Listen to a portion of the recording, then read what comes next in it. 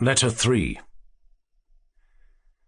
To Mrs. Saville, England, July the 7th.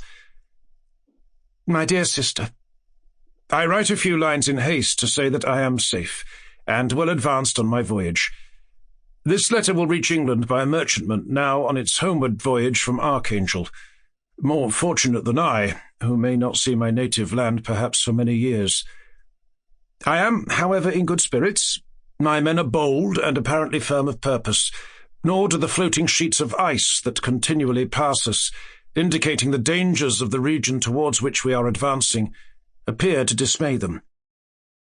We have already reached a very high latitude, but it is the height of summer, and although not so warm as in England, the southern gales which blow us speedily towards those shores which I so ardently desire to attain breathe a degree of renovating warmth which I had not expected. No incidents have hitherto befallen us that would make a figure in a letter. 1 or 2 stiff gales and the springing of a leak are accidents which experienced navigators scarcely remember to record, and I shall be well content if nothing worse happen to us during our voyage. Adieu, my dear Margaret. Be assured that for my own sake, as well as yours, I will not rashly encounter danger. I will be cool, persevering, and prudent. But success shall crown my endeavours. Wherefore not? Thus far I have gone, tracing a secure way over the pathless seas, the very stars themselves being witnesses and testimonies of my triumph. Why not still proceed over the untamed yet obedient element? What can stop the determined heart and resolved will of man? My swelling heart involuntarily pours itself out thus. But I must finish. Heaven bless my beloved sister, R.W. Letter 4. To Mrs. Saville, England, August the 5th. So strange an accident has happened to us that I cannot forbear recording it, although it is very probable that you will see me before these papers can come into your possession. Last Monday, July the 31st, we were nearly surrounded by ice, which closed in the ship on all sides, scarcely leaving her the sea-room in which she floated. Our situation was somewhat dangerous, especially as we were compassed round by a very thick fog. We accordingly lay to, hoping that some change would take place in the atmosphere and weather. About 2 o'clock the mist cleared away, and we beheld, stretched out in every direction, vast and irregular plains of ice, which seemed to have no end. Some of my comrades groaned, and my own mind began to grow watchful with anxious thoughts, when a strange sight suddenly attracted our attention and diverted our solicitude from our own situation. We perceived a low carriage, fixed on a sledge and drawn by dogs, pass on towards the north, at the distance of 1/2 mile. A being, which had the shape of a man, but apparently of gigantic stature, sat in the sledge and guided the dogs. We watched the rapid progress of the traveller with our telescopes until he was lost among the distant inequalities of the ice. This appearance excited our unqualified wonder. We were, as we believed, many 100 miles from any land, but this apparition seemed to denote that it was not in reality so distant as we had supposed. Shut in, however, by ice, it was impossible to follow his track, which we had observed with the greatest attention. About 2 hours after this occurrence, we heard the ground sea, and before night the ice broke and freed our ship. We, however, lay to until the morning, fearing to encounter in the dark those large loose masses which float about after the breaking up of the ice. I profited of this time to rest for a few hours. In the morning, however, as soon as it was light, I went upon deck and found all the sailors busy on one side of the vessel, apparently talking to someone in the sea. It was, in fact, a sledge, like that we had seen before, which had drifted towards us in the night on a large fragment of ice. Only one dog remained alive, but there was a human being within it, whom the sailors were persuading to enter the vessel. He was not, as the other traveller seemed to be, a savage inhabitant of some undiscovered island, but a European. When I appeared on deck, the master said, "Here is our captain, and he will not allow you to perish on the open sea." On perceiving me, the stranger addressed me in English, although with a foreign accent. "Before I come on board your vessel," said he, "will you have the kindness to inform me whither you are bound?" You may conceive my astonishment on hearing such a question, addressed to me from a man on the brink of destruction, and to whom I should have supposed that my vessel would have been a resource which he would not have exchanged for the most precious wealth the earth can afford. I replied, however, that we were on a voyage of discovery towards the northern pole. Upon hearing this, he appeared satisfied, and consented to come on board. Good God! Margaret, if you had seen the man who thus capitulated for his safety, your surprise would have been boundless. His limbs were nearly frozen, and his body dreadfully emaciated by fatigue and suffering. I never saw a man in so wretched a condition. We attempted to carry him into the cabin, but as soon as he had quitted the fresh air, he fainted. We accordingly brought him back to the deck and restored him to animation by rubbing him with brandy and forcing him to swallow a small quantity. As soon as he showed signs of life, we wrapped him up in blankets and placed him near the chimney of the kitchen stove. By slow degrees he recovered and ate a little soup, which restored him wonderfully.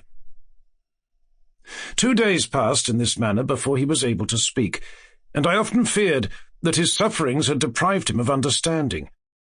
When he had in some measure recovered, I removed him to my own cabin and attended on him as much as my duty would permit.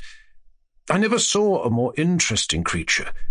His eyes have generally an expression of wildness and even madness, but there are moments when, if anyone performs an act of kindness towards him, or does him any of the most trifling service, his whole countenance is lighted up, as it were, with a beam of benevolence and sweetness that I never saw equalled.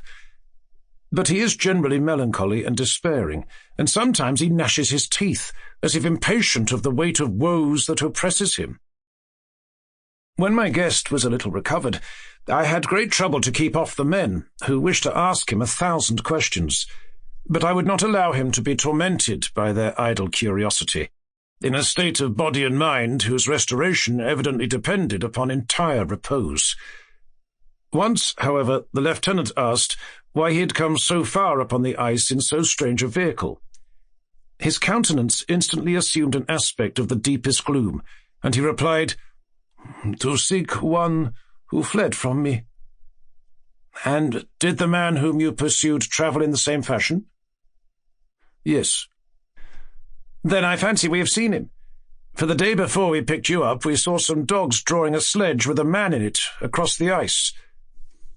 This aroused the stranger's attention, and he asked a multitude of questions concerning the route which the demon, as he called him, had pursued. Soon after, when he was alone with me, he said, "I have doubtless excited your curiosity, as well as that of these good people. But you are too considerate to make inquiries." "Certainly, it would indeed be very impertinent and inhuman in me to trouble you with any inquisitiveness of mine." "And yet you rescued me from a strange and perilous situation. You have benevolently restored me to life." Soon after this he inquired if I thought that the breaking up of the ice had destroyed the other sledge. I replied that I could not answer with any degree of certainty, for the ice had not broken until near midnight, and the traveller might have arrived at a place of safety before that time, but of this I could not judge. From this time, a new spirit of life animated the decaying frame of the stranger. He manifested the greatest eagerness to be upon deck, to watch for the sledge which had before appeared.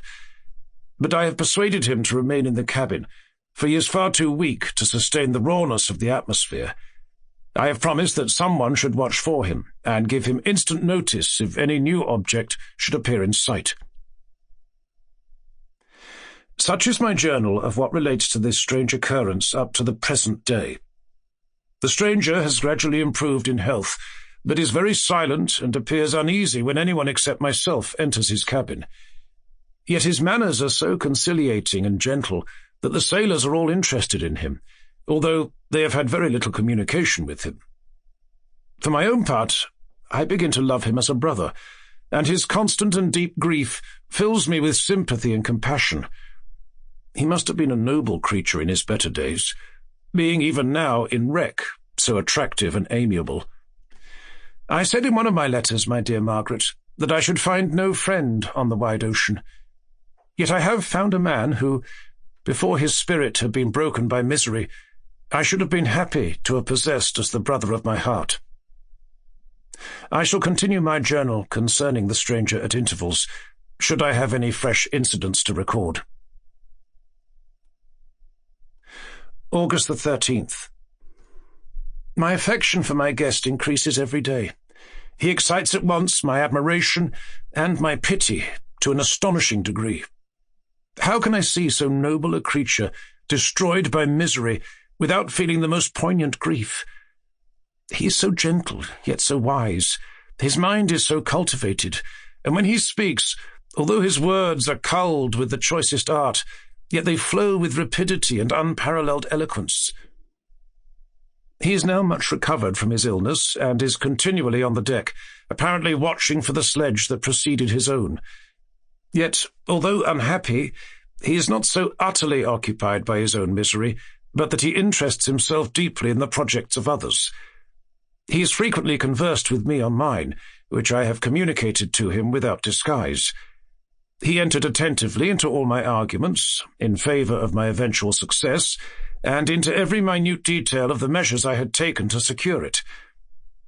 I was easily led by the sympathy which he evinced to use the language of my heart, to give utterance to the burning ardour of my soul, and to say, with all the fervour that warmed me, how gladly I would sacrifice my fortune, my existence, my every hope, to the furtherance of my enterprise. One man's life or death were but a small price to pay for the acquirement of the knowledge which I sought, for the dominion I should acquire and transmit over the elemental foes of our race. As I spoke, a dark gloom spread over my listener's countenance. At first I perceived that he tried to suppress his emotion. He placed his hands before his eyes, and my voice quivered and failed me as I beheld tears trickle fast from between his fingers. A groan burst from his heaving breast. I paused. At length he spoke in broken accents. "Unhappy man, do you share my madness? Have you drunk also of the intoxicating draught? Hear me. Let me reveal my tale, and you will dash the cup from your lips." Such words, you may imagine, strongly excited my curiosity, but the paroxysm of grief that had seized the stranger overcame his weakened powers, and many hours of repose and tranquil conversation were necessary to restore his composure. Having conquered the violence of his feelings, he appeared to despise himself for being the slave of passion, and, quelling the dark tyranny of despair, he led me again to converse concerning myself personally. He asked me the history of my earlier years. The tale was quickly told, but it awakened various trains of reflection. I spoke of my desire of finding a friend, of my thirst for a more intimate sympathy with a fellow mind than had ever fallen to my lot, and expressed my conviction that a man could boast of little happiness who did not enjoy this blessing. "I agree with you," replied the stranger. "We are unfashioned creatures, but half made up. If one wiser, better, dearer than ourselves, such a friend ought to be, do not lend his aid to perfectionate our weak and faulty natures. I once had a friend, the most noble of human creatures, and am entitled therefore to judge respecting friendship. You have hope, and the world before you, and have no cause for despair. But I have lost everything, and cannot begin life anew." As he said this, his countenance became expressive of a calm, settled grief that touched me to the heart, but he was silent and presently retired to his cabin. Even broken in spirit as he is, no one can feel more deeply than he does the beauties of nature. The starry sky, the sea, and every sight afforded by these wonderful regions seem still to have the power of elevating his soul from earth. Such a man has a double existence. He may suffer misery and be overwhelmed by disappointments, yet when he is retired into himself, he will be like a celestial spirit that has a halo around him, within whose circle no grief or folly ventures. Will you smile at the enthusiasm I express concerning this divine wanderer? You would not if you saw him. You have been tutored and refined by books and retirement from the world, and you are therefore somewhat fastidious. But this only renders you the more fit to appreciate the extraordinary merits of this wonderful man. Sometimes I have endeavoured to discover what quality it is which he possesses that elevates him so immeasurably above any other person I ever knew. I believe it to be an intuitive discernment, a quick but never-failing power of judgment, a penetration into the causes of things, unequalled for clearness and precision. Add to this a facility of expression and a voice whose varied intonations are soul-subduing music. August the 19th. Yesterday the stranger said to me, "You may easily perceive, Captain Wotton, that I have suffered great and unparalleled misfortunes. I had determined at one time that the memory of these evils should die with me, but you have won me to alter my determination. You seek for knowledge and wisdom, as I once did, and I ardently hope that the gratification of your wishes may not be a serpent to sting you, as mine has been. I do not know that the relation of my disasters will be useful to you, yet when I reflect that you are pursuing the same course, exposing yourself to the same dangers which have rendered me what I am, I imagine that you may deduce an apt moral from my tale, one that may direct you, if you succeed in your undertaking, and console you in case of failure. Prepare to hear of occurrences which are usually deemed marvelous. Were we among the tamer scenes of nature, I might fear to encounter your unbelief, perhaps your ridicule. But many things will appear possible in these wild and mysterious regions, which would provoke the laughter of those unacquainted with the ever-varied powers of nature. Nor can I doubt but that my tale conveys in its series internal evidence of the truth of the events of which it is composed. You may easily imagine that I was much gratified by the offered communication, yet I could not endure that he should renew his grief by a recital of his misfortunes. I felt the greatest eagerness to hear the promised narrative, partly from curiosity and partly from a strong desire to ameliorate his fate, if it were in my power. I expressed these feelings in my answer. "I thank you," he replied, "for your sympathy, but it is useless. My fate is nearly fulfilled. I wait but for one event, and then I shall repose in peace. I understand your feeling," continued he, perceiving that I wished to interrupt him. "But you are mistaken, my friend, if thus you will allow me to name you. Nothing can alter my destiny. Listen to my history, and you will perceive how irrevocably it is determined." He then told me that he would commence his narrative the next day, when I should be at leisure. This promise drew from me the warmest thanks. I have resolved every night, when I am not imperatively occupied by my duties, to record as nearly as possible in his own words what he has related during the day. If I should be engaged, I will at least make notes. This manuscript will doubtless afford you the greatest pleasure, but to me who know him, and who would hear it from his own lips, with what interest and sympathy shall I read it in some future day? Even now, as I commence my task, his full-toned voice swells in my ears. His lustrous eyes dwell on me with all their melancholy sweetness. I see his thin hand raised in animation, while the lineaments of his face are irradiated by the soul within. Strange and harrowing must be his story.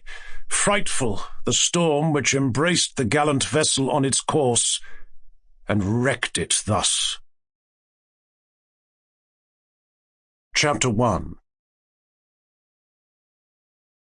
I am by birth a Genovese, and my family is one of the most distinguished of that republic. My ancestors had been for many years councillors and syndics, and my father had filled several public situations with honour and reputation. He was respected by all who knew him for his integrity and indefatigable attention to public business. He passed his younger days perpetually occupied by the affairs of his country. A variety of circumstances had prevented his marrying early, nor was it until the decline of life that he became a husband and the father of a family. As the circumstances of his marriage illustrate his character, I cannot refrain from relating them. One of his most intimate friends was a merchant who, from a flourishing state, fell through numerous mischances into poverty. This man, whose name was Beaufort, was of a proud and unbending disposition, and could not bear to live in poverty and oblivion in the same country where he had formerly been distinguished for his rank and magnificence. Having paid his debts, therefore, in the most honourable manner, he retreated with his daughter to the town of Lucerne, where he lived unknown and in wretchedness. My father loved Beaufort with the truest friendship, and was deeply grieved by his retreat in these unfortunate circumstances. He bitterly deplored the false pride which led his friend to a conduct so little worthy of the affection that united them. He lost no time in endeavouring to seek him out, with the hope of persuading him to begin the world again, through his credit and assistance. Beaufort had taken effectual measures to conceal himself, and it was 10 months before my father discovered his abode. Overjoyed at this discovery, he hastened to the house, which was situated in a mean street near the Ries. But when he entered, misery and despair alone welcomed him. Beaufort had saved but a very small sum of money from the wreck of his fortunes, but it was sufficient to provide him with sustenance for some months, and in the meantime he hoped to procure some respectable employment in a merchant's house. The interval was, consequently, spent in inaction. His grief only became more deep and rankling when he had leisure for reflection, and at length it took so fast hold of his mind that at the end of 3 months he lay on a bed of sickness, incapable of any exertion. His daughter attended him with the greatest tenderness, but she saw with despair that their little fund was rapidly decreasing, and that there was no other prospect of support. But Caroline Beaufort possessed a mind of an uncommon mould, and her courage rose to support her in her adversity. She procured plain work, she plaited straw, and by various means contrived to earn a pittance, scarcely sufficient to support life.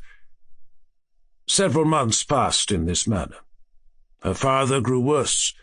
Her time was more entirely occupied in attending him. Her means of subsistence decreased, and in the 10th month her father died in her arms, leaving her an orphan and a beggar. This last blow overcame her, and she knelt by Beaufort's coffin weeping bitterly when my father entered the chamber.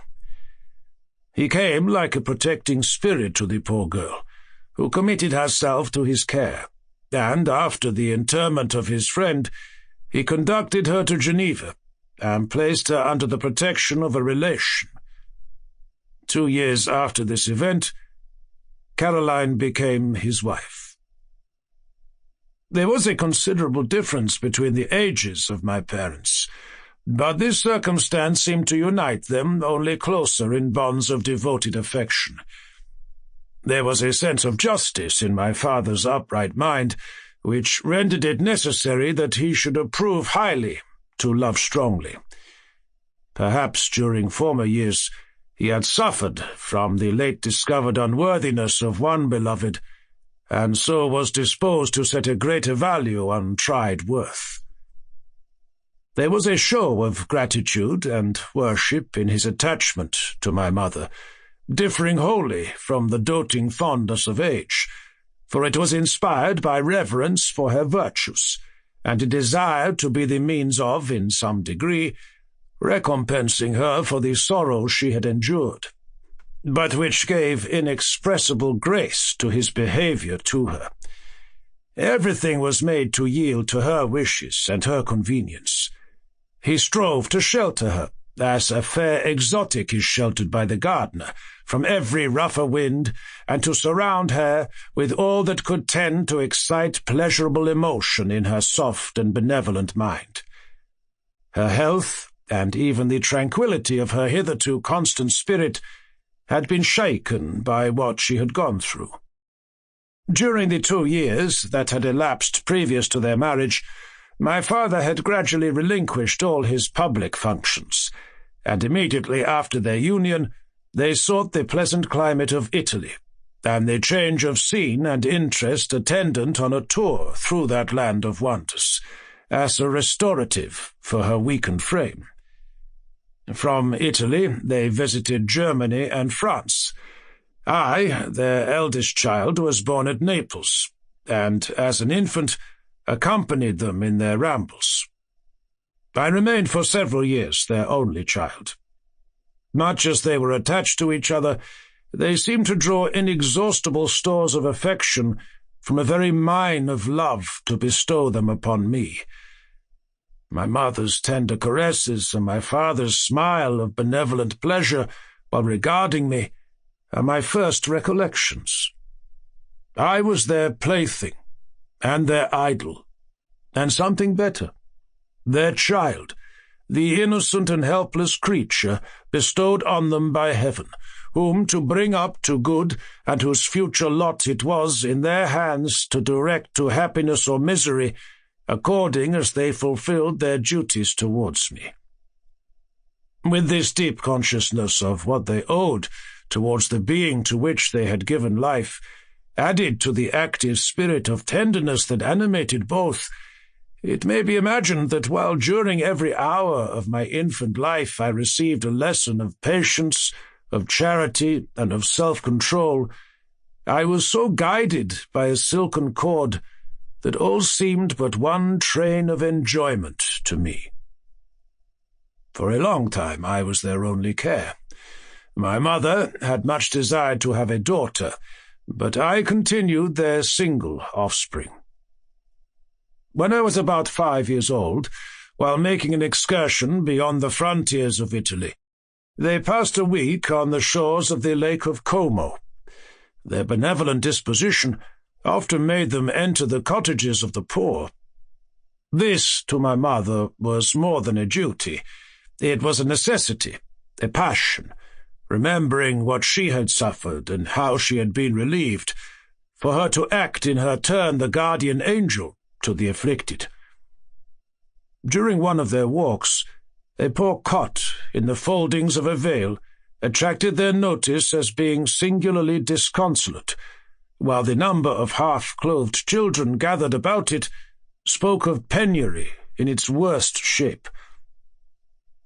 One day, when my father had gone by himself to Milan, my mother, accompanied by me, visited this abode.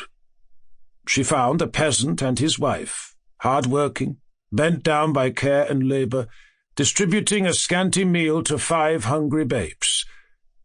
Among these there was one which attracted my mother far above all the rest. She appeared of a different stock.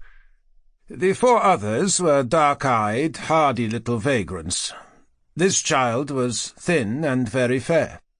Her hair was of the brightest living gold, and despite the poverty of her clothing, seemed to set a crown of distinction on her head. Her brow was clear and ample, her blue eyes cloudless, and her lips and the moulding of her face so expressive of sensibility and sweetness that none could behold her without looking on her as of a distant species. a being heaven-sent, and bearing a celestial stamp in all her features. The peasant woman, perceiving that my mother fixed eyes of wonder and admiration on this lovely girl, eagerly communicated her history. She was not her child, but the daughter of a Milanese nobleman. Her mother was a German, and had died on giving her birth. The infant had been placed with these good people to nurse. They were better off then. They had not been long married, and their eldest child was but just born. The father of their charge was one of those Italians nursed in the memory of the antique glory of Italy, one among the schiavi ognor frementi, who exerted himself to obtain the liberty of his country. He became the victim of its weakness. Whether he had died or still lingered in the dungeons of Austria was not known. His property was confiscated. His child became an orphan and a beggar. She continued with her foster parents and bloomed in their rude abode, fairer than a garden rose among dark-leaved brambles. When my father returned from Milan, he found playing with me in the hall of our villa a child fairer than pictured cherub, a creature who seemed to shed radiance from her looks, and whose form and motions were lighter than the chamois of the hills. The apparition was soon explained. With his permission, my mother prevailed on her rustic guardians to yield their charge to her. They were fond of this sweet orphan. Her presence had seemed a blessing to them, but it would be unfair to her to keep her in poverty and want, when Providence afforded her such powerful protection.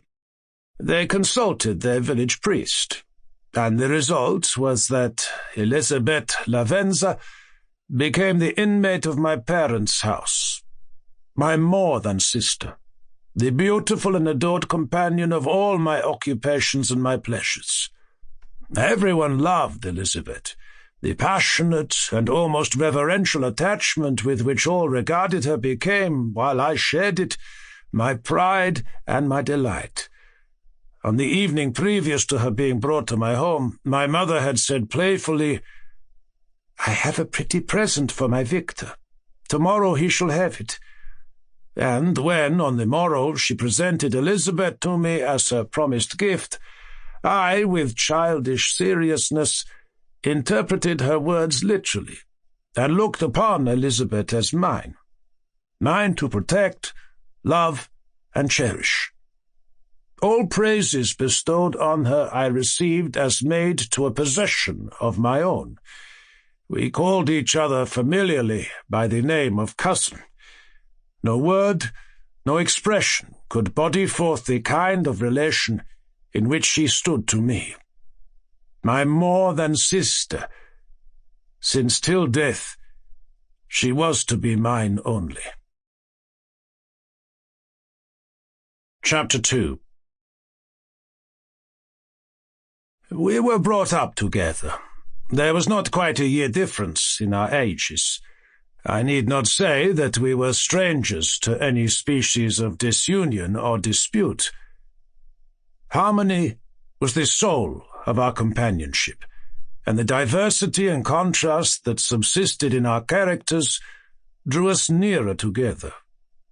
Elizabeth was of a calmer and more concentrated disposition, but, with all my ardour, I was capable of a more intense application, and was more deeply smitten with the thirst for knowledge. She busied herself with following the aerial creations of the poets, and, in the majestic and wondrous scenes which surrounded our Swiss home, the sublime shapes of the mountains, the changes of the seasons, tempest and calm, the silence of winter, and the life and turbulence of our alpine summers, she found ample scope for admiration and delight.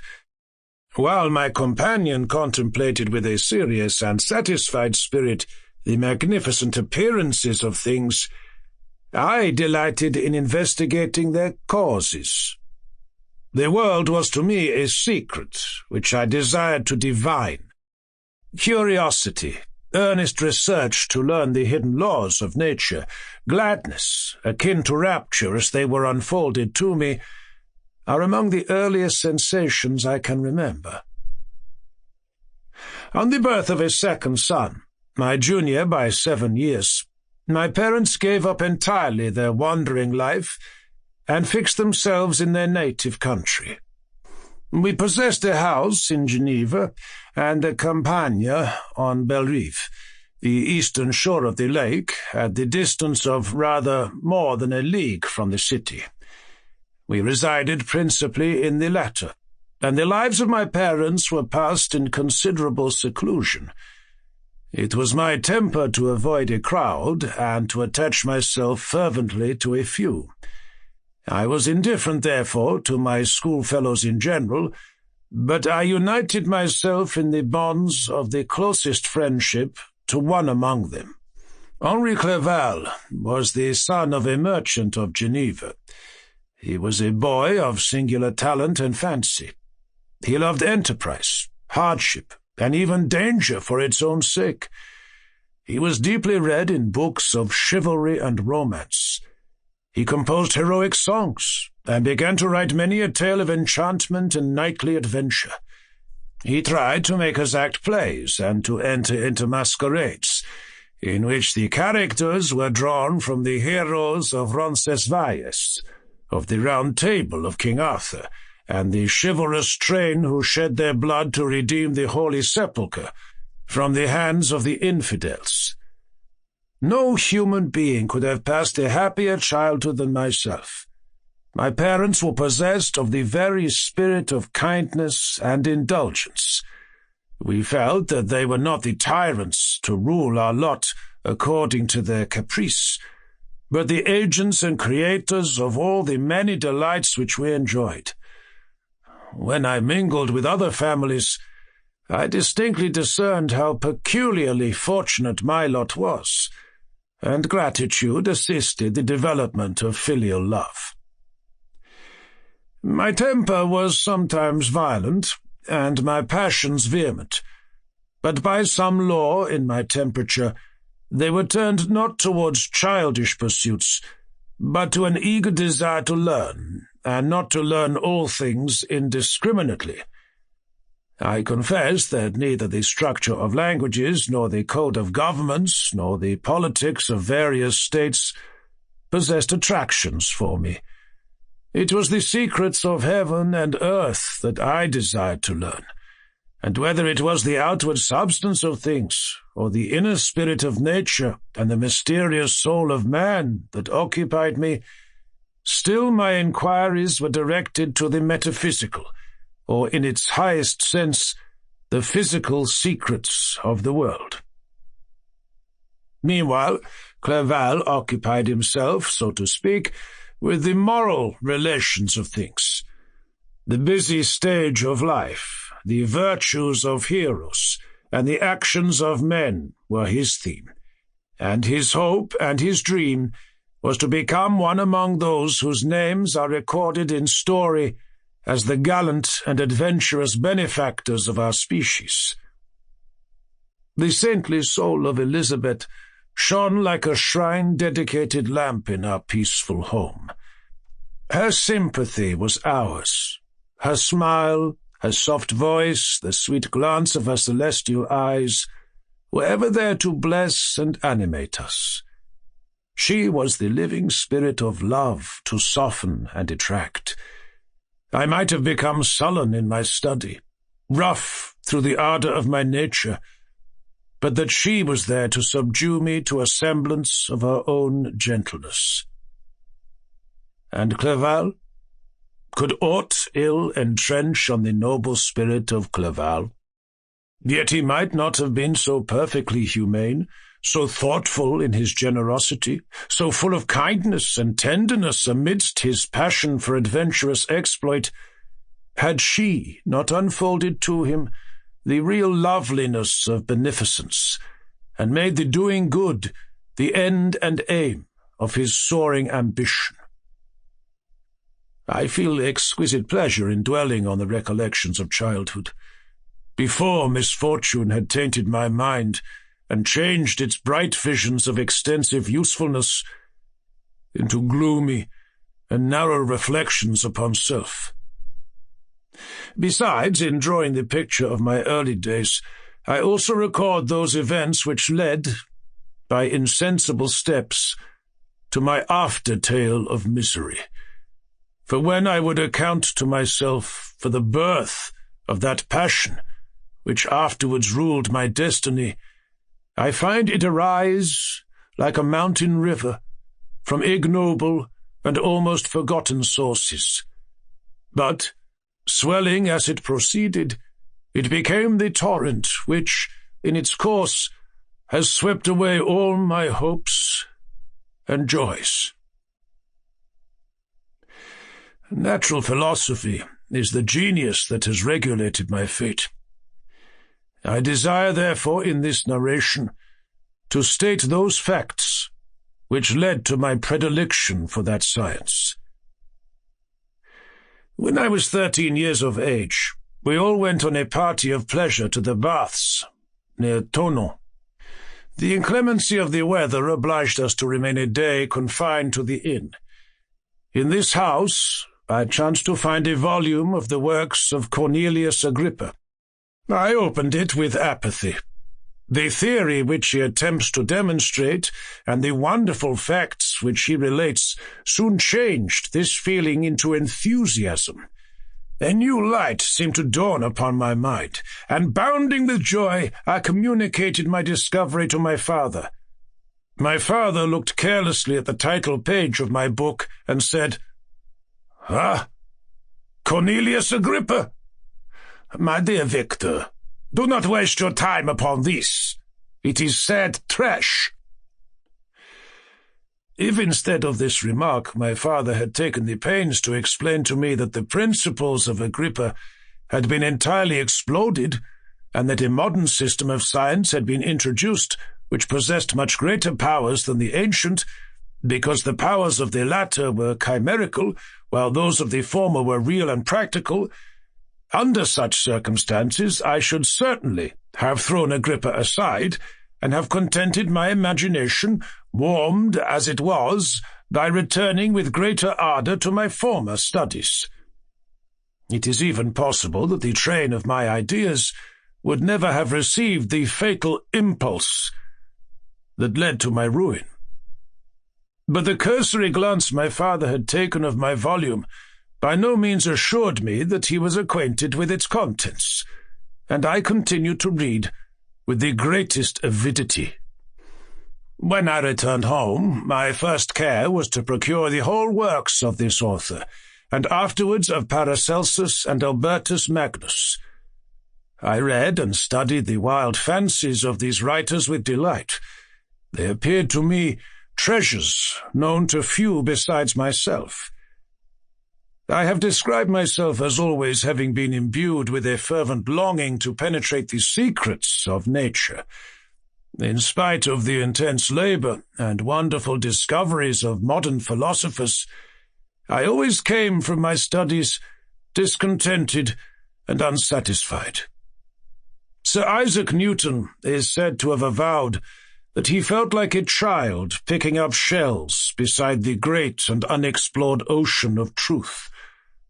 Those of his successors in each branch of natural philosophy with whom I was acquainted appeared even to my boy's apprehensions as tyros engaged in the same pursuit. The untaught peasant beheld the elements around him and was acquainted with their practical uses. The most learned philosopher knew little more. He had partially unveiled the face of nature, but her immortal lineaments were still a wonder and a mystery. He might dissect, anatomize, and give names, but, not to speak of a final cause, causes in their secondary and tertiary grades were utterly unknown to him. I had gazed upon the fortifications and impediments that seemed to keep human beings from entering the citadel of nature, and rashly and ignorantly I had repined. But here were books and here were men who had penetrated deeper and knew more. I took their word for all that they averred, and I became their disciple. It may appear strange that such should arise in the 18th century, but while I followed the routine of education in the schools of Geneva, I was, to a great degree, self-taught with regard to my favourite studies. My father was not scientific, and I was left to struggle with a child's blindness added to a student's thirst for knowledge. Under the guidance of my new preceptors, I entered with the greatest diligence into the search of the philosopher's stone and the elixir of life, but the latter soon obtained my undivided attention. Wealth was an inferior object, but what glory would attend the discovery if I could banish disease from the human frame and render man invulnerable to any but a violent death? Nor were these my only visions. The raising of ghosts or devils was a promise liberally accorded by my favourite authors, the fulfilment of which I most eagerly sought, and if my incantations were always unsuccessful, I attributed the failure rather to my own inexperience and mistake than to a want of skill or fidelity in my instructors. And thus, for a time, I was occupied by exploded systems, mingling, like an unadept, 1,000 contradictory theories, and floundering desperately in a very slough of multifarious knowledge, guided by an ardent imagination and childish reasoning, till an accident again changed the current of my ideas. When I was about 15 years old, we had retired to our house near Bellerive, when we witnessed a most violent and terrible thunderstorm. It advanced from behind the mountains of Jura, and the thunder burst at once with frightful loudness from various quarters of the heavens. I remained, while the storm lasted, watching its progress with curiosity and delight.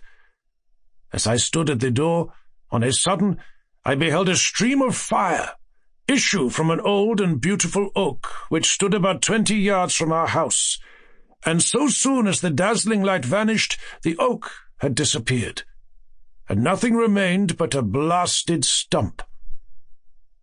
When we visited it the next morning, we found the tree shattered in a singular manner. It was not splintered by the shock, but entirely reduced to thin ribbons of wood. I never beheld anything so utterly destroyed. Before this, I was not unacquainted with the more obvious laws of electricity. On this occasion, a man of great research in natural philosophy was with us, and excited by this catastrophe, he entered on the explanation of a theory which he had formed on the subject of electricity and galvanism, which was at once new and astonishing to me. All that he said threw greatly into the shade Cornelius Agrippa, Albertus Magnus, and Paracelsus, the lords of my imagination. But by some fatality, the overthrow of these men disinclined me to pursue my accustomed studies. It seemed to me as if nothing would or could ever be known. All that had so long engaged my attention suddenly grew despicable. By one of those caprices of the mind which we are perhaps most subject to in early youth, I at once gave up my former occupations, set down natural history and all its progeny as a deformed and abortive creation, and entertained the greatest disdain for a would-be science which could never even step within the threshold of real knowledge. In this mood of mind, I betook myself to the mathematics and the branches of study appertaining to that science as being built upon secure foundations, and so worthy of my consideration. Thus strangely are our souls constructed, and by such slight ligaments are we bound to prosperity or ruin. When I look back, it seems to me as if this almost miraculous change of inclination and will was the immediate suggestion of the guardian angel of my life, the last effort made by the spirit of preservation to avert the storm that was even then hanging in the stars and ready to envelop me. Her victory was announced by an unusual tranquillity and gladness of soul, which followed the relinquishing of my ancient and latterly tormenting studies. It was thus that I was to be taught to associate evil with their prosecution, happiness with their disregard. It was a strong effort of the spirit of good, but it was ineffectual. Destiny was too potent, and her immutable laws had decreed my utter and terrible destruction. Chapter 3. When I had attained the age of 17, my parents resolved that I should become a student at the University of Ingolstadt. I had hitherto attended the schools of Geneva, but my father thought it necessary for the completion of my education that I should be made acquainted with other customs than those of my native country. My departure was therefore fixed at an early date, but before the day resolved upon could arrive, the first misfortune of my life occurred, an omen, as it were, of my future misery. Elizabeth had caught the scarlet fever. Her illness was severe, and she was in the greatest danger. During her illness, many arguments had been urged to persuade my mother to refrain from attending upon her. She had at first yielded to our entreaties, but when she heard that the life of her favourite was menaced, she could no longer control her anxiety. She attended her sickbed. Her watchful attentions triumphed over the malignity of the distemper. Elizabeth was saved, but the consequences of this imprudence were fatal to her preserver. On the third day my mother sickened. Her fever was accompanied by the most alarming symptoms, and the looks of her medical attendants prognosticated the worst event. On her deathbed, the fortitude and benignity of this best of women did not desert her. She joined the hands of Elizabeth and myself. "My children," she said, "my firmest hopes of future happiness were placed on the prospect of your union. This expectation will now be the consolation of your father. Elizabeth, my love, you must supply my place to my younger children. Alas, I regret that I am taken from you, and happy and beloved as I have been, is it not hard to quit you all? But these are not thoughts befitting me. I will endeavour to resign myself cheerfully to death, and will indulge a hope of meeting you in another world." She died calmly, and her countenance expressed affection even in death. I need not describe the feelings of those whose dearest ties are rent by that most irreparable evil. The void that presents itself to the soul, and the despair that is exhibited on the countenance. It is so long before the mind can persuade itself that she whom we saw every day, and whose very existence appeared a part of our own, can have departed for ever, that the brightness of a beloved eye can have been extinguished, and the sound of a voice so familiar and dear to the ear can be hushed, never more to be heard. These are the reflections of the first days. But when the lapse of time proves the reality of the evil, then the actual bitterness of grief commences. Yet from whom has not that rude hand rent away some dear connection? And why should I describe a sorrow which all have felt and must feel? The time at length arrives when grief is rather an indulgence than a necessity, and the smile that plays upon the lips, although it may be deemed a sacrilege, is not banished. My mother was dead, but we had still duties which we ought to perform. We must continue our course with the rest, and learn to think ourselves fortunate, whilst one remains whom the spoiler has not ceased. My departure for Ingolstadt, which had been deferred by these events, was now again determined upon. I obtained from my father a respite of some weeks. It appeared to me sacrilege so soon to leave the repose, akin to death, of the house of mourning, and to rush into the thick of life. I was new to sorrow, but it did not the less alarm me. I was unwilling to quit the sight of those that remained to me, and above all I desired to see my sweet Elizabeth in some degree consoled. She indeed veiled her grief and strove to act the comforter to us all. She looked steadily on life and assumed its duties with courage and zeal. She devoted herself to those whom she had been taught to call her uncle and cousins. Never was she so enchanting as at this time, when she recalled the sunshine of her smiles and spent them upon us. She forgot even her own regret in her endeavours to make us forget. The day of my departure at length arrived. Clerval spent the last evening with us. He had endeavoured to persuade his father to permit him to accompany me and to become my fellow student, but in vain. His father was a narrow-minded trader, and saw idleness and ruin in the aspirations and ambition of his son. Henri deeply felt the misfortune of being debarred from a liberal education. He said little, but when he spoke, I read in his kindling eye, and in his animated glance, a restrained but firm resolve not to be chained to the miserable details of commerce. We sat late. We could not tear ourselves away from each other, nor persuade ourselves to say the word farewell.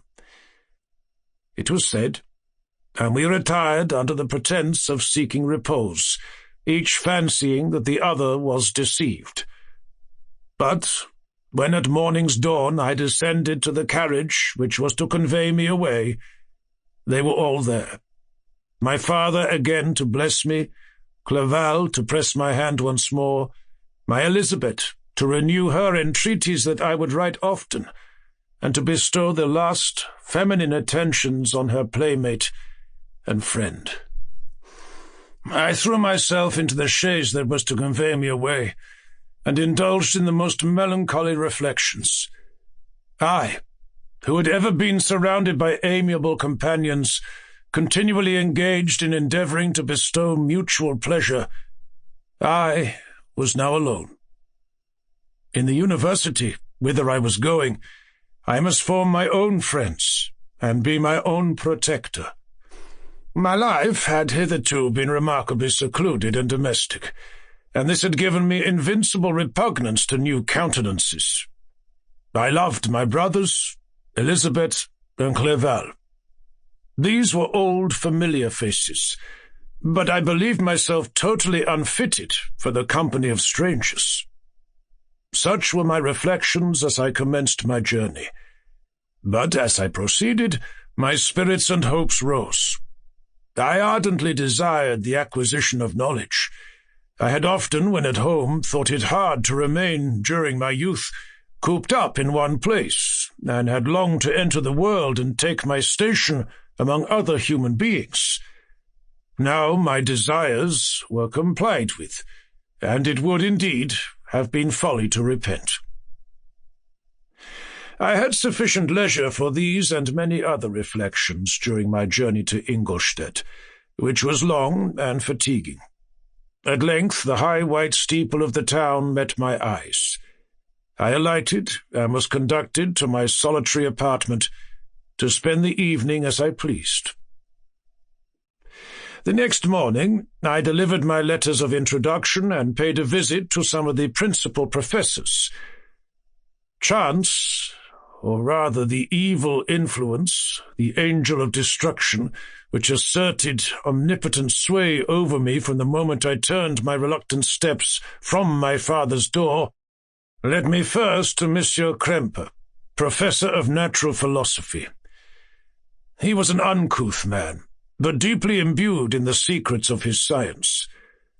He asked me several questions concerning my progress in the different branches of science appertaining to natural philosophy. I replied carelessly and partly in contempt, mentioned the names of my alchemists as the principal authors I had studied. The professor stared. "Have you," he said, "really spent your time in studying such nonsense?" I replied in the affirmative. "Every minute," continued Monsieur Krempe with warmth, "every instant that you have wasted on those books is utterly and entirely lost. You have burdened your memory with exploded systems and useless names. Good God! In what desert land have you lived, where no one was kind enough to inform you that these fancies which you have so greedily imbibed are 1,000 years old and as musty as they are ancient? I little expected in this enlightened and scientific age to find a disciple of Albertus Magnus and Paracelsus. My dear sir, you must begin your studies entirely anew." So saying, he stepped aside and wrote down a list of several books treating of natural philosophy which he desired me to procure, and dismissed me after mentioning that in the beginning of the following week he intended to commence a course of lectures upon natural philosophy in its general relations, and that Monsieur Waldman, a fellow professor, would lecture upon chemistry the alternate days that he omitted. I returned home not disappointed, for I have said that I had long considered those authors useless whom the professor reprobated. But I returned not at all the more inclined to recur to these studies in any shape. Monsieur Krempe was a little squat man, with a gruff voice and a repulsive countenance.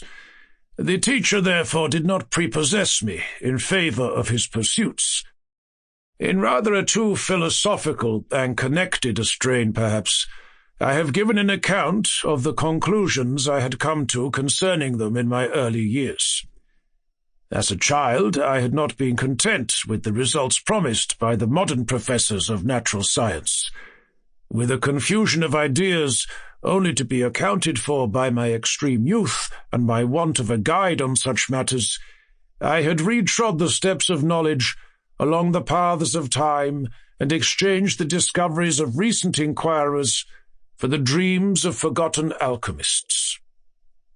Besides, I had a contempt for the uses of modern natural philosophy. It was very different when the masters of the science sought immortality and power. Such views, although futile, were grand. But now the scene was changed. The ambition of the inquirer seemed to limit itself to the annihilation of those visions on which my interest in science was chiefly founded. I was required to exchange chimeras of boundless grandeur for realities of little worth. Such were my reflections during the first 2 or 3 days of my residence at Ingolstadt, which were chiefly spent in becoming acquainted with the localities and the principal residents in my new abode. But as the ensuing week commenced, I thought of the information which Monsieur Krempe had given me concerning the lectures, and although I could not consent to go and hear that little conceited fellow deliver sentences out of a pulpit, I recollected what he had said of Monsieur Waldman, whom I had never seen, as he had hitherto been out of town. Partly from curiosity, and partly from idleness, I went into the lecturing room, which Monsieur Waldman entered shortly after. This professor was very unlike his colleague. He appeared about 50 years of age, but with an aspect expressive of the greatest benevolence. A few grey hairs covered his temples, but those at the back of his head were nearly black. His person was short, but remarkably erect, and his voice the sweetest I had ever heard. He began his lecture by a recapitulation of the history of chemistry and the various improvements made by different men of learning, pronouncing with fervour the names of the most distinguished discoverers. He then took a cursory view of the present state of the science and explained many of its elementary terms. After having made a few preparatory experiments, he concluded with a panegyric upon modern chemistry, the terms of which I shall never forget. The ancient teachers of this science, said he, promised impossibilities and performed nothing. The modern masters promise very little. They know that metals cannot be transmuted, and that the elixir of life is a chimera. But these philosophers, whose hands seem only made to dabble in dirt, and their eyes to pore over the microscope or crucible, have indeed performed miracles. They penetrate into the recesses of nature, and show how she works in her hiding places. They ascend into the heavens. They have discovered how the blood circulates, and the nature of the air we breathe. They have acquired new and almost unlimited powers. They can command the thunders of heaven, mimic the earthquake, and even mock the invisible world with its own shadows. Such were the professor's words, rather, let me say, such the words of the fate, announced to destroy me. As he went on, I felt as if my soul were grappling with a palpable enemy. One by one the various keys were touched which formed the mechanism of my being. Chord after chord was sounded, and soon my mind was filled with one thought, one conception, one purpose. "So much has been done," exclaimed the soul of Frankenstein. "More, far more will I achieve. Treading in the steps already marked, I will pioneer a new way, explore unknown powers, and unfold to the world the deepest mysteries of creation." I closed not my eyes that night. My internal being was in a state of insurrection and turmoil. I felt that order would thence arise, but I had no power to produce it. By degrees, after the morning's dawn, sleep came. I awoke, and my yesternight's thoughts were as a dream. There only remained a resolution to return to my ancient studies, and to devote myself to a science for which I believed myself to possess a natural talent. On the same day I paid Monsieur Waldman a visit. His manners in private were even more mild and attractive than in public, for there was a certain dignity in his mien during his lecture, which in his own house was replaced by the greatest affability and kindness. I gave him pretty nearly the same account of my former pursuits as I had given to his fellow professor. He heard with attention the little narration concerning my studies, and smiled at the names of Cornelius Agrippa and Paracelsus, but without the contempt that Monsieur Kremper had exhibited. He said that these were men to whose indefatigable zeal modern philosophers were indebted for most of the foundations of their knowledge. They had left to us as an easier task to give new names and arrange in connected classifications the facts which they, in a great degree, had been the instruments of bringing to light.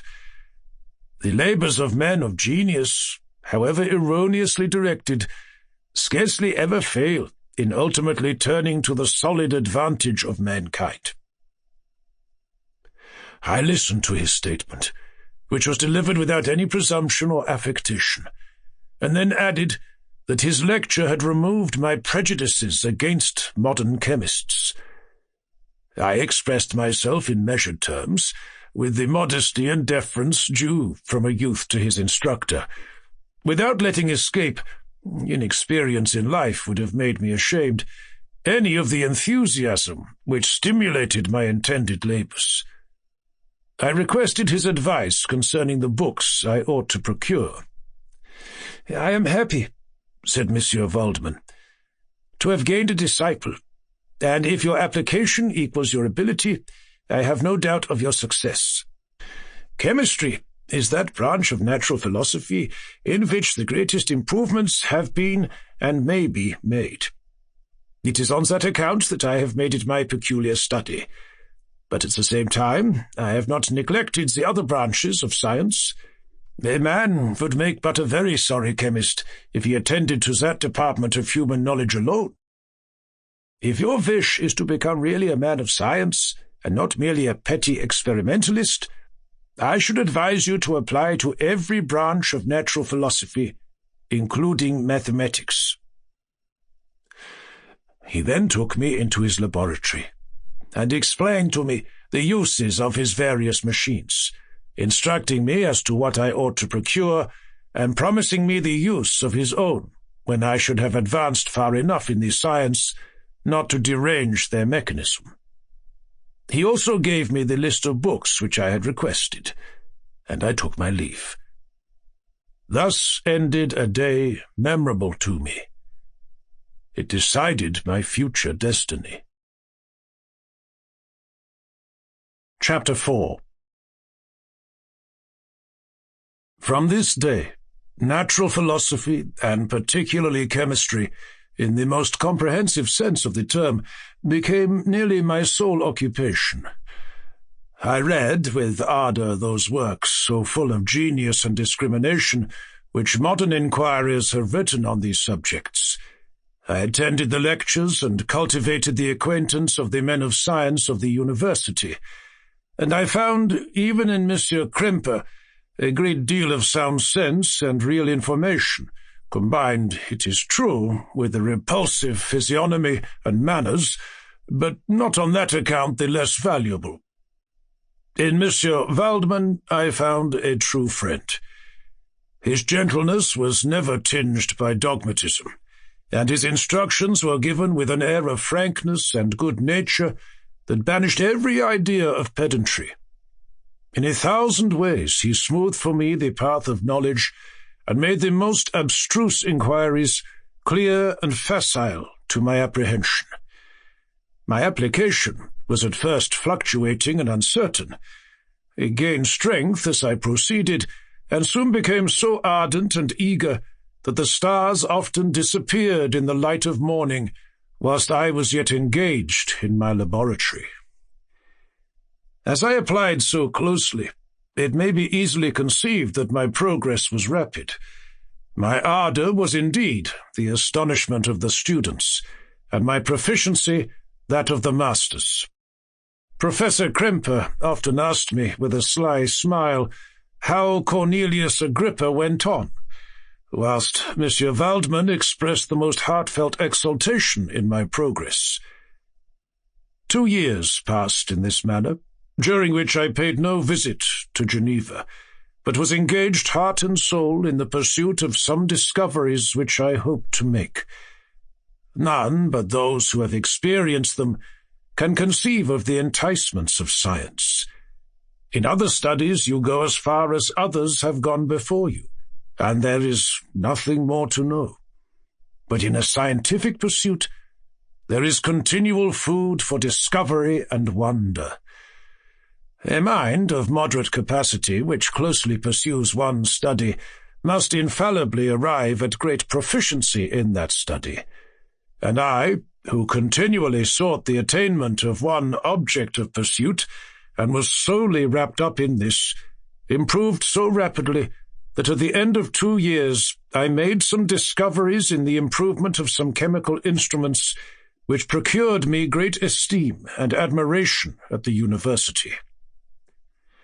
When I had arrived at this point, and had become so well acquainted with the theory and practice of natural philosophy as depended on the lessons of any of the professors at Ingolstadt, my residence there being no longer conducive to my improvements, I thought of returning to my friends and my native town, when an incident happened that protracted my stay.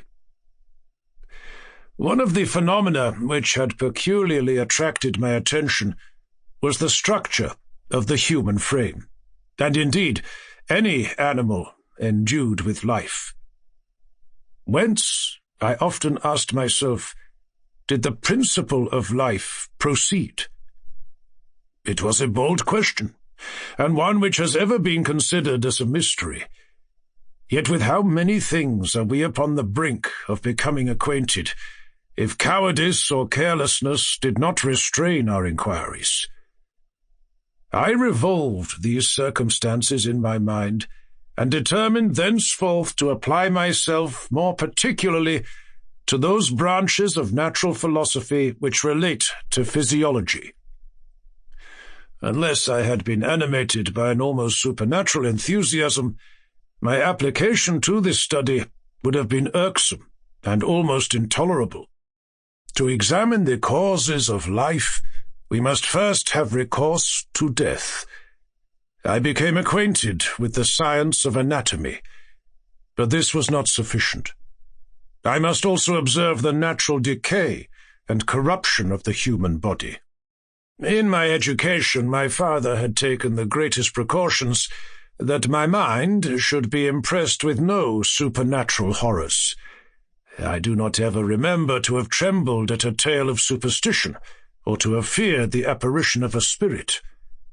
Darkness had no effect upon my fancy, and a churchyard was to me merely the receptacle of bodies deprived of life, which, from being the seat of beauty and strength, had become food for the worm.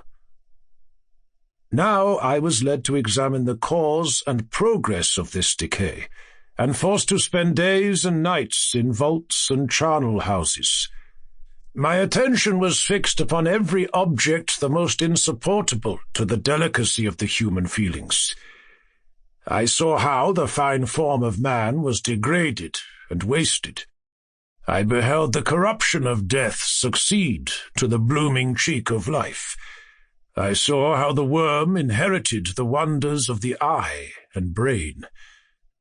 I paused, examining and analyzing all the minutiae of causation, as exemplified in the change from life to death, and death to life, until from the midst of this darkness a sudden light broke in upon me, a light so brilliant and wondrous, yet so simple, that while I became dizzy with the immensity of the prospect which it illustrated, I was surprised that among so many men of genius who had directed their inquiries towards the same science, that I alone should be reserved to discover so astonishing a secret. Remember, I am not recording the vision of a madman. The sun does not more certainly shine in the heavens than that which I now affirm is true. Some miracle might have produced it, yet the stages of the discovery were distinct and probable.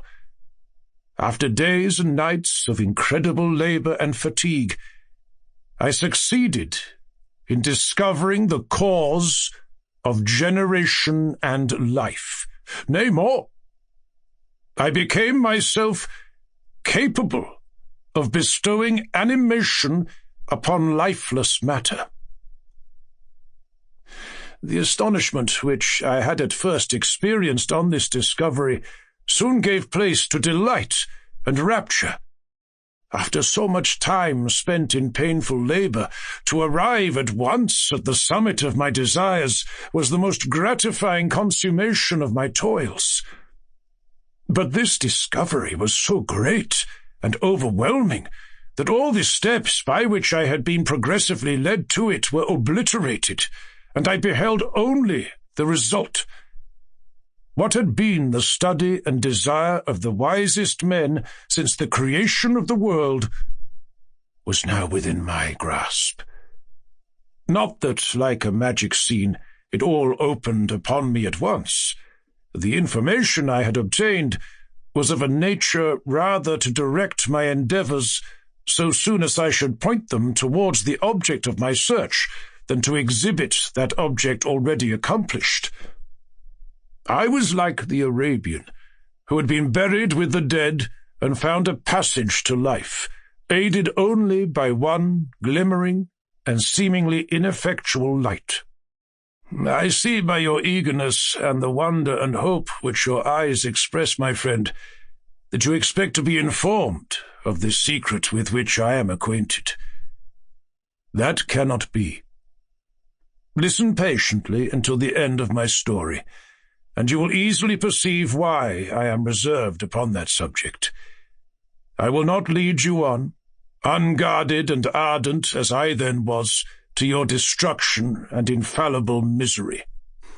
Learn from me, if not by my precepts, at least by my example, how dangerous is the acquirement of knowledge, and how much happier that man is who believes his native town to be the world, than he who aspires to become greater than his nature will allow.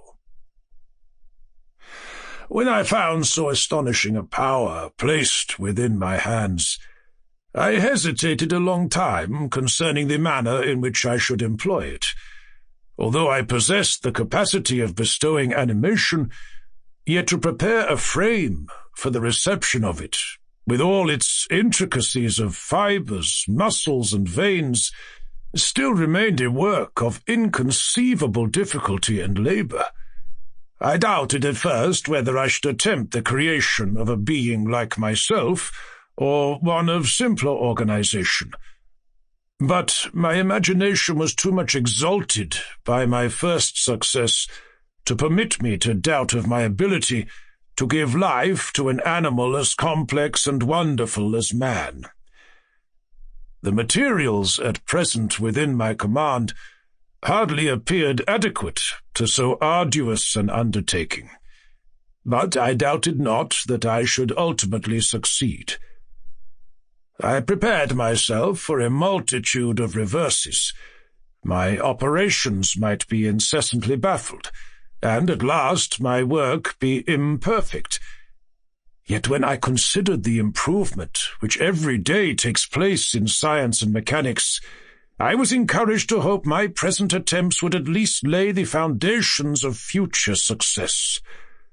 Nor could I consider the magnitude and complexity of my plan as any argument of its impracticability. It was with these feelings that I began the creation of a human being. As the minuteness of the parts formed a great hindrance to my speed, I resolved, contrary to my first intention, to make the being of a gigantic stature, that is to say, about 8 feet in height, and proportionably large. After having formed this determination, and having spent some months in successfully collecting and arranging my materials, I began. No one can conceive the variety of feelings which bore me onwards, like a hurricane in the first enthusiasm of success. Life and death appeared to me ideal bounds, which I should first break through and pour a torrent of light into our dark world. A new species would bless me as its creator and source. Many happy and excellent natures would owe their being to me. No father could claim the gratitude of his child so completely as I should deserve theirs. Pursuing these reflections, I thought that if I could bestow animation upon lifeless matter, I might, in process of time, although I now found it impossible, renew life where death had apparently devoted the body to corruption. These thoughts supported my spirits while I pursued my undertaking with unremitting ardour. My cheek had grown pale with study, and my person had become emaciated with confinement. Sometimes, on the very brink of certainty, I failed. Yet still I clung to the hope which the next day or the next hour might realize.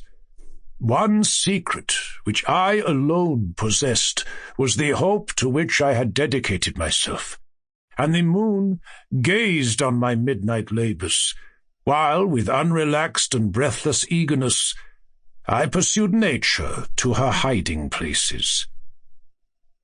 Who shall conceive the horrors of my secret toil, as I dabbled among the unhallowed damps of the grave, or tortured the living animal to animate the lifeless clay? My limbs now tremble and my eyes swim with the remembrance. But then a resistless and almost frantic impulse urged me forward. I seemed to have lost all soul or sensation but for this one pursuit. It was indeed but a passing trance, that only made me feel with renewed acuteness so soon as, the unnatural stimulus ceasing to operate, I had returned to my old habits. I collected bones from charnel houses and disturbed, with profane fingers, the tremendous secrets of the human frame. In a solitary chamber, or rather cell, at the top of the house, and separated from all the other apartments by a gallery and staircase, I kept my workshop of filthy creation. My eyeballs were starting from their sockets in attending to the details of my employment. The dissecting room and the slaughterhouse furnished many of my materials, and often did my human nature turn with loathing from my occupation, whilst, still urged on by an eagerness which perpetually increased, I brought my work near to a conclusion. The summer months passed while I was thus engaged, heart and soul in one pursuit. It was a most beautiful season. Never did the fields bestow a more plentiful harvest, or the vines yield a more luxuriant vintage. But my eyes were insensible to the charms of nature, and the same feelings which made me neglect the scenes around me caused me also to forget those friends who were so many miles absent, and whom I had not seen for so long a time. I knew my silence disquieted them, and I well remembered the words of my father. "I know that while you are pleased with yourself, you will think of us with affection, and we shall hear regularly from you. You must pardon me if I regard any interruption in your correspondence as a proof that your other duties are equally neglected." I knew well, therefore, what would be my father's feelings, but I could not tear my thoughts from my employment, loathsome in itself, but which had taken an irresistible hold of my imagination. I wished, as it were, to procrastinate all that related to my feelings of affection until the great object, which swallowed up every habit of my nature, should be completed. I then thought that my father would be unjust if he ascribed my neglect to vice or faultiness on my part. But I am now convinced that he was justified in conceiving that I should not be altogether free from blame. A human being in perfection ought always to preserve a calm and peaceful mind, and never to allow passion or a transitory desire to disturb his tranquillity. I do not think that the pursuit of knowledge is an exception to this rule. If the study to which you apply yourself has a tendency to weaken your affections and to destroy your taste for those simple pleasures in which no alloy can possibly mix, then that study is certainly unlawful, that is to say, not befitting the human mind. If this rule were always observed, if no man allowed any pursuit whatsoever to interfere with the tranquillity of his domestic affections, Greece had not been enslaved, Caesar would have spared his country, America would have been discovered more gradually, and the empires of Mexico and Peru had not been destroyed. But I forget that I am moralizing in the most interesting part of my tale, and your looks remind me to proceed. My father made no reproach in his letters, and only took notice of my silence by inquiring into my occupations more particularly than before. Winter, spring, and summer passed away during my labours, but I did not watch the blossom or the expanding leaves, sights which before always yielded me supreme delight, so deeply was I engrossed in my occupation. The leaves of that year had withered before my work drew near to a close, and now every day showed me more plainly how well I had succeeded. But my enthusiasm was checked by my anxiety, and I appeared rather like one doomed by slavery to toil in the mines or any other unwholesome trade than an artist occupied by his favourite employment. Every night I was oppressed by a slow fever, and I became nervous to a most painful degree. The fall of a leaf startled me, and I shunned my fellow creatures as if I had been guilty of a crime. Sometimes I grew alarmed at the wreck I perceived that I had become. The energy of my purpose alone sustained me. My labours would soon end, and I believed that exercise and amusement would then drive away incipient disease. And I promised myself both of these when my creation should be complete.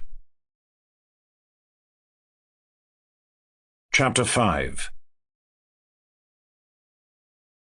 It was on a dreary night of November that I beheld the accomplishment of my toils. With an anxiety that almost amounted to agony, I collected the instruments of life around me, that I might infuse a spark of being into the lifeless thing that lay at my feet. It was already 1 a.m. The rain pattered dismally against the panes, and my candle was nearly burnt out, when, by the glimmer of the half-extinguished light, I saw the dull, yellow eye of the creature open. It breathed hard, and a convulsive motion agitated its limbs.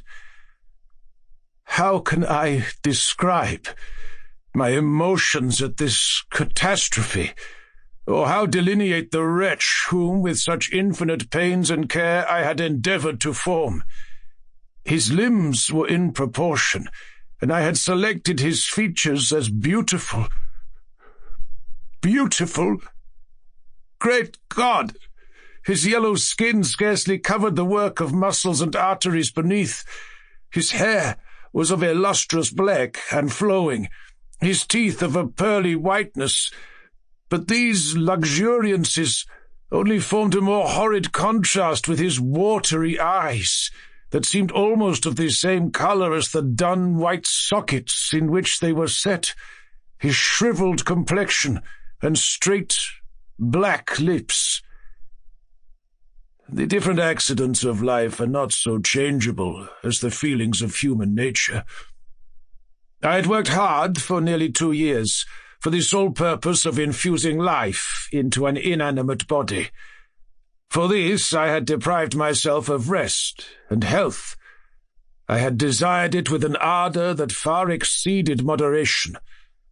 But now that I had finished, the beauty of the dream vanished, and breathless horror and disgust filled my heart.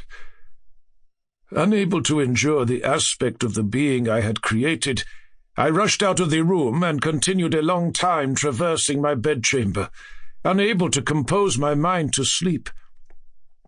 At length, lassitude succeeded to the tumult I had before endured, and I threw myself on the bed in my clothes, endeavouring to seek a few moments of forgetfulness. But it was in vain. I slept, indeed, but I was disturbed by the wildest dreams. I thought I saw Elizabeth, in the bloom of health, walking in the streets of Ingolstadt. Delighted and surprised, I embraced her, but as I imprinted the first kiss on her lips, they became livid with the hue of death. Her features appeared to change, and I thought that I held the corpse of my dead mother in my arms. A shroud enveloped her form, and I saw the grave worms crawling in the folds of the flannel. I started from my sleep with horror. A cold dew covered my forehead, my teeth chattered, and every limb became convulsed, when, by the dim and yellow light of the moon, as it forced its way through the window shutters, I beheld the wretch, the miserable monster whom I had created. He held up the curtain of the bed, and his eyes, if eyes they may be called, were fixed on me. His jaws opened, and he muttered some inarticulate sounds, while a grin wrinkled his cheeks. He might have spoken, but I did not hear. One hand was stretched out, seemingly to detain me, but I escaped and rushed downstairs. I took refuge in the courtyard belonging to the house which I inhabited, where I remained during the rest of the night, walking up and down in the greatest agitation, listening attentively, catching and fearing each sound as if it were to announce the approach of the demoniacal corpse to which I had so miserably given life. Oh, no mortal could support the horror of that countenance.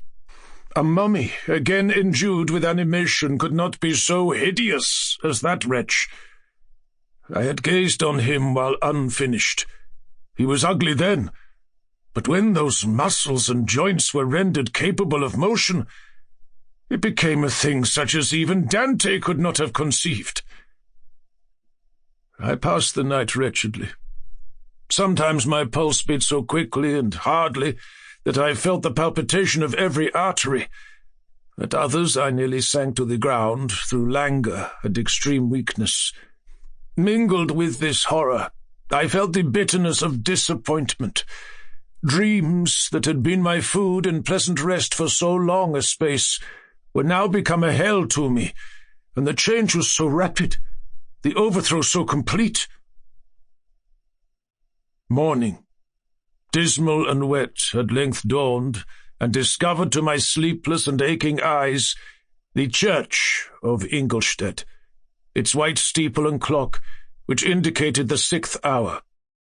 The porter opened the gates of the court, which had that night been my asylum, and I issued into the streets, pacing them with quick steps, as if I sought to avoid the wretch whom I feared every turning of the street would present to my view. I did not dare return to the apartment which I inhabited, but felt impelled to hurry on, although drenched by the rain which poured from a black and comfortless sky. I continued walking in this manner for some time, endeavouring by bodily exercise to ease the load that weighed upon my mind. I traversed the streets without any clear conception of where I was or what I was doing. My heart palpitated in the sickness of fear, and I hurried on with irregular steps, not daring to look about me. Like one who on a lonely road doth walk in fear and dread, and having once turned round walks on, and turns no more his head, because he knows a frightful fiend doth close behind him tread. Coleridge's Ancient Mariner. Continuing thus, I came at length opposite to the inn, at which the various diligences and carriages usually stopped. Here I paused, I knew not why, but I remained some minutes with my eyes fixed on a coach that was coming towards me from the other end of the street. As it drew nearer, I observed that it was the Swiss diligence. It stopped just where I was standing, and on the door being opened I perceived Henri Clerval, who, on seeing me, instantly sprung out. "My dear Frankenstein," exclaimed he, "how glad I am to see you! How fortunate that you should be here at the very moment of my alighting!" Nothing could equal my delight on seeing Clerval. His presence brought back to my thoughts my father, Elizabeth, and all those scenes of home so dear to my recollection. I grasped his hand, and in a moment forgot my horror and misfortune. I felt suddenly, and for the first time during many months, calm and serene joy. I welcomed my friend, therefore, in the most cordial manner, and we walked towards my college. Clerval continued talking for some time about our mutual friends and his own good fortune in being permitted to come to Ingolstadt. "You may easily believe," said he, "how great was the difficulty to persuade my father that all necessary knowledge was not comprised in the noble art of bookkeeping, and indeed I believe I left him incredulous to the last, for his constant answer to my unwearied entreaties was the same as that of the Dutch schoolmaster in The Vicar of Wakefield. I have 10,000 florins a year without Greek. I eat heartily without Greek. But his affection for me at length overcame his dislike of learning, and he has permitted me to undertake a voyage of discovery to the land of knowledge. It gives me the greatest delight to see you. But tell me how you left my father, brothers, and Elizabeth. Very well. I'm very happy, only a little uneasy that they hear from you so seldom. By the by, I mean to lecture you a little upon their account myself. But, my dear Frankenstein, continued he, stopping short and gazing full in my face, I did not before remark how very ill you appear.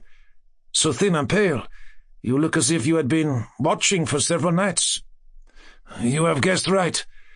I have lately been so deeply engaged in one occupation that I have not allowed myself sufficient rest, as you see. But I sincerely hope, that all these employments are now at an end, and that I am at length free. I trembled excessively. I could not endure to think of, and far less to allude to, the occurrences of the preceding night. I walked with a quick pace, and we soon arrived at my college.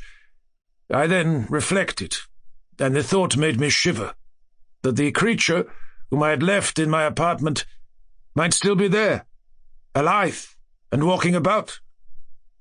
I dreaded to behold this monster, but I feared still more that Henri should see him. Entreating him therefore to remain a few minutes at the bottom of the stairs, I darted up towards my own room. My hand was already on the lock of the door before I recollected myself. I then paused, and a cold shivering came over me. I threw the door forcibly open, as children are accustomed to do when they expect a spectre to stand in waiting for them on the other side. But nothing appeared. I stepped fearfully in. The apartment was empty, and my bedroom was also freed from its hideous guest. I could hardly believe that so great a good fortune could have befallen me, but when I became assured that my enemy had indeed fled, I clapped my hands for joy and ran down to Clerval. We ascended into my room, and the servant presently brought breakfast. But I was unable to contain myself. It was not joy only that possessed me. I felt my flesh tingle with excess of sensitiveness, and my pulse beat rapidly. I was unable to remain for a single instant in the same place. I jumped over the chairs, clapped my hands, and laughed aloud. Clerval at first attributed my unusual spirits to joy on his arrival, but when he observed me more attentively, he saw a wildness in my eyes for which he could not account, and my loud, unrestrained, heartless laughter frightened and astonished him. "My dear Victor," cried he, "what, for God's sake, is the matter? Do not laugh in that manner. How ill you are! What is the cause of all this?" "Do not ask me," cried I, putting my hands before my eyes, for I thought I saw the dreaded spectre glide into the room. "He can tell. Oh, save me! Save me!" I imagined that the monster seized me. I struggled furiously and fell down in a fit. Poor Clerval! What must have been his feelings? A meeting which he anticipated with such joy so strangely turned to bitterness.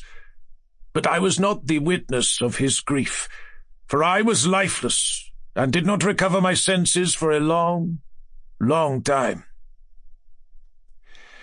This was the commencement of a nervous fever which confined me for several months. During all that time, Henri was my only nurse. I afterwards learned that, knowing my father's advanced age and unfitness for so long a journey, and how wretched my sickness would make Elizabeth, he spared them this grief by concealing the extent of my disorder. He knew that I could not have a more kind and attentive nurse than himself, and, firm in the hope he felt of my recovery, he did not doubt that, instead of doing harm, he performed the kindest action that he could towards them. But I was in reality very ill, and surely nothing but the unbounded and unremitting attentions of my friend could have restored me to life. The form of the monster on whom I had bestowed existence was for ever before my eyes, and I raved incessantly concerning him. Doubtless my words surprised Henri. He at first believed them to be the wanderings of my disturbed imagination, but the pertinency with which I continually recurred to the same subject persuaded him that my disorder indeed owed its origin to some uncommon and terrible event. By very slow degrees, and with frequent relapses that alarmed and grieved my friend, I recovered. I remember the first time I became capable of observing outward objects with any kind of pleasure. I perceived that the fallen leaves had disappeared, and that the young buds were shooting forth from the trees that shaded my window. It was a divine spring, and the season contributed greatly to my convalescence. I felt also sentiments of joy and affection revive in my bosom. My gloom disappeared, and in a short time I became as cheerful as before I was attacked by the fatal passion. "Dearest Clerval," exclaimed I, "how kind, how very good you are to me. This whole winter, instead of being spent in study as you promised yourself, has been consumed in my sick room. How shall I ever repay you? I feel the greatest remorse for the disappointment of which I have been the occasion, but you will forgive me." "You will repay me entirely if you do not discompose yourself, but get well as fast as you can.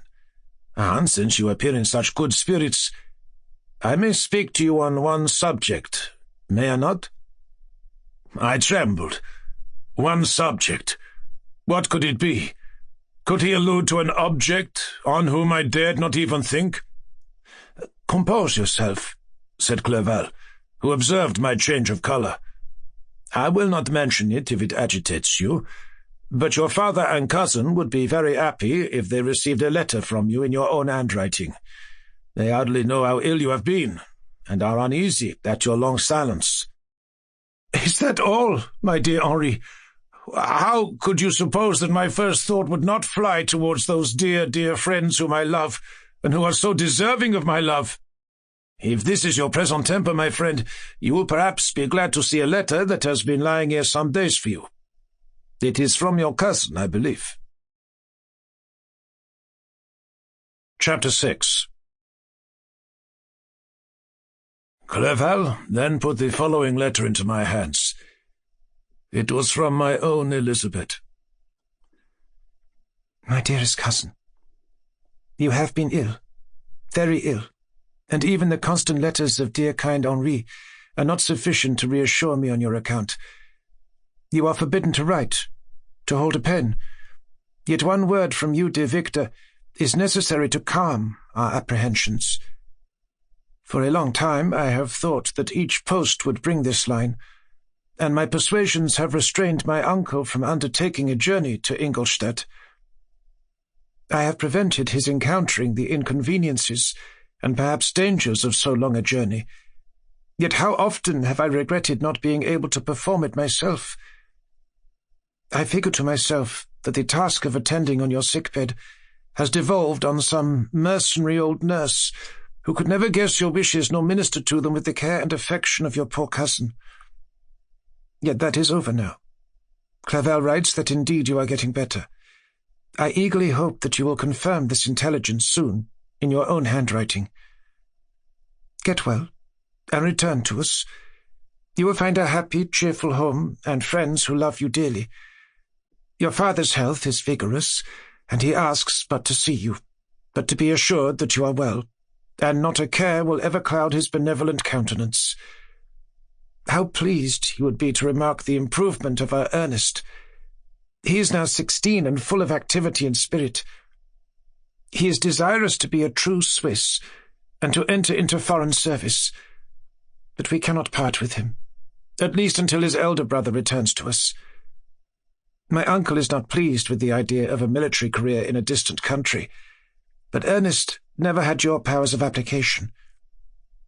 He looks upon study as an odious fetter. His time is spent in the open air, climbing the hills or rowing on the lake. I fear that he will become an idler unless we yield the point and permit him to enter on the profession which he has selected. Little alteration, except the growth of our dear children, has taken place since you left us. The blue lake and snow-clad mountains, they never change. And I think our placid home and our contented hearts are regulated by the same immutable laws. My trifling occupations take up my time and amuse me, and I am rewarded for any exertions by seeing none but happy, kind faces around me. Since you left us, but one change has taken place in our little household. Do you remember on what occasion Justine Moritz entered our family? Probably you do not. I will relate her history, therefore, in a few words. Madame Moritz, her mother, was a widow with 4 children, of whom Justine was the third. This girl had always been the favourite of her father, but through a strange perversity, her mother could not endure her, and after the death of Monsieur Moritz, treated her very ill. My aunt observed this, and when Justine was 12 years of age, prevailed on her mother to allow her to live at our house. The republican institutions of our country have produced simpler and happier manners than those which prevail in the great monarchies that surround it.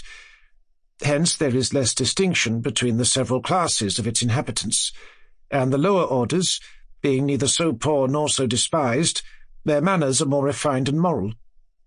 A servant in Geneva does not mean the same thing as a servant in France and England. Justine, thus received in our family, learned the duties of a servant, a condition which, in our fortunate country, does not include the idea of ignorance and a sacrifice of the dignity of a human being. Justine, you may remember, was a great favourite of yours, and I recollect you once remarked that if you were in an ill humour, one glance from Justine could dissipate it, for the same reason that Ariosto gives concerning the beauty of Angelica. She looked so frank-hearted and happy. My aunt conceived a great attachment for her, by which she was induced to give her an education superior to that which she had at first intended. This benefit was fully repaid. Justine was the most grateful little creature in the world.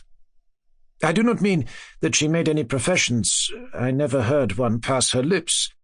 But you could see by her eyes that she almost adored her protectress. Although her disposition was gay, and in many respects inconsiderate, yet she paid the greatest attention to every gesture of my aunt. She thought her the model of all excellence, and endeavoured to imitate her phraseology and manners, so that even now she often reminds me of her. When my dearest aunt died, everyone was too much occupied in their own grief to notice poor Justine, who had attended her during her illness with the most anxious affection. Poor Justine was very ill, but other trials were reserved for her. One by one, her brothers and sister died, and her mother, with the exception of her neglected daughter, was left childless. The conscience of the woman was troubled. She began to think that the deaths of her favourites was a judgment from heaven to chastise her partiality. She was a Roman Catholic, and I believe her confessor confirmed the idea which she had conceived. Accordingly, a few months after your departure for Ingolstadt, Justine was called home by her repentant mother. Poor girl! She wept when she quitted our house. She was much altered since the death of my aunt. Grief had given softness and a winning mildness to her manners, which had before been remarkable for vivacity. Nor was her residence at her mother's house of a nature to restore her gaiety. The poor woman was very vacillating in her repentance. She sometimes begged Justine to forgive her unkindness, but much oftener accused her of having caused the deaths of her brothers and sister. Perpetual fretting at length threw Madame Moritz into a decline, which at first increased her irritability, but she is now at peace for ever. She died on the first approach of cold weather, at the beginning of this last winter. Justine has just returned to us, and I assure you I love her tenderly. She is very clever and gentle, and extremely pretty. As I mentioned before, her mien and her expression continually remind me of my dear aunt. I must say also a few words to you, my dear cousin, of little darling William. I wish you could see him. He is very tall of his age, with sweet laughing blue eyes, dark eyelashes, and curling hair. When he smiles, 2 little dimples appear on each cheek, which are rosy with health. He has already had 1 or 2 little wives, but Louisa Biron is his favourite, a pretty little girl of 5 years of age. Now, dear Victor, I dare say you wish to be indulged in a little gossip concerning the good people of Geneva. The pretty Miss Mansfield has already received the congratulatory visits on her approaching marriage with a young Englishman, John Melbourne, Esquire. Her ugly sister, Manon, married Monsieur Duvillard, the rich banker, last autumn.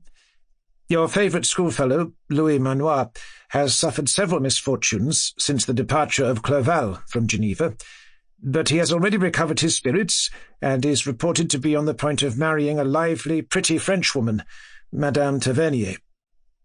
She is a widow and much older than Manoir, but she is very much admired and a favourite with everybody. I have written myself into better spirits, dear cousin, but my anxiety returns upon me as I conclude. Write, dearest Victor. 1 line, 1 word will be a blessing to us. 10,000 thanks to Henri for his kindness, his affection, and his many letters. We are sincerely grateful. Adieu, my cousin. Take care of yourself, and I entreat you, write. Elizabeth Lavenza, Geneva, March the 18th. "Dear, dear Elizabeth," I exclaimed, when I had read her letter. "I will write instantly, and relieve them from the anxiety they must feel." I wrote, and this exertion greatly fatigued me, but my convalescence had commenced, and proceeded regularly. In another fortnight I was able to leave my chamber. One of my first duties on my recovery was to introduce Clerval to the several professors of the university. In doing this I underwent a kind of rough usage, ill-befitting the wounds that my mind had sustained. Ever since the fatal night, the end of my labours, and the beginning of my misfortunes, I had conceived a violent antipathy, even to the name of natural philosophy. When I was otherwise quite restored to health, the sight of a chemical instrument would renew all the agonies of my nervous system. Henri saw this, and had removed all my apparatus from my view. He had also changed my apartment, for he perceived that I had acquired a dislike for the room which had previously been my laboratory.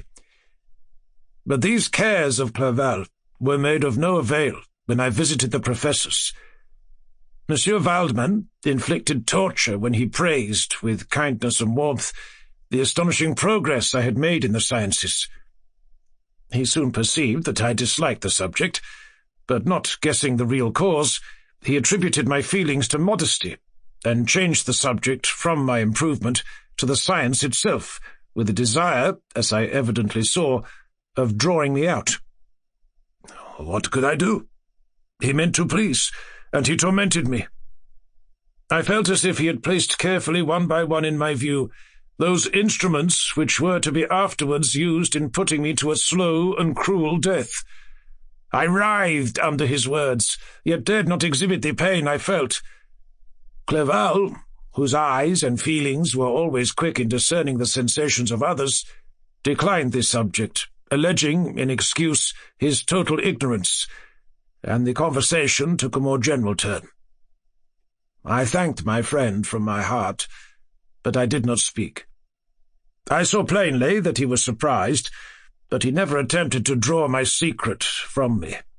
And although I loved him with a mixture of affection and reverence that knew no bounds, yet I could never persuade myself to confide in him that event which was so often present to my recollection, but which I feared the detail to another would only impress more deeply. Monsieur Kremper was not equally docile, and in my condition at that time of almost insupportable sensitiveness, his harsh, blunt encomiums gave me even more pain than the benevolent approbation of Monsieur Waldman. "Damn the fellow!" cried he. "Why, Monsieur Clerval, I assure you he has outstripped us all. Aye, stay if you please, but it is nevertheless true. A youngster who but a few years ago believed in Cornelius Agrippa as firmly as in the gospel has now set himself at the head of the university, and if he is not soon pulled down, we shall all be out of countenance. Aye, continued he, observing my face expressive of suffering. Monsieur Frankenstein is modest, an excellent quality in a young man. Young men should be diffident of themselves, you know, Monsieur Clerval. I was myself when young, but that wears out in a very short time.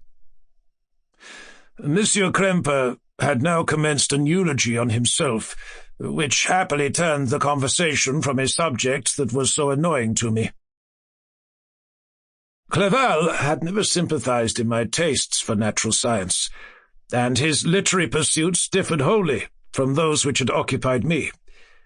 He came to the university with the design of making himself complete master of the Oriental languages, and thus he should open a field for the plan of life he had marked out for himself. Resolved to pursue no inglorious career, he turned his eyes toward the east, as affording scope for his spirit of enterprise. The Persian, Arabic, and Sanskrit languages engaged his attention, and I was easily induced to enter on the same studies. Idleness had ever been irksome to me, and now that I wished to fly from reflection and hated my former studies, I felt great relief in being the fellow pupil with my friend, and found not only instruction but consolation in the works of the Orientalists. I did not, like him, attempt a critical knowledge of their dialects, for I did not contemplate making any other use of them than temporary amusement. I read merely to understand their meaning, and they well repaid my labours. Their melancholy is soothing, and their joy elevating to a degree I never experienced in studying the authors of any other country. When you read their writings, life appears to consist in a warm sun and a garden of roses, in the smiles and frowns of a fair enemy, and the fire that consumes your own heart. How different from the manly and heroical poetry of Greece and Rome. Summer passed away in these occupations, and my return to Geneva was fixed for the latter end of autumn. But being delayed by several accidents, winter and snow arrived. The roads were deemed impassable, and my journey was retarded until the ensuing spring. I felt this delay very bitterly, for I longed to see my native town and my beloved friends. My return had only been delayed so long from an unwillingness to leave Clerval in a strange place, before he had become acquainted with any of its inhabitants. The winter, however, was spent cheerfully, and although the spring was uncommonly late, when it came, its beauty compensated for its dilatoriness. The month of May had already commenced, and I expected the letter daily which was to fix the date of my departure, when Henri proposed a pedestrian tour in the environs of Ingolstadt, that I might bid a personal farewell to the country I had so long inhabited. I acceded with pleasure to this proposition. I was fond of exercise, and Clerval had always been my favourite companion in the ramble of this nature that I had taken among the scenes of my native country. We passed a fortnight in these perambulations. My health and spirits had long been restored, and they gained additional strength from the salubrious air I breathed, the natural incidents of our progress, and the conversation of my friend. Study had before secluded me from the intercourse of my fellow creatures, and rendered me unsocial. But Clerval called forth the better feelings of my heart. He again taught me to love the aspect of nature and the cheerful faces of children. Excellent friend! How sincerely you did love me, and endeavour to elevate my mind until it was on a level with your own.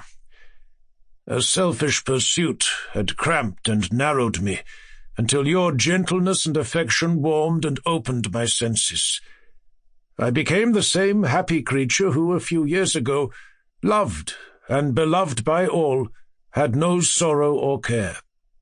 When happy, inanimate nature had the power of bestowing on me the most delightful sensations. a serene sky and verdant fields filled me with ecstasy. The present season was indeed divine. The flowers of spring bloomed in the hedges, while those of summer were already in bud. I was undisturbed by thoughts which, during the preceding year, had pressed upon me, notwithstanding my endeavours to throw them off with an invincible burden. Henri rejoiced in my gaiety, and sincerely sympathized in my feelings. He exerted himself to amuse me, while he expressed the sensations that filled his soul. The resources of his mind on this occasion were truly astonishing. His conversation was full of imagination, and very often, in imitation of the Persian and Arabic writers, he invented tales of wonderful fancy and passion. At other times he repeated my favourite poems, or draw me out into arguments, which he supported with great ingenuity. We returned to our college on a Sunday afternoon. The peasants were dancing, and everyone we met appeared gay and happy.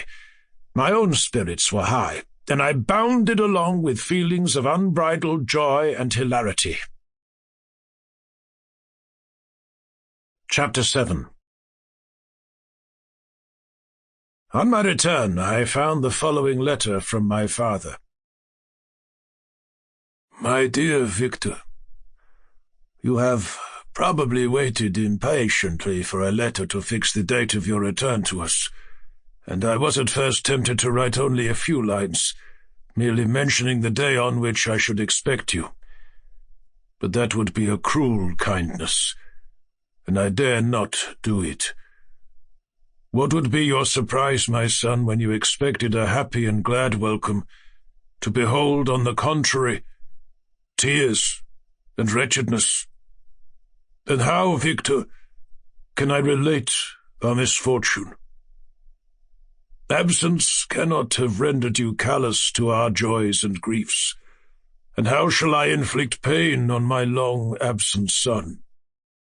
I wish to prepare you for the woeful news, but I know it is impossible. Even now your eye skims over the page to seek the words which are to convey to you the horrible tidings. William is dead. That sweet child, whose smiles delighted and warmed my heart, who was so gentle yet so gay. Victor, he is murdered. I will not attempt to console you, but will simply relate the circumstances of the transaction. Last Thursday, May the 7th, I, my niece, and your 2 brothers went to walk in Plainpalais. The evening was warm and serene, and we prolonged our walk farther than usual. It was already dusk before we thought of returning, and then we discovered that William and Ernest, who had gone on before, were not to be found. We accordingly rested on a seat until they should return. Presently Ernest came and inquired if we had seen his brother. He said that he had been playing with him, that William had run away to hide himself, and that he vainly sought for him, and afterwards waited for a long time, but that he did not return. This account rather alarmed us, and we continued to search for him until night fell, when Elizabeth conjectured that he might have returned to the house. He was not there. We returned again, with torches, for I could not rest when I thought that my sweet boy had lost himself and was exposed to all the damps and dews of night. Elizabeth also suffered extreme anguish. About 5 in the morning, I discovered my lovely boy, whom the night before I had seen blooming and active in health, stretched on the grass, livid and motionless. The print of the murderer's finger was on his neck. He was conveyed home, and the anguish that was visible in my countenance betrayed the secret to Elizabeth. She was very earnest to see the corpse. At first I attempted to prevent her, but she persisted, and entering the room where it lay, hastily examined the neck of the victim, and clasping her hands exclaimed, "Oh God, I have murdered my darling child." She fainted, and was restored with extreme difficulty. When she again lived, it was only to weep and sigh. She told me that same evening William had teased her to let him wear a very valuable miniature that she possessed of your mother. This picture is gone, and was doubtless the temptation which urged the murderer to the deed. We have no trace of him at present, although our exertions to discover him are unremitted. But they will not restore my beloved William. Come, dearest Victor, you alone can console Elizabeth. She weeps continually, and accuses herself unjustly as the cause of his death. Her words pierce my heart. We are all unhappy, but will not that be an additional motive for you, my son, to return and be our comforter? Your dear mother, alas, Victor, I now say thank God she did not live to witness the cruel, miserable death of her youngest darling. Come, Victor, not brooding thoughts of vengeance against the assassin, but with feelings of peace and gentleness that will heal instead of festering the wounds of our minds. Enter the house of mourning, my friend, but with kindness and affection for those who love you, and not with hatred for your enemies. Your affectionate and afflicted father, Alphonse Frankenstein. Geneva, May 12th.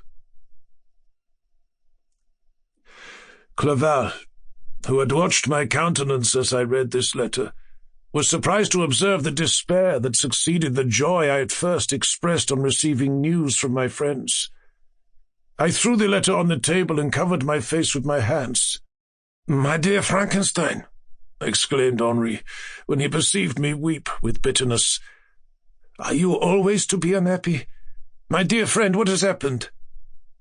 I motioned him to take up the letter, while I walked up and down the room in the extremest agitation. Tears also gushed from the eyes of Clerval as he read the account of my misfortune. "I can offer you no consolation, my friend," said he.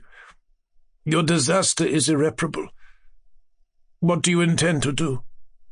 "To go instantly to Geneva. Come with me, Henri, to order the horses." During our walk, Clerval endeavoured to say a few words of consolation. He could only express his heartfelt sympathy. "Poor William," said he. "Dear lovely child, he now sleeps with his angel mother, who, that had seen him bright and joyous in his young beauty, but must weep over his untimely loss. To die so miserably, to feel the murderer's grasp. How much more a murder that could destroy radiant innocence. Poor little fellow. One only consolation have we. His friends mourn and weep, but he is at rest. The pang is over. His sufferings are at an end for ever. A sod covers his gentle form, and he knows no pain. He can no longer be a subject for pity. We must reserve that for his miserable survivors." Clerval spoke thus as we hurried through the streets. The words impressed themselves on my mind, and I remembered them afterwards in solitude. But now, as soon as the horses arrived, I hurried into a cabriolet and bade farewell to my friend. My journey was very melancholy. At first I wished to hurry on, for I longed to console and sympathize with my loved and sorrowing friends. But when I drew near my native town, I slackened my progress. I could hardly sustain the multitude of feelings that crowded into my mind. I passed through scenes familiar to my youth, but which I had not seen for nearly 6 years. How altered everything might be during that time. One sudden and desolating change had taken place, but 1,000 little circumstances might have by degrees worked other alterations, which, although they were done more tranquilly, might not be the less decisive. Fear overcame me. I dared no advance, dreading 1,000 nameless evils that made me tremble, although I was unable to define them. I remained 2 days at Lausanne, in this painful state of mind. I contemplated the lake. The waters were placid, all around was calm, and the snowy mountains, the palaces of nature, were not changed. By degrees the calm and heavenly scene restored me, and I continued my journey towards Geneva. The road ran by the side of the lake, which became narrower as I approached my native town. I discovered more distinctly the black sides of Jura and the bright summit of Mont Blanc. I wept like a child. Dear mountains, my own beautiful lake, how do you welcome your wanderer? Your summits are clear, the sky and lake are blue and placid. Is this to prognosticate peace, or to mock at my unhappiness? I fear, my friend, that I shall render myself tedious by dwelling on these preliminary circumstances, but they were days of comparative happiness, and I think of them with pleasure. My country, my beloved country, who but a native can tell the delight I took in again beholding thy streams, thy mountains, and more than all, thy lovely lake? Yet as I drew nearer home, grief and fear again overcame me. Night also closed around, and when I could hardly see the dark mountains, I felt still more gloomily. The picture appeared a vast and dim scene of evil, and I foresaw obscurely that I was destined to become the most wretched of human beings. Alas, I prophesied truly, and failed only in one single circumstance, that in all the misery I imagined and dreaded, I did not conceive the 100th part of the anguish I was destined to endure.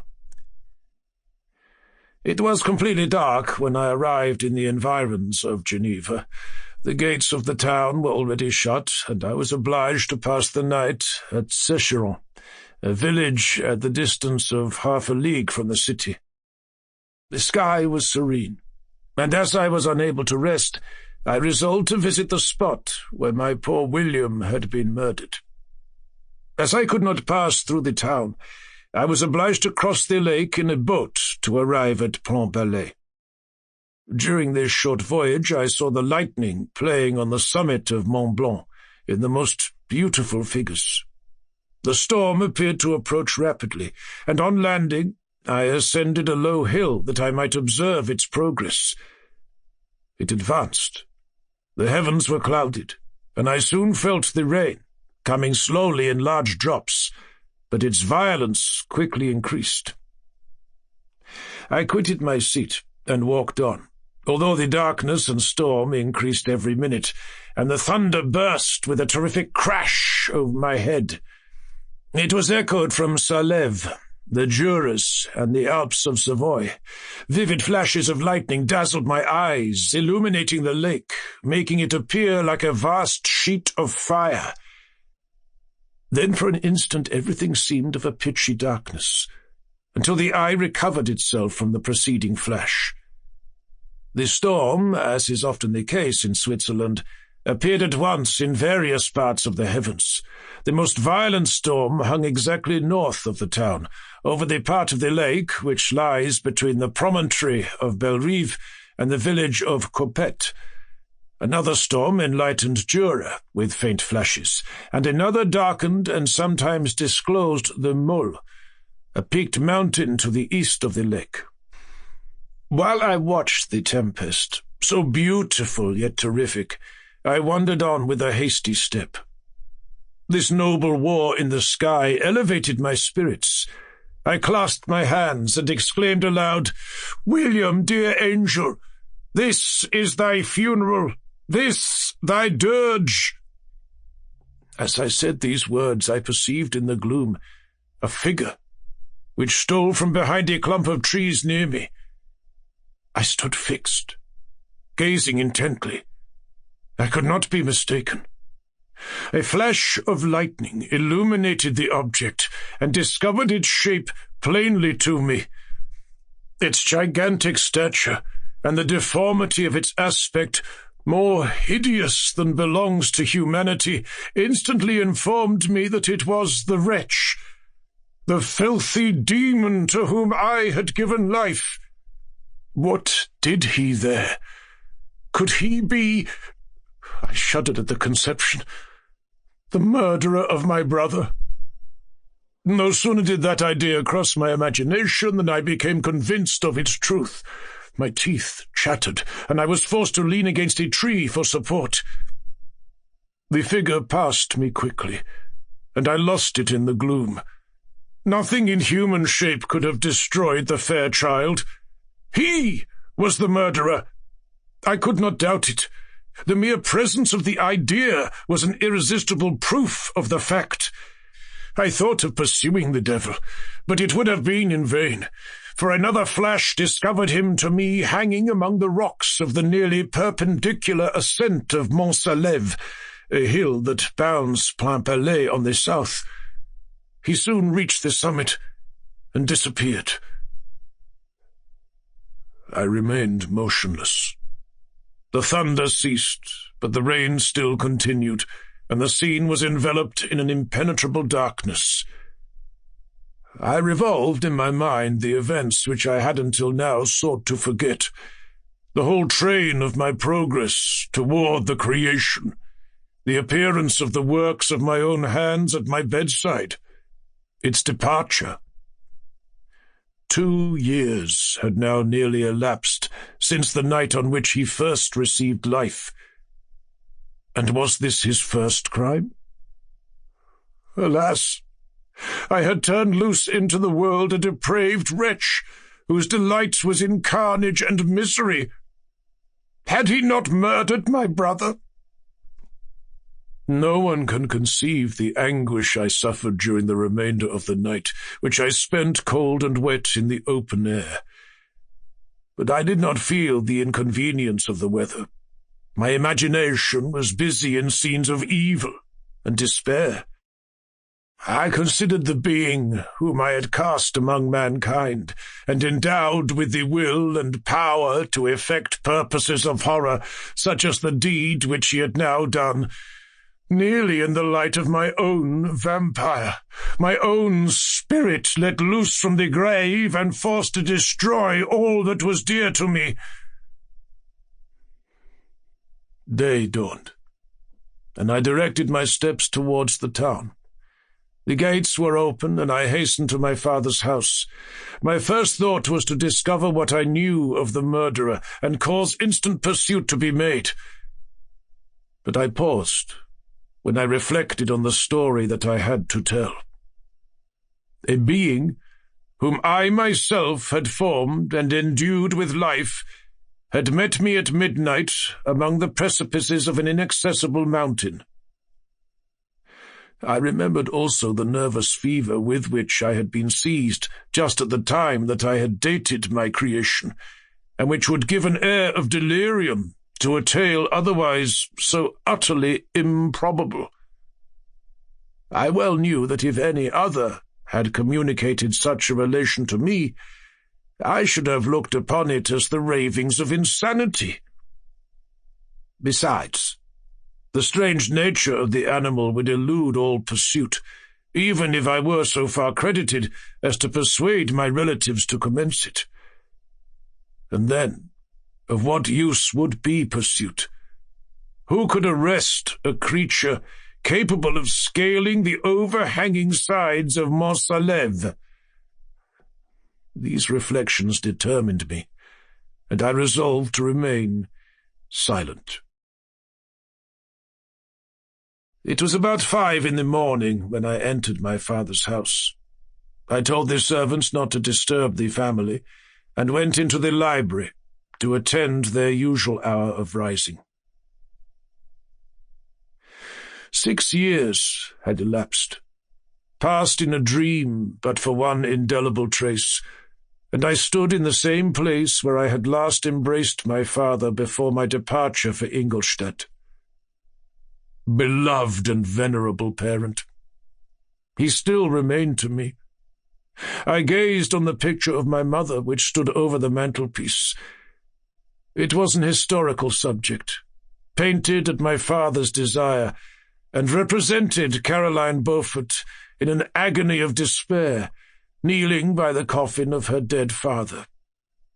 Her garb was rustic and her cheek pale, but there was an air of dignity and beauty that hardly permitted the sentiment of pity. Below this picture was a miniature of William, and my tears flowed when I looked upon it. While I was thus engaged, Ernest entered. He had heard me arrive and hastened to welcome me. "Welcome, my dearest Victor," said he. "Ah, I wish you had come 3 months ago, and then you would have found us all joyous and delighted. You come to us now to share a misery which nothing can alleviate. Yet your presence will, I hope, revive our father, who seems sinking under his misfortune, and your persuasions will induce poor Elizabeth to cease her vain and tormenting self-accusations." Poor William! He was our darling and our pride. Tears unrestrained fell from my brother's eyes. A sense of mortal agony crept over my frame. Before, I had only imagined the wretchedness of my desolated home. The reality came on me as a new and a not less terrible disaster. I tried to calm Ernest. I inquired more minutely concerning my father, and here I named my cousin. "She, most of all," said Ernest, "requires consolation. She accused herself of having caused the death of my brother, and that made her very wretched. But since the murderer has been discovered—" "The murderer discovered? Good God, how can that be? Who could attempt to pursue him? It is impossible. One might as well try to overtake the winds or confine a mountain stream with a straw. I saw him too. He was free last night." "I do not know what you mean," replied my brother in accents of wonder. "But to us the discovery we have made completes our misery. No one would believe it at first, and even now Elizabeth will not be convinced, notwithstanding all the evidence. Indeed, who would credit that Justine Moritz, who was so amiable and fond of all the family, could suddenly become so capable of so frightful, so appalling a crime?" "Justine Moritz? Poor girl, is she the accused? But it is wrongfully. Everyone knows that. No one believes it, surely, Ernest?" "No one did at first, but several circumstances came out that have almost forced conviction upon us, and her own behavior has been so confused as to add to the evidence of facts a weight that, I fear, leaves no hope for doubt. But she will be tried today, and you will then hear all." He then related that the morning on which the murder of poor William had been discovered, Justine had been taken ill and confined to her bed for several days. During this interval, one of the servants, happening to examine the apparel she had worn on the night of the murder, had discovered in her pocket the picture of my mother, which had been judged to be the temptation of the murderer. The servant instantly showed it to one of the others, who, without saying a word to any of the family, went to a magistrate, and upon their deposition, Justine was apprehended. On being charged with the fact, the poor girl confirmed the suspicion in a great measure by her extreme confusion of manner. And this was a strange tale, but it did not shake my faith, and I replied earnestly, "You are all mistaken. I know the murderer. Justine, poor good Justine, is innocent." At that instant my father entered. I saw unhappiness deeply impressed on his countenance, but he endeavoured to welcome me cheerfully, and, after we had exchanged our mournful greeting, would have introduced some other topic than that of our disaster, had not Ernest exclaimed, "Good God, Papa! Victor says that he knows who was the murderer of poor William." "We do also, unfortunately," replied my father, "for indeed I had rather have been forever ignorant than have discovered so much depravity and ungratitude in one I valued so highly. My dear father, you are mistaken. Justine is innocent. If she is, God forbid that she should suffer as guilty. She is to be tried today, and I sincerely hope that she will be acquitted." This speech calmed me. I was firmly convinced in my own mind that Justine, and indeed every human being, was guiltless of this murder. I had no fear, therefore, that any circumstantial evidence could be brought forward strong enough to convict her. My tale was not one to announce publicly. Its astounding horror would be looked upon as madness by the vulgar. Did anyone indeed exist except I, the Creator, who would believe, unless his senses convinced him, in the existence of the living monument of presumption and rash ignorance which I had let loose upon the world? We were soon joined by Elizabeth. Time had altered her since I last beheld her. It had endowed her with loveliness surpassing the beauty of her childish years. There was the same candour, the same vivacity, but it was allied to an expression more full of sensibility and intellect. She welcomed me with the greatest affection. "Your arrival, my dear cousin," said she, "fills me with hope. You perhaps will find some means to justify my poor, guiltless Justine. Alas, who is safe if she be convicted of crime? I rely on her innocence as certainly as I do upon my own. Our misfortune is doubly hard to us. We have not only lost that lovely darling boy, but this poor girl, whom I sincerely love, is to be torn away by even a worse fate. If she is condemned, I never shall know joy more. But she will not. I am sure she will not, and then I shall be happy again, even after the sad death of my little William." "She is innocent, my Elizabeth," said I, "and that shall be proved. Fear nothing, but let your spirits be cheered by the assurance of her acquittal." "How kind and generous you are! Everyone else believes in her guilt, and that made me wretched, for I knew that it was impossible, and to see everyone else prejudiced in so deadly a manner rendered me hopeless and despairing." She wept. "Dearest niece," said my father, "dry your tears. If she is, as you believe, innocent, rely on the justice of our laws, and the activity with which I shall prevent the slightest shadow of partiality." Chapter 8. We passed a few sad hours until 11 o'clock, when the trial was to commence. My father and the rest of the family being obliged to attend as witnesses, I accompanied them to the court. During the whole of this wretched mockery of justice I suffered living torture. It was to be decided whether the result of my curiosity and lawless devices would cause the death of two of my fellow beings. One, a smiling babe full of innocence and joy, the other far more dreadfully murdered, with every aggravation of infamy that could make the murder memorable in horror. Justine also was a girl of merit, and possessed qualities which promised to render her life happy. Now all was to be obliterated in an ignominious grave, and I the cause. 1,000 times rather would I have confessed myself guilty of the crime ascribed to Justine, but I was absent when it was committed, and such a declaration would have been considered as the ravings of a madman, and would not have exculpated her who suffered through me. The appearance of Justine was calm. She was dressed in mourning, and her countenance, always engaging, was rendered by the solemnity of her feelings exquisitely beautiful. Yet she appeared confident in innocence, and did not tremble, although gazed on and execrated by thousands, for all the kindness which her beauty might otherwise have excited was obliterated in the minds of the spectators by the imagination of the enormity she was supposed to have committed.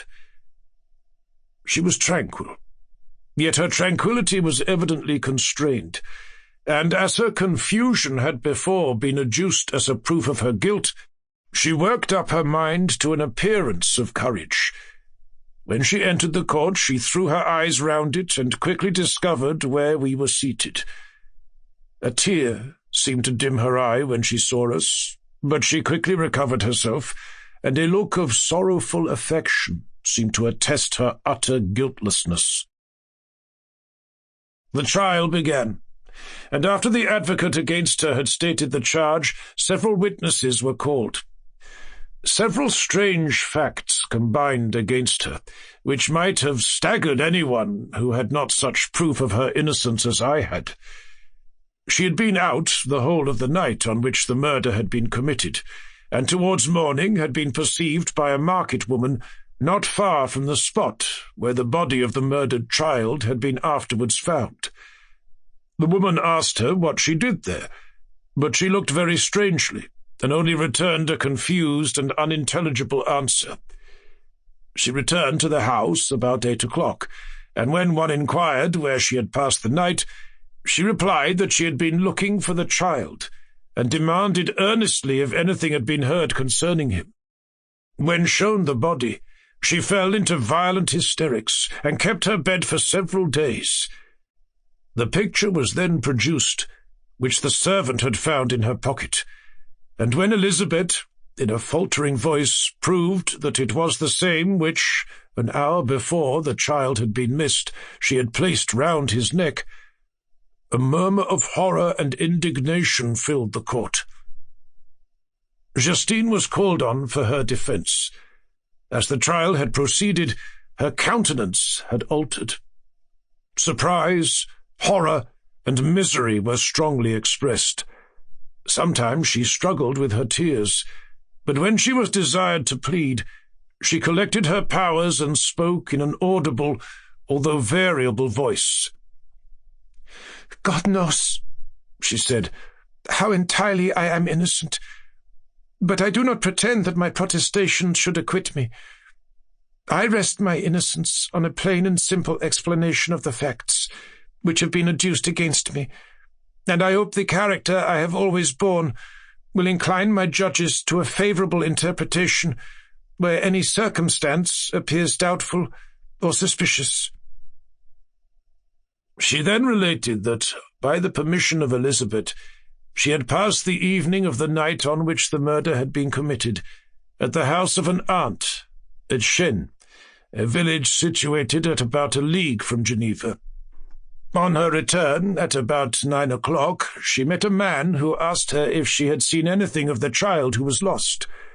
She was alarmed by this account, and passed several hours in looking for him, when the gates of Geneva were shut, and she was forced to remain several hours of the night in a barn belonging to a cottage, being unwilling to call up the inhabitants, to whom she was well known.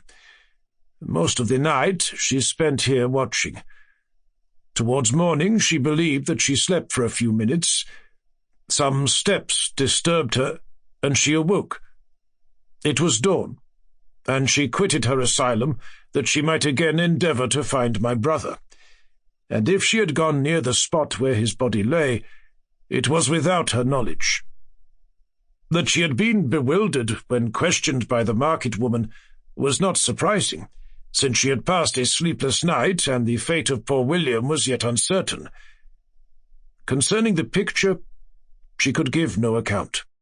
"I know," continued the unhappy victim, how heavily and fatally this one circumstance weighs against me, but I have no power of explaining it, and when I have expressed my utter ignorance, I am only left to conjecture concerning the probabilities by which it might have been placed in my pocket. But here also I am checked. I believe that I have no enemy on earth, and none surely would have been so wicked as to destroy me wantonly. Did the murderer place it there? I know of no opportunity afforded him for so doing, or if I had, why should he have stolen the jewel, to part with it again so soon? I commit my cause to the justice of my judges, yet I see no room for hope. I beg permission to have a few witnesses examined concerning my character, and if their testimony shall not outweigh my supposed guilt, I must be condemned, although I would pledge my salvation on my innocence. Several witnesses were called who had known her for many years, and they spoke well of her. But fear and hatred of the crime of which they supposed her guilty rendered them timorous and unwilling to come forward. Elizabeth saw even this last resource, her excellent dispositions and irreproachable conduct, about to fail the accused, when, although violently agitated, she desired permission to address the court. "I am," said she, "the cousin of the unhappy child who was murdered, or rather his sister, for I was educated by and have lived with his parents ever since, and even long before his birth. It may therefore be judged indecent in me to come forward on this occasion. But when I see a fellow creature about to perish through the cowardice of her pretended friends, I wish to be allowed to speak, that I may say what I know of her character.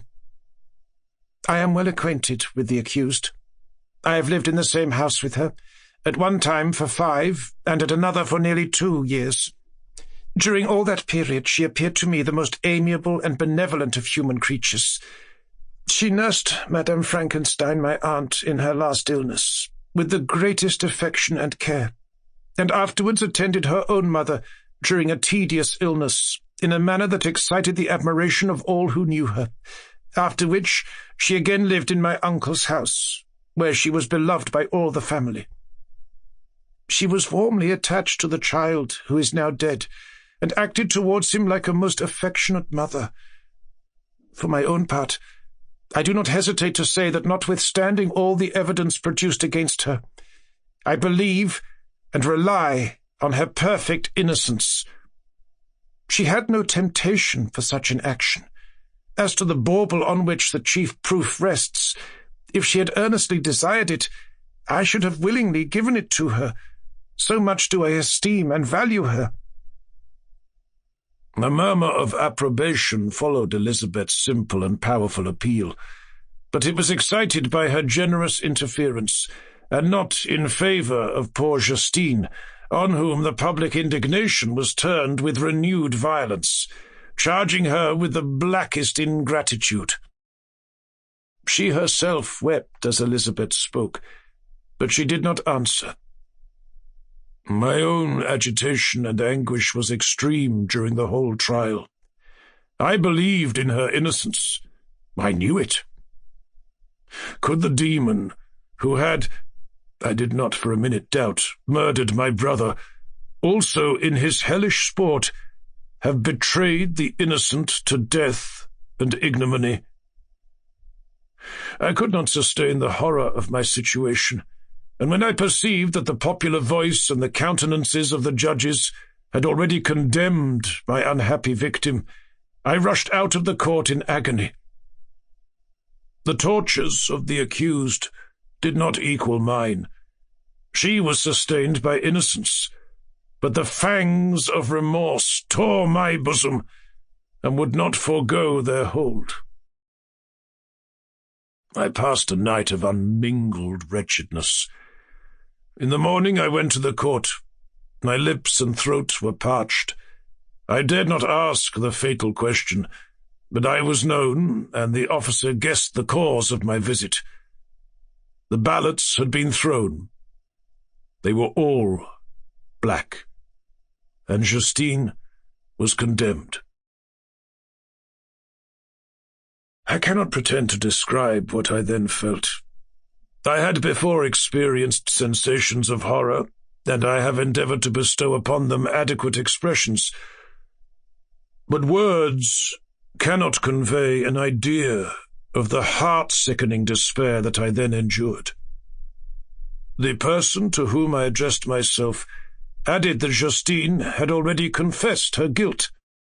"That evidence," he observed, "was hardly required in so glaring a case, but I am glad of it, and indeed none of our judges like to condemn a criminal upon circumstantial evidence, be it ever so decisive." This was strange and unexpected intelligence. What could it mean? Had my eyes deceived me? And was I really as mad as the whole world would believe me to be if I disclosed the object of my suspicions? I hastened to return home, and Elizabeth eagerly demanded the result. "My cousin," replied I, "it is decided as you may have expected.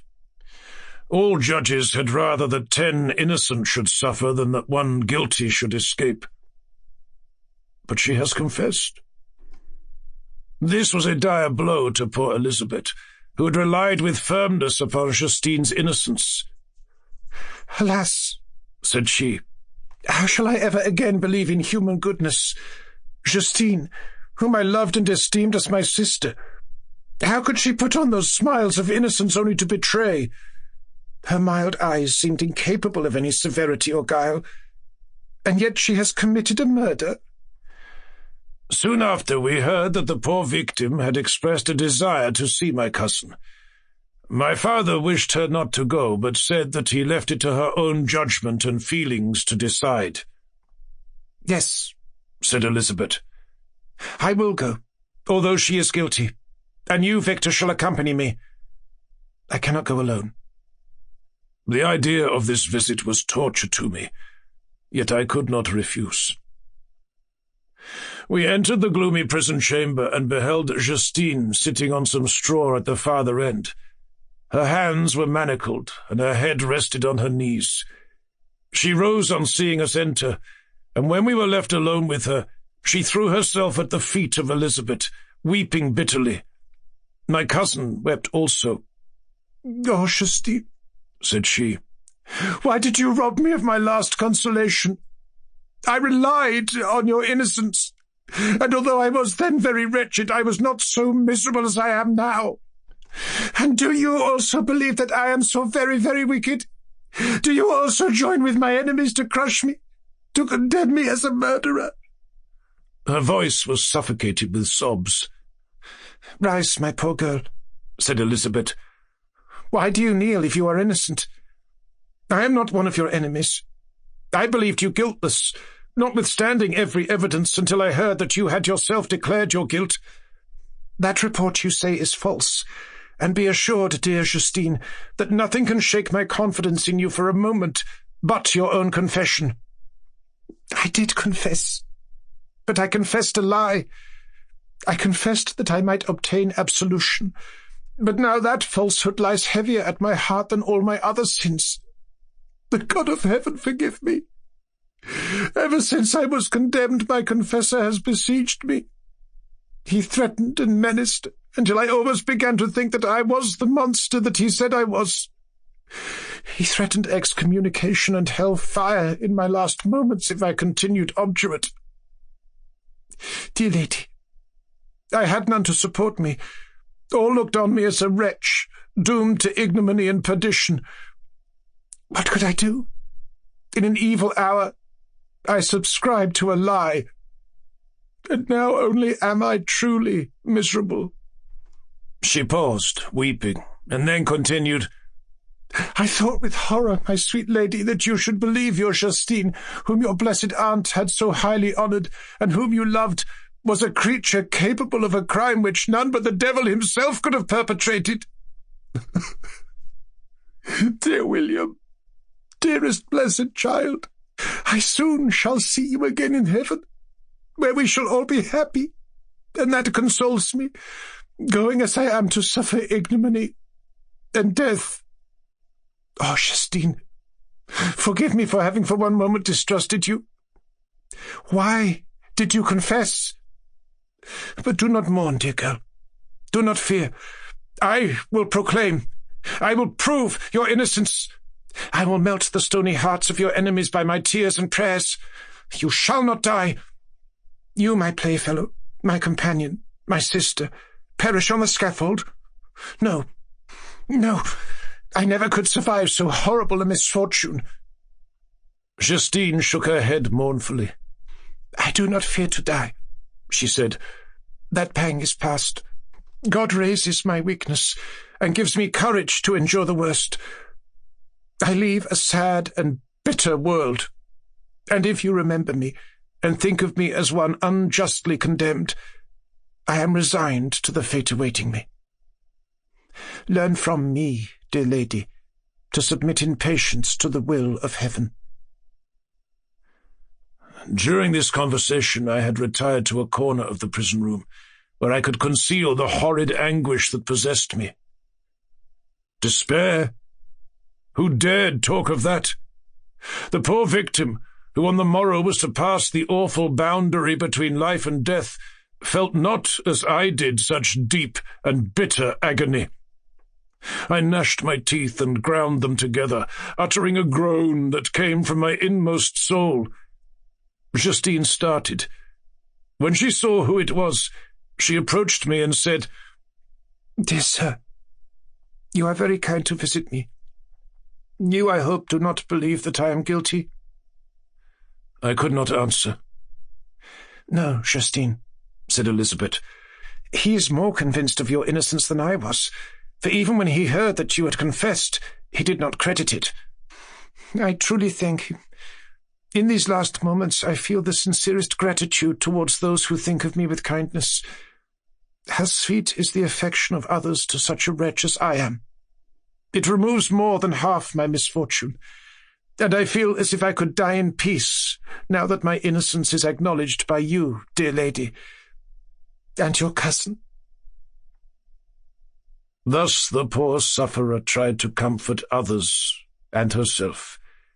She indeed gained the resignation she desired, but I, the true murderer, felt the never-dying worm alive in my bosom, which allowed of no hope or consolation. Elizabeth also wept and was unhappy, but hers also was the misery of innocence, which, like a cloud that passes over the fair moon, for a while hides but cannot tarnish its brightness. Anguish and despair had penetrated into the core of my heart. I bore a hell within me, which nothing could extinguish. We stayed several hours with Justine, and it was with great difficulty that Elizabeth could tear herself away. "I wish," cried she, "that I were to die with you. I cannot live in this world of misery." Justine assumed an air of cheerfulness, while she with difficulty repressed her bitter tears. She embraced Elizabeth and said in a voice of half-suppressed emotion, "Farewell, sweet lady, dearest Elizabeth, my beloved and only friend. May heaven, in its bounty, bless and preserve you. May this be the last misfortune that you will ever suffer. Live, and be happy, and make others so." And on the morrow, Justine died. Elizabeth's heart-rending eloquence failed to move the judges from their settled conviction in the criminality of the saintly sufferer. My passionate and indignant appeals were lost upon them, and when I received their cold answers and heard the harsh, unfeeling reasoning of these men, my purposed avowal died away on my lips. Thus I might proclaim myself a madman, but not revoke the sentence passed upon my wretched victim. She perished on the scaffold as a murderess. From the tortures of my own heart, I turned to contemplate the deep and voiceless grief of my Elizabeth.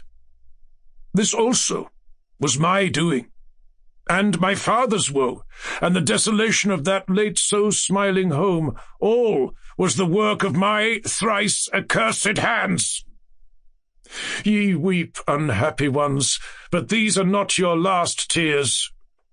Again shall you raise the funeral wail, and the sound of your lamentation shall again and again be heard. Frankenstein, your son, your kinsman, your early much-loved friend, he who would spend each vital drop of blood for your sakes, who has no thought nor sense of joy except as it is mirrored also in your dear countenances, who would fill the air with blessings and spend his life in serving you, he bids you weep, to shed countless tears, happy beyond his hopes, if thus inexorable fate be satisfied, and if the destruction pause before the peace of the grave have succeeded to your sad torments. Thus spoke my prophetic soul, as torn by remorse, horror, and despair. I beheld those I loved spend vain sorrow upon the graves of William and Justine, the first hapless victims to my unhallowed arts. Chapter 9. Nothing is more painful to the human mind than, after the feelings have been worked up by a quick succession of events, the dead calmness of inaction and certainty which follows, and deprives the soul both of hope and fear. Justine died. She rested, and I was alive. The blood flowed freely in my veins, but a weight of despair and remorse pressed on my heart which nothing could remove. Sleep fled from my eyes. I wandered like an evil spirit, for I had committed deeds of mischief beyond description horrible, and more, much more, I persuaded myself, was yet behind. Yet my heart overflowed with kindness and the love of virtue. I had begun life with benevolent intentions, and thirsted for the moment when I should put them in practice and make myself useful to my fellow beings. Now all was blasted. Instead of that serenity of conscience which allowed me to look back upon the past with self-satisfaction, and from thence to gather promise of new hopes, I was seized by remorse and the sense of guilt, which hurried me away to a hell of intense tortures such as no language can describe. This state of mind preyed upon my health, which had perhaps never entirely recovered from the first shock it had sustained. I shunned the face of man. All sound of joy or complacency was torture to me. Solitude was my only consolation. Deep, dark, death-like solitude. My father observed with pain the alteration perceptible in my disposition and habits, and endeavoured by arguments, deduced from the feelings of his serene conscious and guiltless life, to inspire me with fortitude and awaken in me the courage to dispel the dark cloud which brooded over me. "Do you think, Victor," said he, "that I do not suffer also? No one could love a child more than I loved your brother." Tears came into his eyes as he spoke. "But is it not a duty to the survivors that we should refrain from augmenting their unhappiness by an appearance of immoderate grief? It is also a duty owed to yourself, for excessive sorrow prevents improvement or enjoyment, or even the discharge of daily usefulness, without which no man is fit for society." This advice, although good, was totally inapplicable to my case. I should have been the first to hide my grief and console my friends if remorse had not mingled its bitterness and terror its alarm with my other sensations. Now I could only answer my father with a look of despair, and endeavour to hide myself from his view. About this time we retired to our house at Bellerive. This change was particularly agreeable to me. The shutting of the gates regularly at 10 o'clock, and the impossibility of remaining on the lake after that hour, had rendered our residence within the walls of Geneva very irksome to me. I was now free. Often, after the rest of the family had retired for the night, I took the boat and passed many hours upon the water.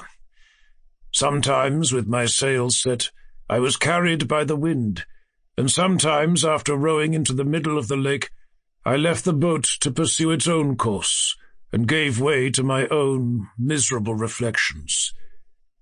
I was often tempted, when all was at peace around me, and I the only unquiet thing that wandered restless in a scene so beautiful and heavenly, if I except some bat or the frogs, whose harsh and interrupted croaking was heard only when I approached the shore, often, I say, I was tempted to plunge into this silent lake, that the waters might close over me and my calamities forever. But I was restrained when I thought of the heroic and suffering Elizabeth, whom I tenderly loved, and whose existence was bound up in mine.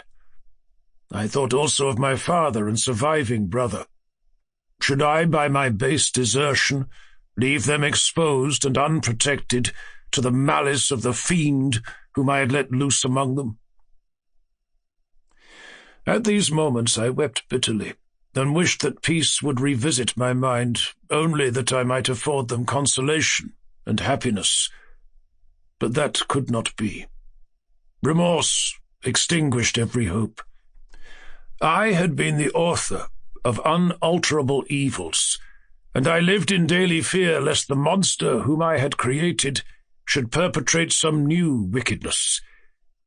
I had an obscure feeling that all was not over, and that he would still commit some signal crime, which, by its enormity, should almost efface the recollection of the past. There was always scope for fear, so long as anything I loved remained behind. My abhorrence of this fiend cannot be conceived. When I thought of him, I gnashed my teeth, my eyes became inflamed, and I ardently wished to extinguish that life which I had so thoughtlessly bestowed. When I reflected on his crimes and malice, my hatred and revenge burst all bounds of moderation. I would have made a pilgrimage to the highest peak of the Andes, could I, when there, have precipitated him to their base. I wished to see him again, that I might wreak the utmost extent of abhorrence on his head, and avenge the deaths of William and Justine. Our house was the house of mourning. My father's health was deeply shaken by the horror of the recent events. Elizabeth was sad and desponding. She no longer took delight in her ordinary occupations. All pleasure seemed to her sacrilege toward the dead. Eternal woe and tears, she then thought, was the just tribute she should pay to innocence, so blasted and destroyed. She was no longer that happy creature who in earlier youth wandered with me on the banks of the lake and talked with ecstasy of our future prospects.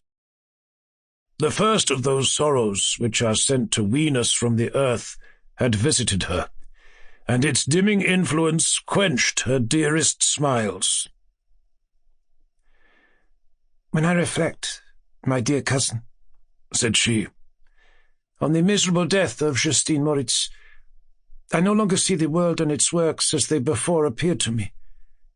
Before, I looked upon the accounts of vice and injustice that I read in books or heard from others as tales of ancient days or imaginary evils. At least they were remote and more familiar to reason than to the imagination. But now misery has come home, and men appear to me as monsters, thirsting for each other's blood. Yet I am certainly unjust. Everybody believed that poor girl to be guilty, and if she could have committed the crime for which she suffered, assuredly she would have been the most depraved of human creatures. For the sake of a few jewels, to have murdered the son of her benefactor and friend, a child whom she had nursed from its birth and appeared to love as if it had been her own. I could not consent to the death of any human being, but certainly I should have thought such a creature unfit to remain in the society of men. But she was innocent. I know. I feel she was innocent. You are of the same opinion, and that confirms me. Alas, Victor, when falsehood can look so like the truth, who can assure themselves of certain happiness? I feel as if I were walking on the edge of a precipice, towards which thousands are crowding and endeavouring to plunge me into the abyss. William and Justine were assassinated, and the murderer escapes. He walks about the world free, and perhaps respected. But even if I were condemned to suffer on the scaffold for the same crimes, I would not change places with such a wretch. I listened to this discourse with the extremest agony. I, not in deed, but in effect, was the true murderer. Elizabeth read my anguish in my countenance, and kindly taking my hand said, My dearest friend, you must calm yourself. These events have affected me, God knows how deeply, but I am not so wretched as you are. There is an expression of despair, and sometimes of revenge in your countenance that makes me tremble. Dear Victor, banish these dark passions. Remember the friends around you, who centre all their hopes in you. Have we lost the power of rendering you happy? While we love, while we are true to each other, here in this land of peace and beauty, your native country, we may reap every tranquil blessing. What can disturb our peace? And could not such words from her, whom I fondly prized before every other gift of fortune, suffice to chase away the fiend that lurked in my heart? Even as she spoke, I drew near to her, as if in terror, lest at that very moment the destroyer had been near to rob me of her.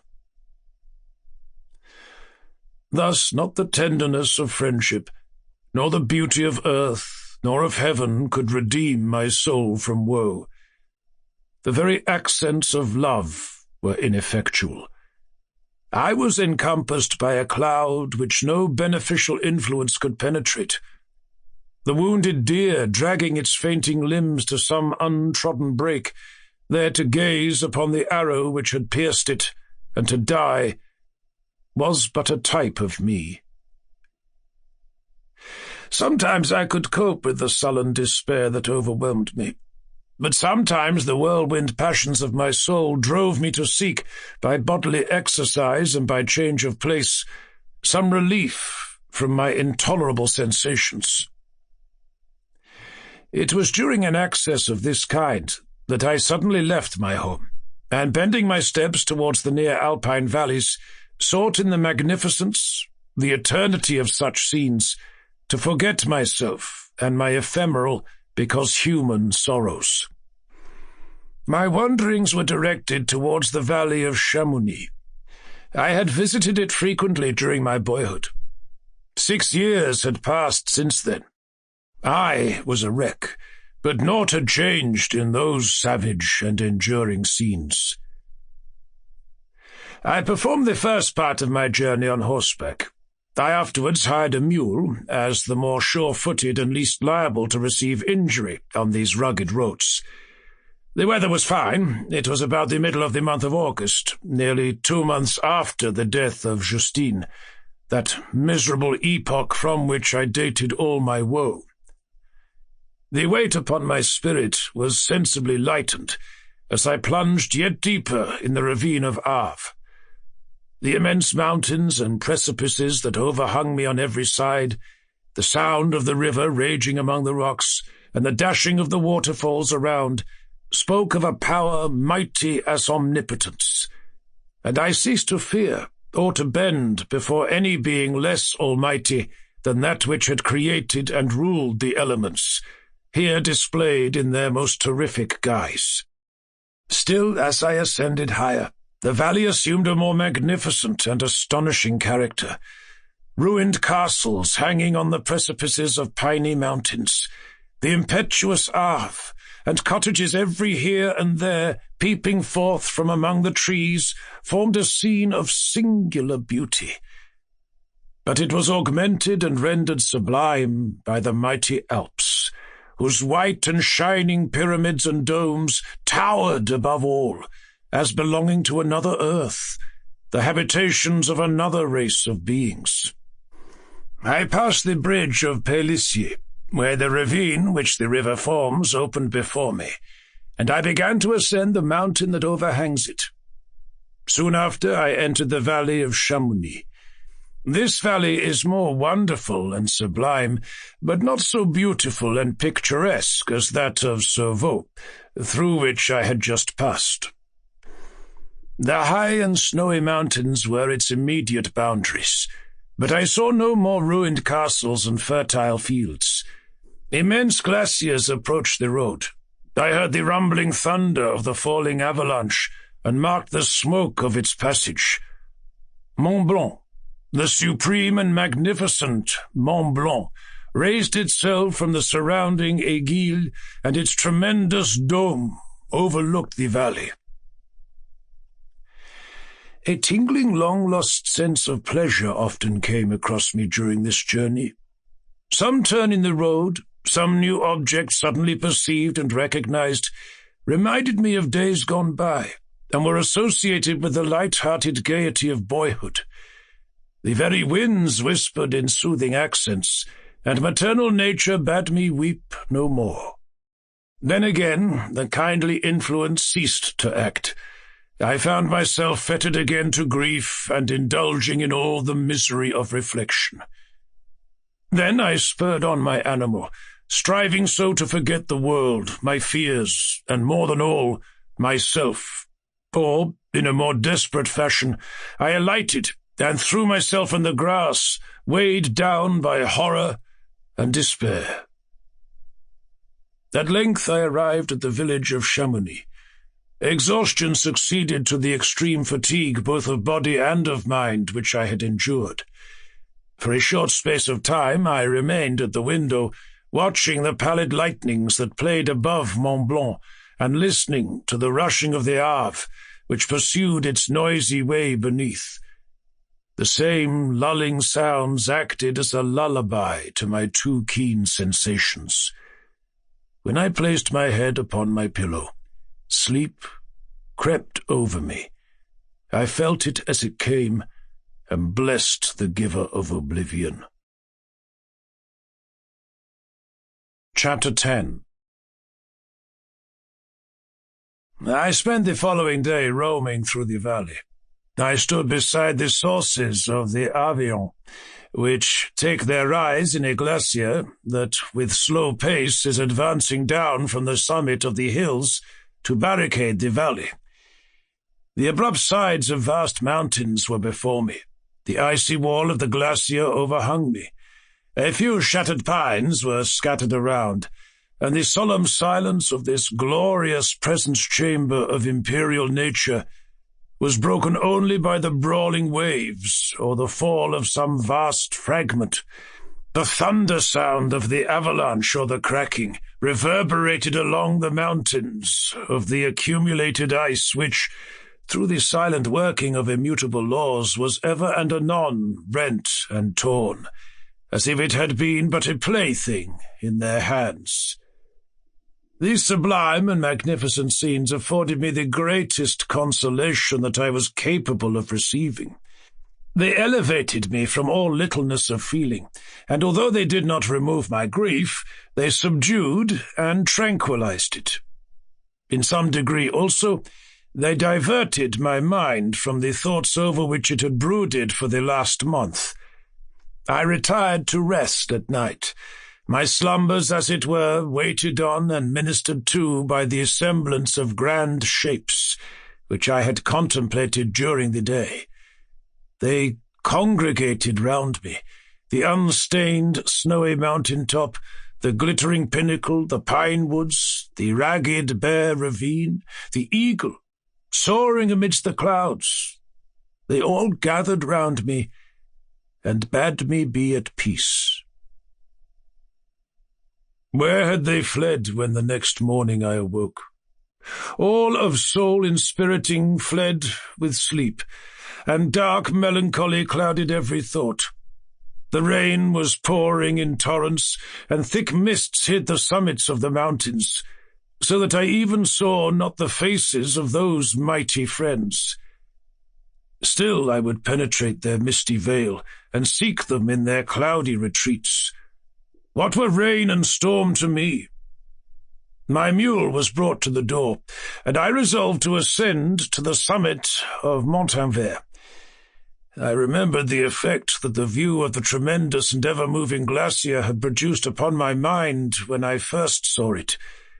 It had then filled me with a sublime ecstasy that gave wings to the soul, and allowed it to soar from the obscure world to light and joy. The sight of the awful and majestic in nature had indeed always the effect of solemnizing my mind and causing me to forget the passing cares of life. I determined to go without a guide, for I was well acquainted with the path, and the presence of another would destroy the solitary grandeur of the scene. The ascent is precipitous, but the path is cut into continual and short windings, which enable you to surmount the perpendicularity of the mountain. It is a scene terrifically desolate. In 1,000 spots the traces of the winter avalanche may be perceived, where trees lie broken and strewed on the ground, some entirely destroyed, others bent, leaning upon the jutting rocks of the mountain or transversely upon other trees. The path, as you ascend higher, is intersected by ravines of snow, down which stones continually roll from above. One of them is particularly dangerous, as the slightest sound, such as even speaking in a loud voice, produces a concussion of air sufficient to draw destruction upon the head of the speaker. The pines are not tall or luxuriant, but they are sombre, and add an air of severity to the scene. I looked on the valley beneath. Vast mists were rising from the rivers which ran through it, and curling in thick wreaths around the opposite mountains, whose summits were hid in the uniform clouds, while rain poured from the dark sky and added to the melancholy impression I received from the objects around me. Alas, why does man boast of sensibilities superior to those apparent in the brute? It only renders them more necessary beings. If our impulses were confined to hunger, thirst, and desire, we might be nearly free. But now we are moved by every wind that blows, and a chance word or scene that word may convey to us. We rest. A dream has power to poison sleep. We rise. One wandering thought pollutes the day. We feel, conceive or reason, laugh or weep, embrace fond woe or cast our cares away. It is the same, for, be it joy or sorrow, the path of its departure still is free. Man's yesterday may ne'er be like his morrow. Naught may endure but mutability. It was nearly noon when I arrived at the top of the ascent. For some time I sat upon the rock that overlooks the sea of ice. A mist covered both that and the surrounding mountains. Presently a breeze dissipated the cloud, and I descended upon the glacier. The surface is very uneven, rising like the waves of a troubled sea, descending low and interspersed by rifts that sink deep. The field of ice is almost a league in width, but I spent nearly 2 hours in crossing it. The opposite mountain is a bare perpendicular rock. From the side where I now stood, Montanvert was exactly opposite, at the distance of a league, and above it rose Mont Blanc in awful majesty. I remained in a recess of the rock, gazing on this wonderful and stupendous scene. The sea, or rather the vast river of ice, wound among its dependent mountains, whose aerial summits hung over its recesses. Their icy and glittering peaks shone in the sunlight over the clouds. My heart, which was before sorrowful, now swelled with something like joy. I exclaimed, "Wandering spirits, if indeed ye wander, and do not rest in your narrow beds, allow me this faint happiness, or take me as your companion away from the joys of life." As I said this, I suddenly beheld the figure of a man at some distance, advancing towards me with superhuman speed. He bounded over the crevasses in the ice, among which I had walked with caution. His stature also, as he approached, seemed to exceed that of man. I was troubled. A mist came over my eyes, and I felt a faintness seize me, but I was quickly restored by the cold gale of the mountains. I perceived, as the shape came nearer, sight tremendous and abhorred, that it was the wretch whom I had created. I trembled with rage and horror, resolving to wait his approach and then close with him in mortal combat. He approached. His countenance bespoke bitter anguish, combined with disdain and malignity, while its unearthly ugliness rendered it almost too horrible for human eyes. But I scarcely observed this. Rage and hatred had at first deprived me of utterance, and I recovered only to overwhelm him with words expressive of furious detestation and contempt. "Devil!" I exclaimed. "Do you dare approach me? And do not you fear the fierce vengeance of my arm wreaked on your miserable head? Begone, vile insect, or rather stay, that I may trample you to dust. And oh, that I could, with the extinction of your miserable existence, restore those victims whom you have so diabolically murdered!" "I expected this reception," said the demon. "All men hate the wretched. How then must I be hated, who am miserable beyond all living things? Yet you, my creator, detest and spurn me, thy creature, to whom thou art bound by ties only dissoluble by the annihilation of one of us. You purpose to kill me. How dare you sport thus with life? Do your duty towards me, and I will do mine towards you and the rest of mankind.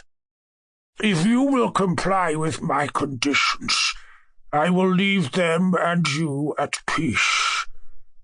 But if you refuse, I will glut the maw of death until it be satiated with the blood of your remaining friends." "Abhorred monster! Fiend that thou art! The tortures of hell are too mild a vengeance for thy crimes. Wretched devil, you reproach me with your creation? Come on, then, that I may extinguish the spark which I so negligently bestowed." My rage was without bounds. I sprang on him, impelled by all the feelings which can arm one being against the existence of another. He easily eluded me and said, "Be calm. I entreat you to hear me before you give vent to your hatred on my devoted head. Have I not suffered enough, that you seek to increase my misery? Life, although it may only be an accumulation of anguish, is dear to me, and I will defend it. Remember, thou hast made me more powerful than thyself. My height is superior to thine, my joints more supple, but I will not be tempted to set myself in opposition to thee. I am thy creature, and I will be even mild and docile to my natural lord and king, if thou wilt also perform thy part, the which thou owest me, O Frankenstein, be not equitable to every other, and trample upon me alone, to whom thy justice and even thy clemency and affection is most due. Remember that I am thy creature. I ought to be thy Adam, but I am rather the fallen angel, whom thou drivest from joy for no misdeed. Everywhere I see bliss, from which I alone am irrevocably excluded. I was benevolent and good. Misery made me a fiend. Make me happy, and I shall again be virtuous. Begone! I will not hear you. There can be no community between you and me. We are enemies. Begone! Or let us try our strength in a fight, in which one must fall. How can I move thee? Will no entreaties cause thee to turn a favourable eye upon thy creature, who implores thy goodness and compassion? Believe me, Frankenstein, I was benevolent. My soul glowed with love and humanity. But am I not alone? Miserably alone? You, my creator, abhor me. What hope can I gather from your fellow creatures who owe me nothing? They spurn and hate me. The desert mountains and dreary glaciers are my refuge. I have wandered here many days. The caves of ice, which I only do not fear, are a dwelling to me, and the only one which man does not grudge. These bleak skies I hail, for they are kinder to me than your fellow beings. If the multitude of mankind knew of my existence, they would do as you do, and arm themselves for my destruction. Shall I not, then, hate them who abhor me? I will keep no terms with my enemies. I am miserable, and they shall share my wretchedness.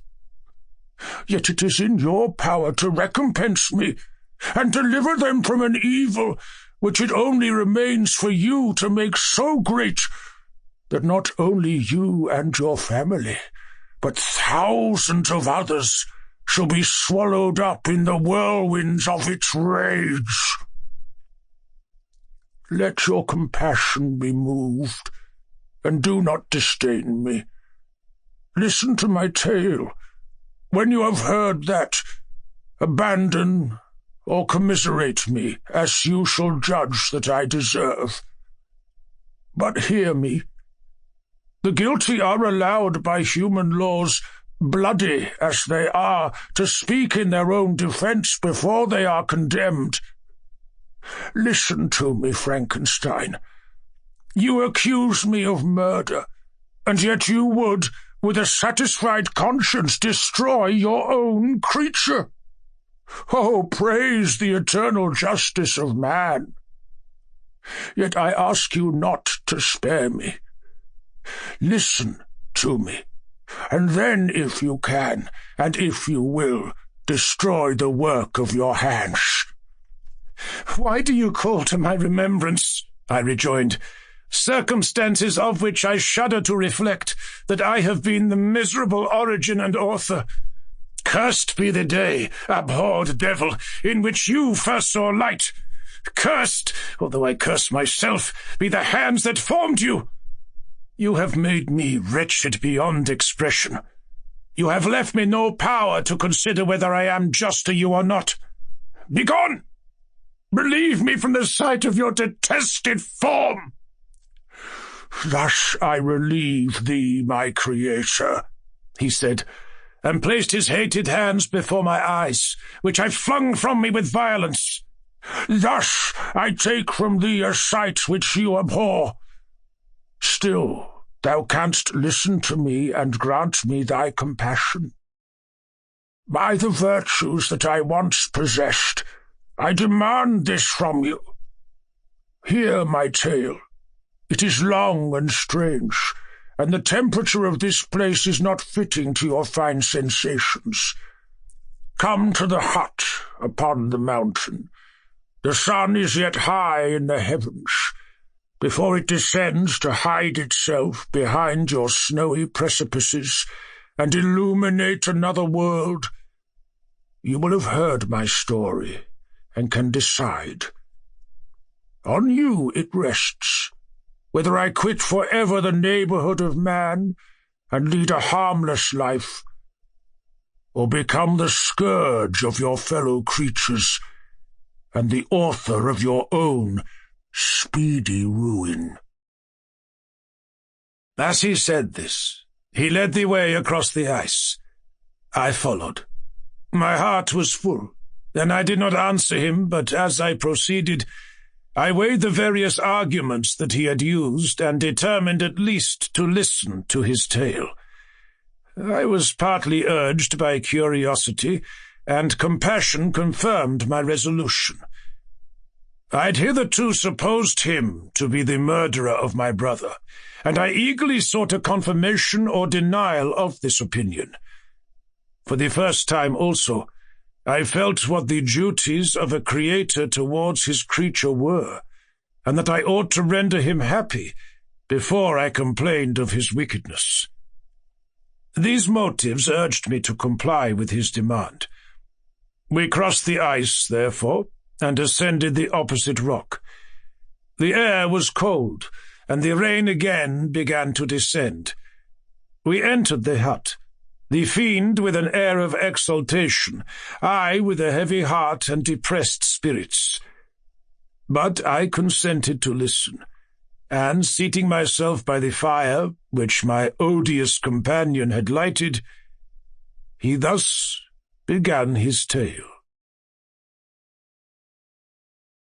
Chapter 11. It is with considerable difficulty that I remember the original era of my being. All the events of that period appear confused and indistinct. A strange multiplicity of sensations seized me, and I saw, felt, heard, and smelt at the same time, and it was indeed a long time before I learned to distinguish between the operations of my various senses. By degrees, I remember, a stronger light pressed upon my nerves, so that I was obliged to shut my eyes. Darkness then came over me and troubled me, but hardly had I felt this when, by opening my eyes, as I now suppose, the light poured in upon me again. I walked, and, I believe, descended, but I presently found a great alteration in my sensations. Before, dark and opaque bodies had surrounded me, impervious to my touch or sight. But now I found that I could wander on at liberty, with no obstacles which I could not either surmount or avoid. The light became more and more oppressive to me, and the heat wearying me as I walked, I sought a place where I could receive shade.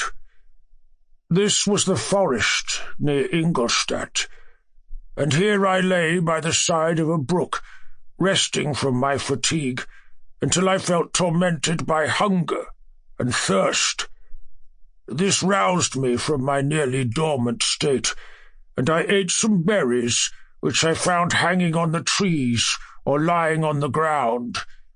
I slaked my thirst at the brook, and then, lying down, was overcome by sleep. It was dark when I awoke. I felt cold also, and half frightened, as it were, instinctively, finding myself so desolate. Before I had quitted your apartment, on a sensation of cold, I had covered myself with some clothes, but these were insufficient to secure me from the dews of night. I was a poor, helpless, miserable wretch.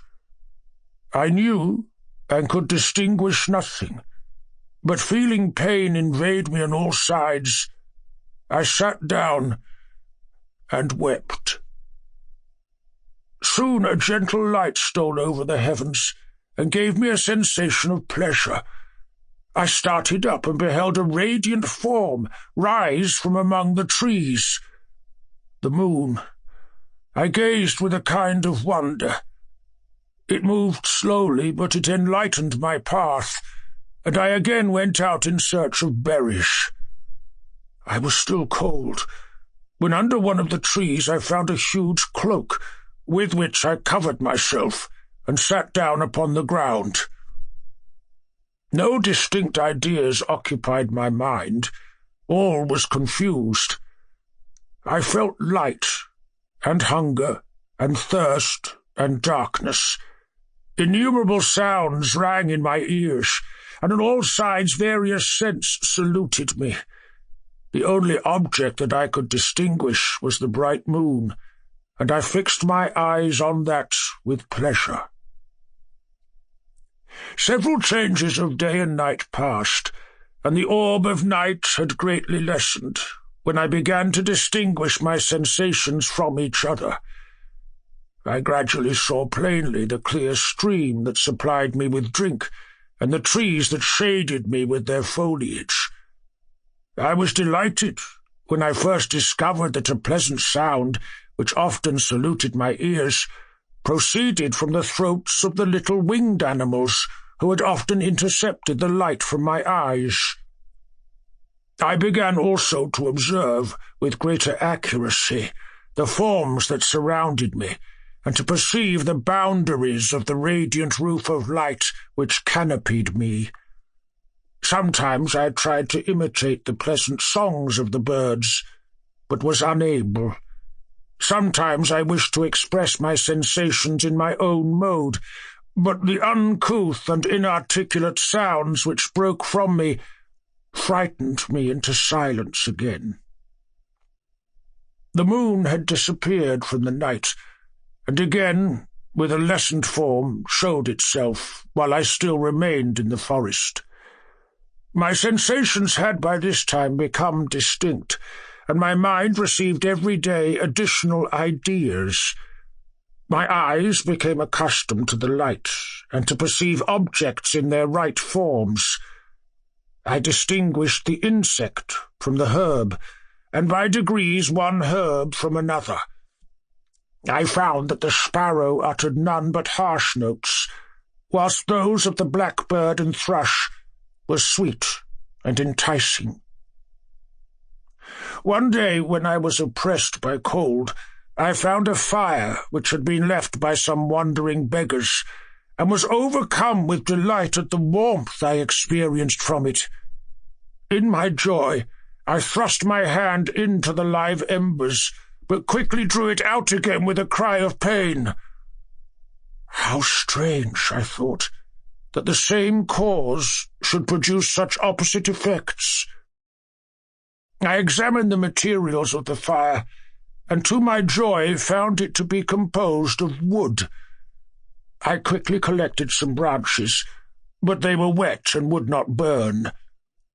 I was pained at this, and sat still watching the operation of the fire. The wet wood which I had placed near the heat dried, and itself became inflamed. I reflected on this, and by touching the various branches, I discovered the cause, and busied myself in collecting a great quantity of wood, that I might dry it and have a plentiful supply of fire. When night came on and brought sleep with it, I was in the greatest fear lest my fire should be extinguished. I covered it carefully with dry wood and leaves, and placed wet branches upon it, and then, spreading my cloak, I lay on the ground and sank into sleep. It was morning when I awoke, and my first care was to visit the fire. I uncovered it, and a gentle breeze quickly fanned it into a flame. I observed this also, and contrived a fan of branches, which roused the embers when they were nearly extinguished. When night came again, I found, with pleasure, that the fire gave light as well as heat, and that the discovery of this element was useful to me in my food, for I found some of the offals that the travellers had left had been roasted, and tasted much more savoury than the berries I gathered from the trees. I tried, therefore, to dress my food in the same manner, placing it on the live embers. I found that the berries were spoiled by this operation, and the nuts and roots much improved. Food, however, became scarce, and I often spent the whole day searching in vain for a few acorns to assuage the pangs of hunger.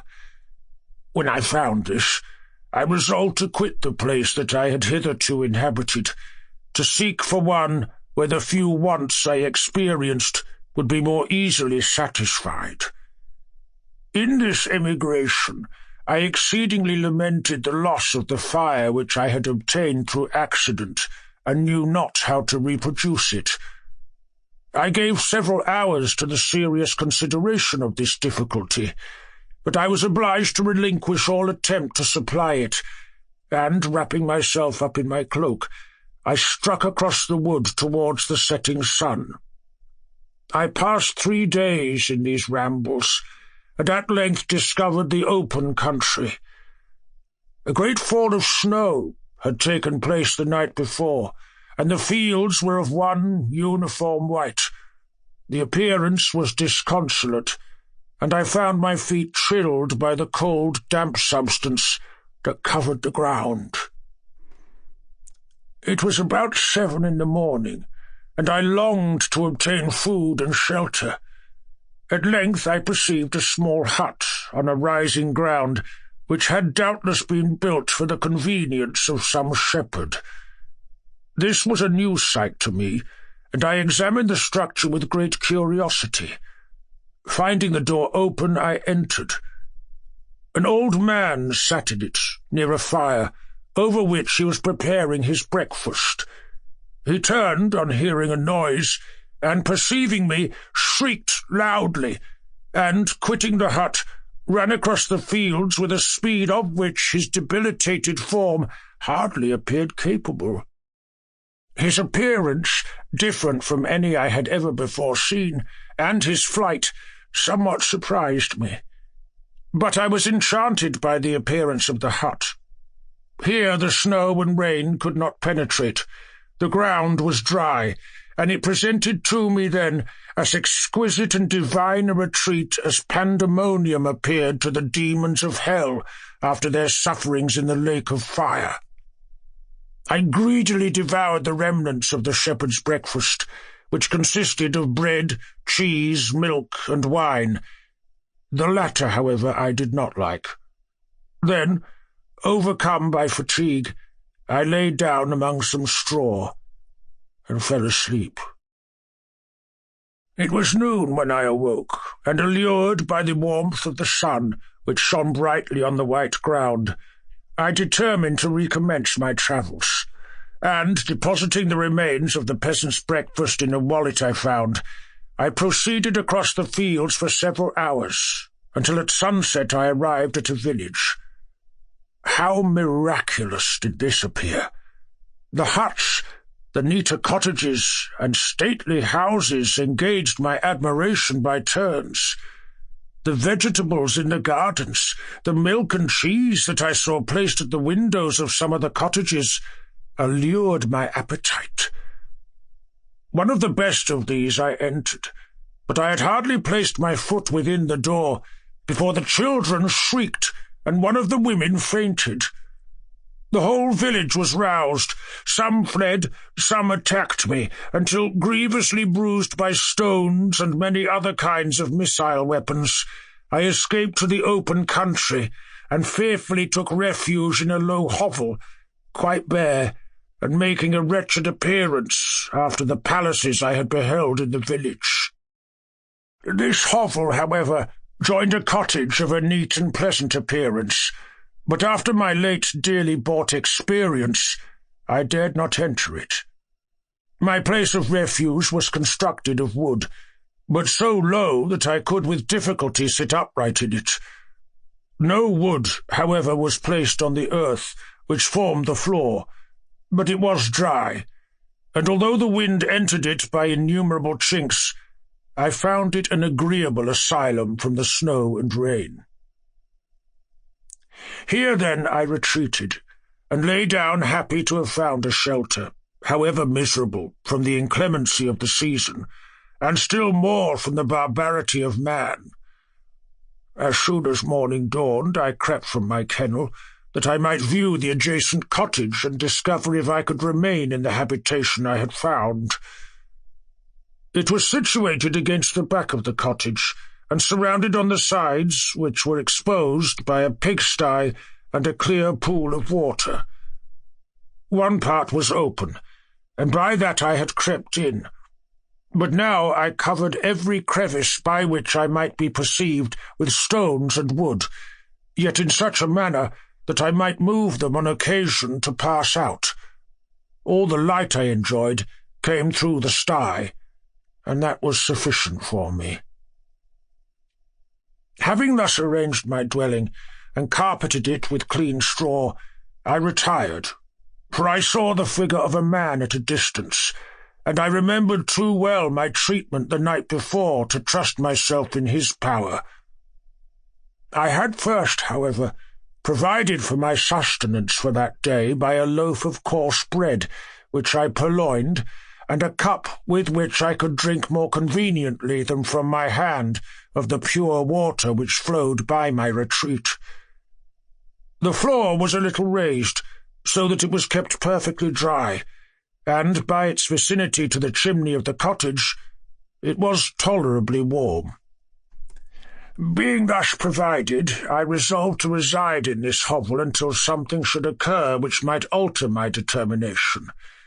It was indeed a paradise compared to the bleak forest, my former residence, the rain dropping branches and dank earth.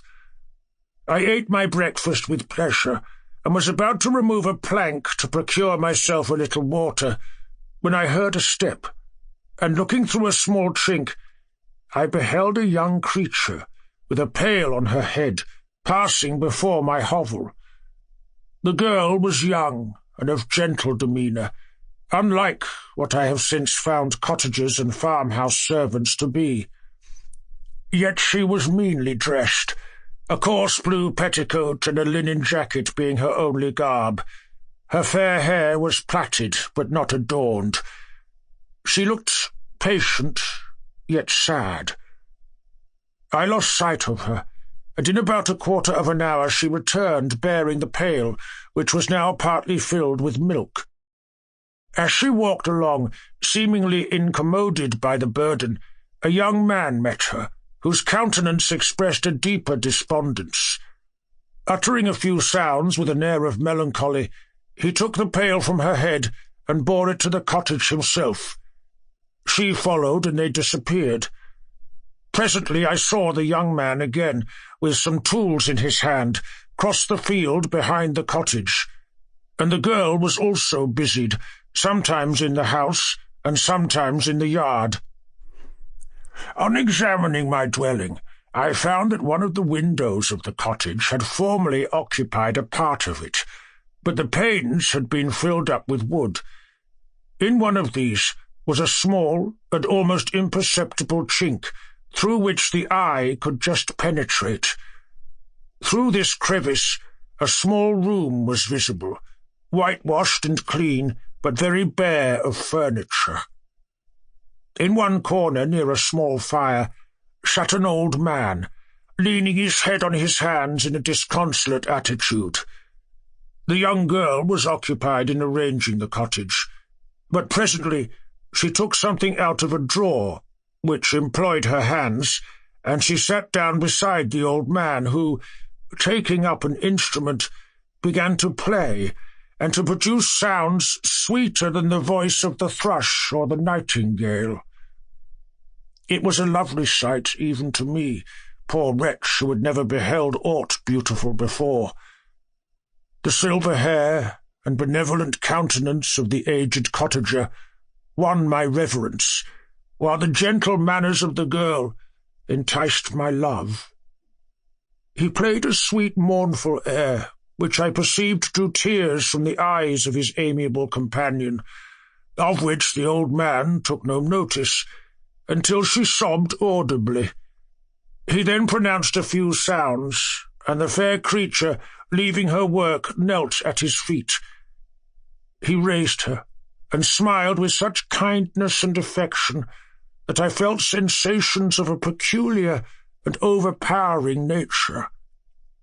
They were a mixture of pain and pleasure, such as I had never before experienced, either from hunger or cold, warmth or food, and I withdrew from the window, unable to bear these emotions. Soon after this the young man returned, bearing on his shoulders a load of wood.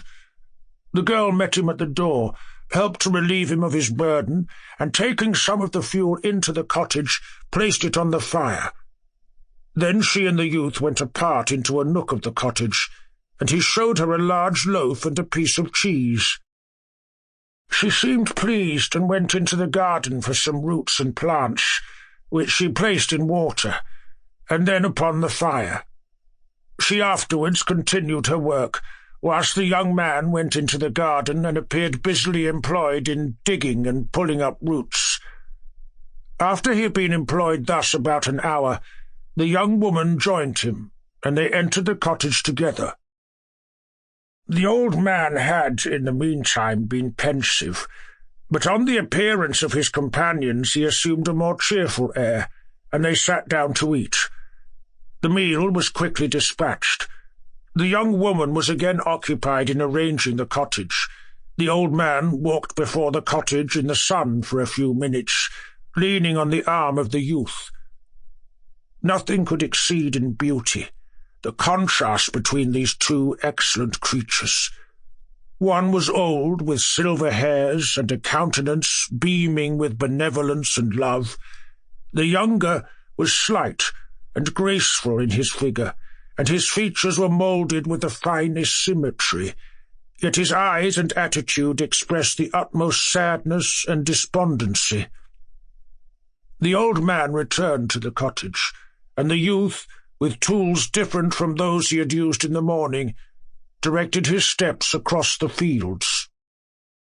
Night quickly shut in, but to my extreme wonder I found that the cottagers had a means of prolonging light by the use of tapers, and was delighted to find that the setting of the sun did not put an end to the pleasure I experienced in watching my human neighbours. In the evening, the young girl and her companion were employed in various occupations which I did not understand, and the old man again took up the instrument which produced the divine sounds that had enchanted me in the morning.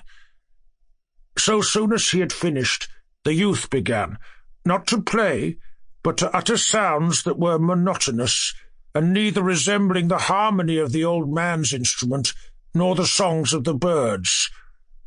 I since found that he read aloud, but at that time I knew nothing of the science of words or letters. The family, after having been thus occupied for a short time, extinguished their lights and retired, as I conjectured, to rest. Chapter 12. I lay on my straw, but I could not sleep. I thought of the occurrences of the day. What chiefly struck me was the gentle manners of these people, and I longed to join them, but dared not.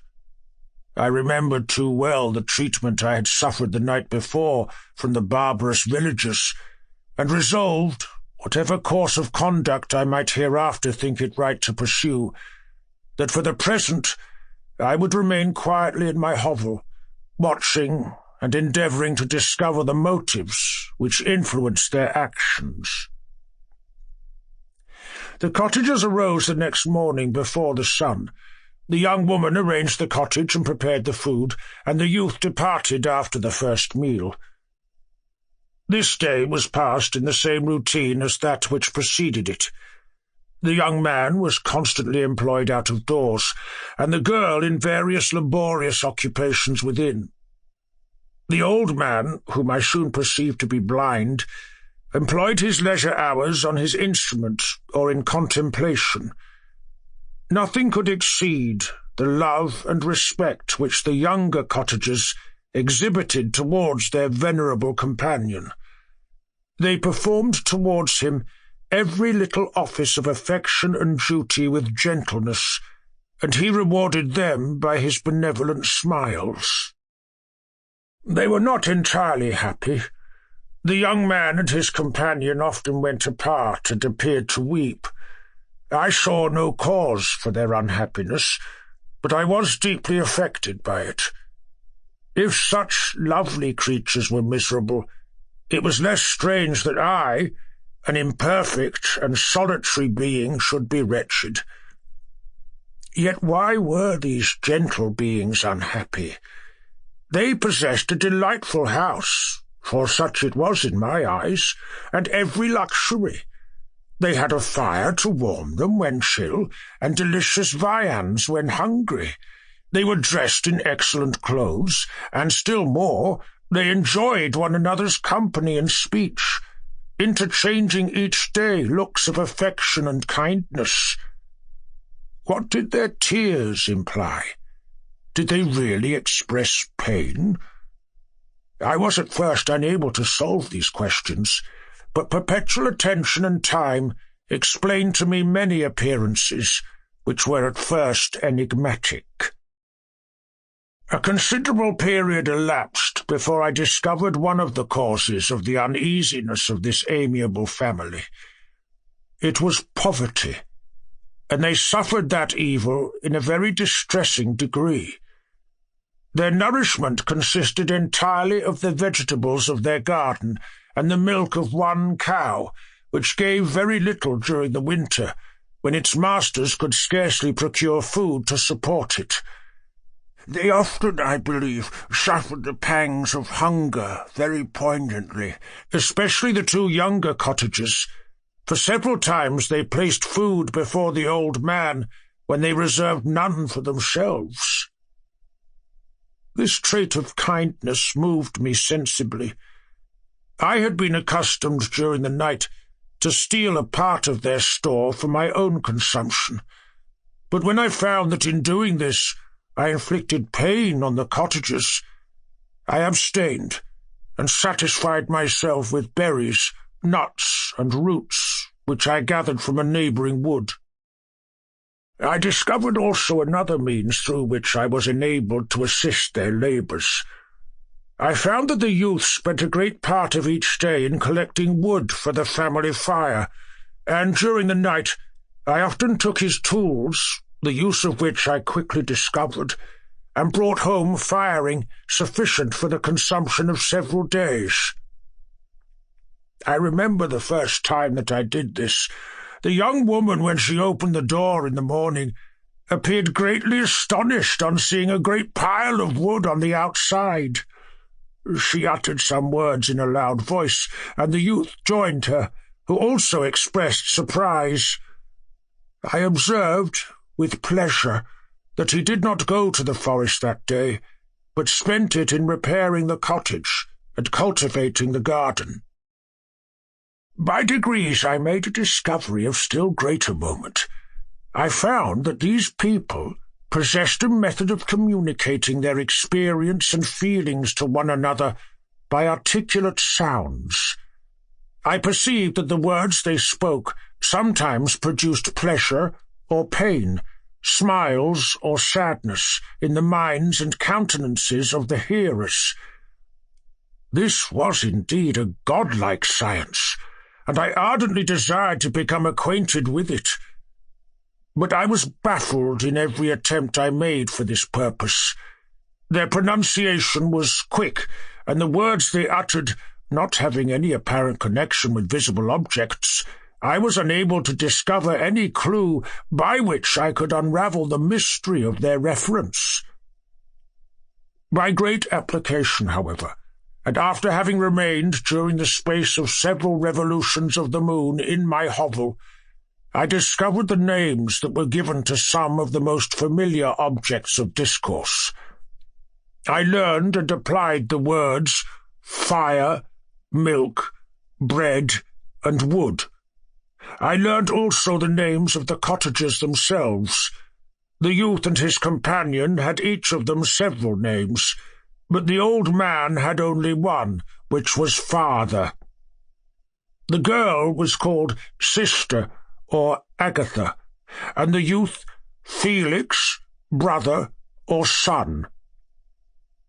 I cannot describe the delight I felt when I learned the ideas appropriated to each of these sounds, and was able to pronounce them.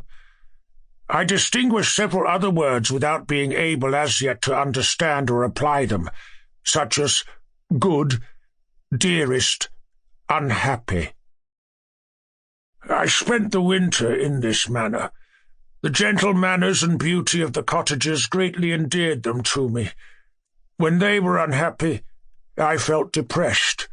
When they rejoiced, I sympathized in their joys. I saw few human beings besides them, and if any other happened to enter the cottage, their harsh manners and rude gait only enhanced to me the superior accomplishments of my friends. The old man, I could perceive, often endeavoured to encourage his children, as sometimes I found that he called them, to cast off their melancholy. He would talk in a cheerful accent, with an expression of goodness that bestowed pleasure even upon me. Agatha listened with respect, her eyes sometimes filled with tears, which she endeavoured to wipe away unperceived. But I generally found that her countenance and tone were more cheerful after having listened to the exhortations of her father. It was not thus with Felix. He was always the saddest of the group, and even to my unpractised senses he appeared to have suffered more deeply than his friends. But if his countenance was more sorrowful, his voice was more cheerful than that of his sister, especially when he addressed the old man. I could mention innumerable instances which, although slight, mark the dispositions of these amiable cottagers.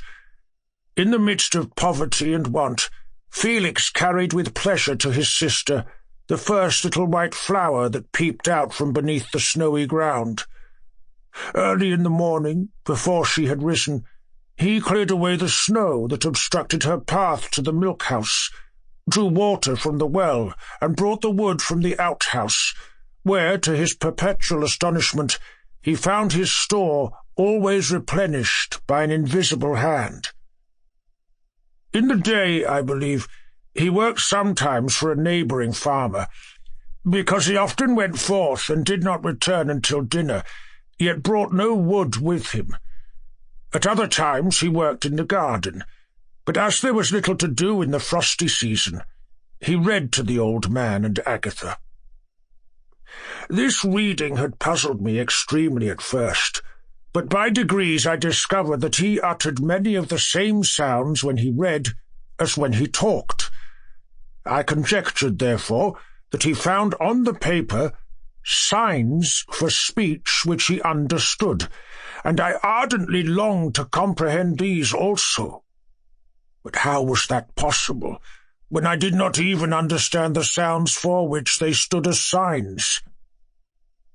I improved, however, sensibly in this science, but not sufficiently to follow up any kind of conversation, although I applied my whole mind to the endeavour, for I easily perceived that, although I eagerly longed to discover myself to the cottagers, I ought not to make the attempt until I had first become master of their language, which knowledge might enable me to make them overlook the deformity of my figure, for with this also the contrast perpetually presented to my eyes had made me acquainted.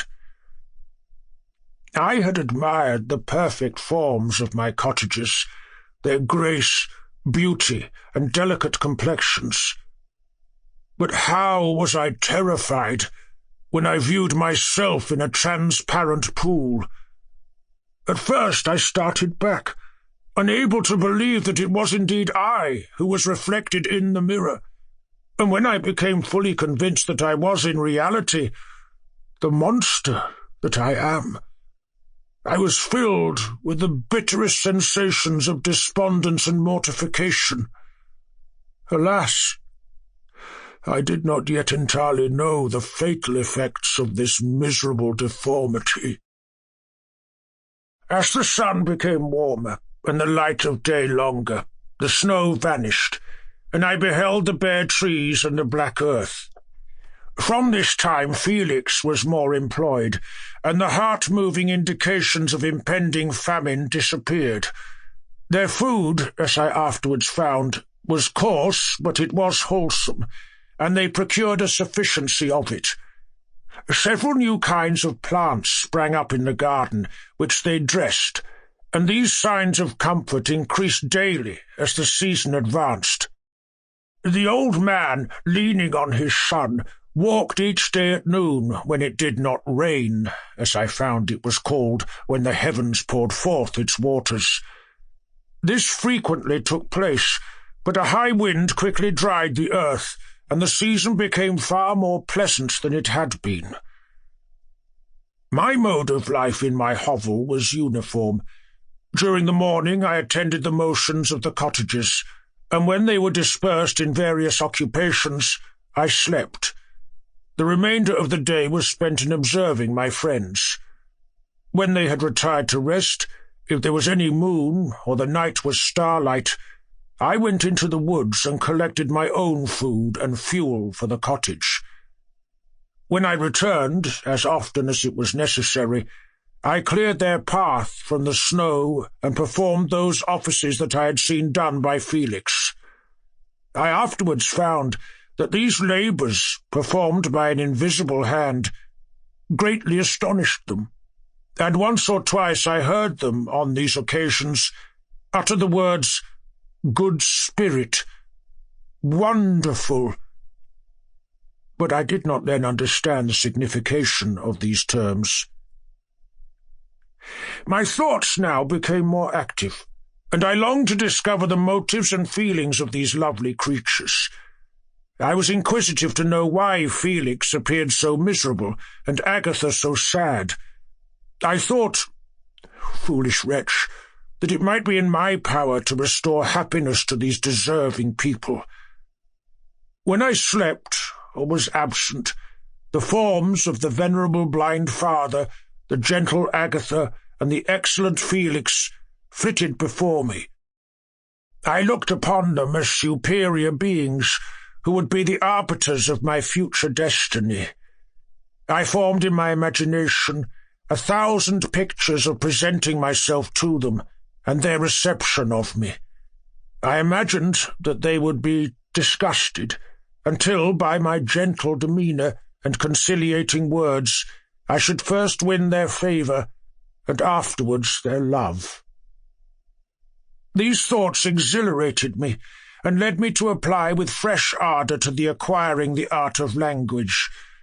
My organs were indeed harsh, but supple, and although my voice was very unlike the soft music of their tones, yet I pronounced such words as I understood with tolerable ease. It was as the ass and the lapdog, yet surely the gentle ass, whose intentions were affectionate, although his manners were rude, deserved better treatment than blows and execration. The pleasant showers and genial warmth of spring greatly altered the aspect of the earth. Men who before this change seemed to have been hid in caves dispersed themselves and were employed in various arts of cultivation. The birds sang in more cheerful notes, and the leaves began to bud forth on the trees. Happy, happy earth, fit habitation for gods, which, so short a time before, was bleak, damp, and unwholesome. My spirits were elevated by the enchanting appearance of nature. The past was blotted from my memory, the present was tranquil, and the future gilded by bright rays of hope, and anticipations of joy. Chapter 13. I now hasten to the more moving part of my story. I shall relate events that impressed me with feelings which, from what I had been, have made me what I am. Spring advanced rapidly. The weather became fine and the skies cloudless. It surprised me that what before was desert and gloomy should now bloom with the most beautiful flowers and verdure. My senses were gratified and refreshed by 1,000 scents of delight and 1,000 sights of beauty. It was on one of these days, when my cottagers periodically rested from labour, the old man played on his guitar, and the children listened to him, that I observed the countenance of Felix was melancholy beyond expression. He sighed frequently, and once his father paused in his music, and I conjectured by his manner that he inquired the cause of his son's sorrow. Felix replied in a cheerful accent, and the old man was recommencing his music when someone tapped at the door.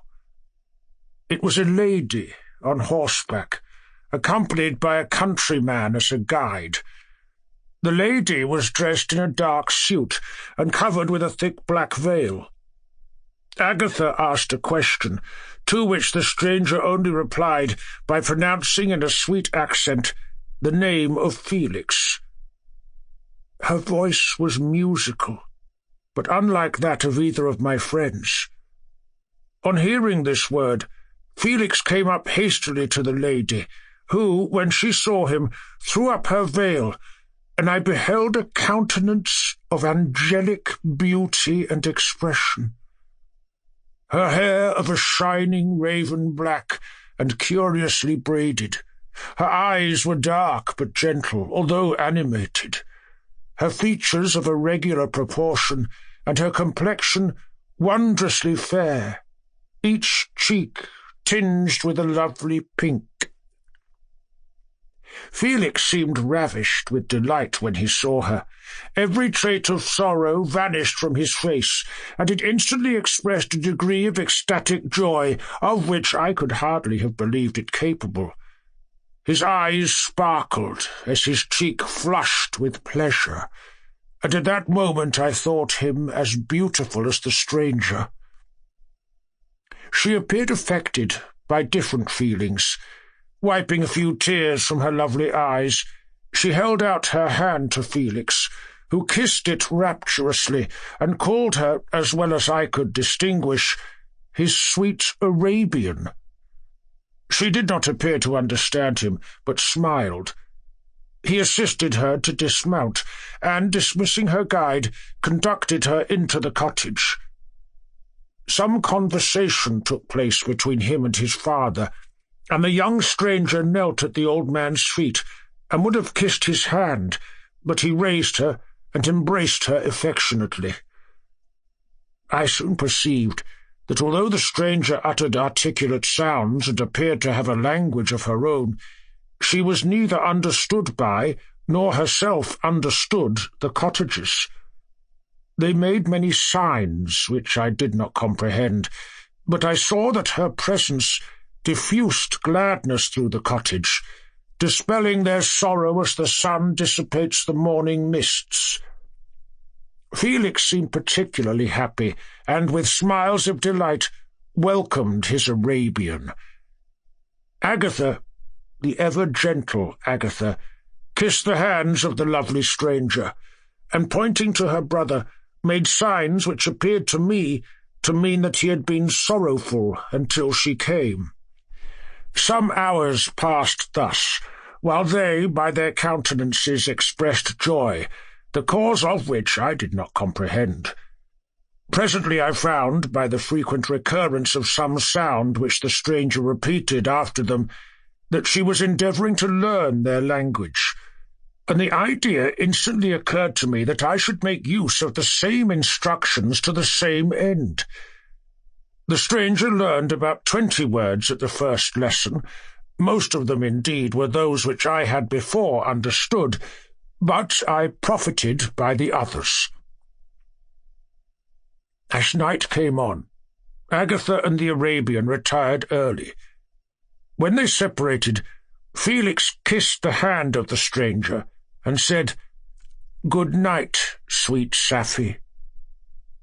He sat up much longer, conversing with his father, and by the frequent repetition of her name, I conjectured that their lovely guest was the subject of their conversation. I ardently desired to understand them, and bent every faculty towards that purpose, but found it utterly impossible.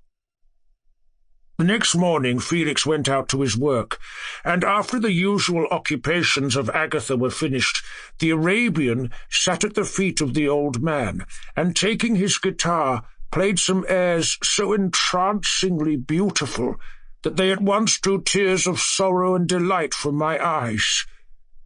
She sang, and her voice flowed in a rich cadence, swelling or dying away like a nightingale of the woods. When she had finished, she gave the guitar to Agatha, who at first declined it. She played a simple air, and her voice accompanied it in sweet accents, but unlike the wondrous strain of the stranger.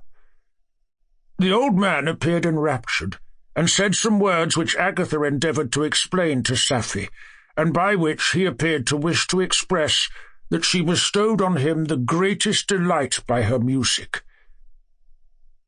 The days now passed as peaceably as before, with the sole alteration that joy had taken place of sadness in the countenances of my friends. Safie was always gay and happy.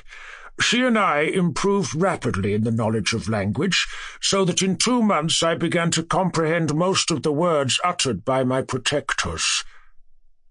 In the meanwhile, also the black ground was covered with herbage, and the green banks interspersed with innumerable flowers, sweet to the scent and the eyes, stars of pale radiance among the moonlight woods.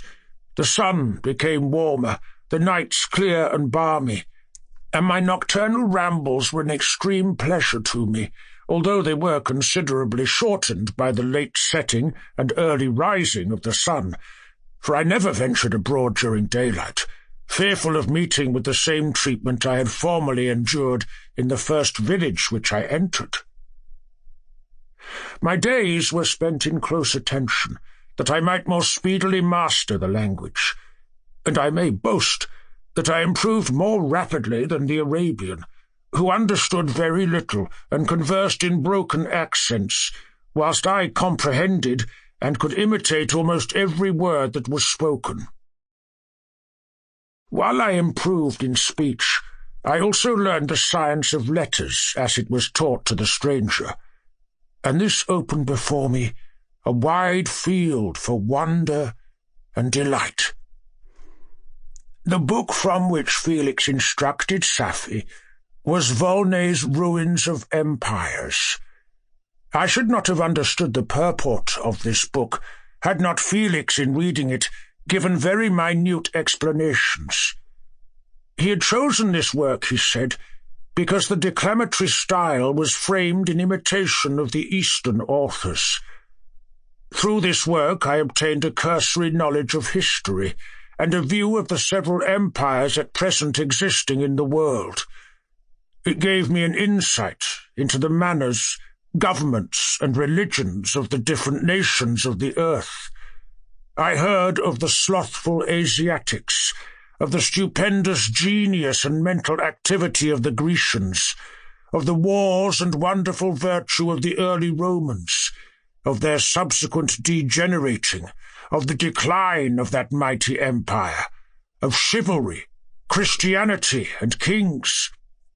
I heard of the discovery of the American hemisphere, and wept with Safie over the hapless fate of its original inhabitants. These wonderful narrations inspired me with strange feelings. Was man indeed at once so powerful, so virtuous and magnificent, yet so vicious and base? He appeared at one time a mere scion of the evil principle, and at another as all that can be conceived of noble and godlike. To be a great and virtuous man appeared the highest honour that can befall a sensitive being. To be base and vicious, as many on record have been, appeared the lowest degradation, a condition more abject than that of the blind mole or harmless worm. For a long time I could not conceive how one man could go forth to murder his fellow, or even why there are laws and governments. But when I heard details of vice and bloodshed, my wonder ceased, and I turned away with disgust and loathing. Every conversation of the cottagers now opened new wonders to me. While I listened to the instructions which Felix bestowed upon the Arabian, the strange system of human society was explained to me. I heard of the division of property, of immense wealth and squalid poverty, of rank, descent, and noble blood. The words induced me to turn towards myself. I learned that the possessions most esteemed by your fellow creatures were high and unsullied descent, united with riches. A man might be respected with only one of these advantages, but without either he was considered, except in very rare instances, as a vagabond and a slave, doomed to waste his powers for the profits of the chosen few. And what was I? Of my creation and creator, I was absolutely ignorant, but I knew that I possessed no money, no friends, no kind of property. I was, besides, endued with a figure hideously deformed and loathsome. I was not even of the same nature as man. I was more agile than they, and could subsist upon coarser diet. I bore the extremes of heat and cold with less injury to my frame. My stature far exceeded theirs. When I looked around, I saw and heard of none like me. Was I, then, a monster? A blot upon the earth from which all men fled, and whom all men disowned? I cannot describe to you the agony that these reflections inflicted upon me. I tried to dispel them, but sorrow only increased with knowledge. Oh, that I had forever remained in my native wood, nor known nor felt beyond the sensations of hunger, thirst, and heat. Of what a strange nature is knowledge! It clings to the mind when it has once seized on it, like a lichen on a rock. I wished sometimes to shake off all thought and feeling, but I learned that there was but one means to overcome the sensation of pain, and that was death, a state which I feared yet did not understand. I admired virtue and good feelings, and loved the gentle manners and amiable qualities of my cottagers, but I was shut out from intercourse with them, except through means which I obtained by stealth, when I was unseen and unknown, and which rather increased than satisfied the desire I had of becoming one among my fellows. The gentle words of Agatha and the animated smiles of the charming Arabian were not for me. The mild exhortations of the old man and the lively conversation of the loved Felix were not for me. Miserable, unhappy wretch. Other lessons were impressed upon me even more deeply.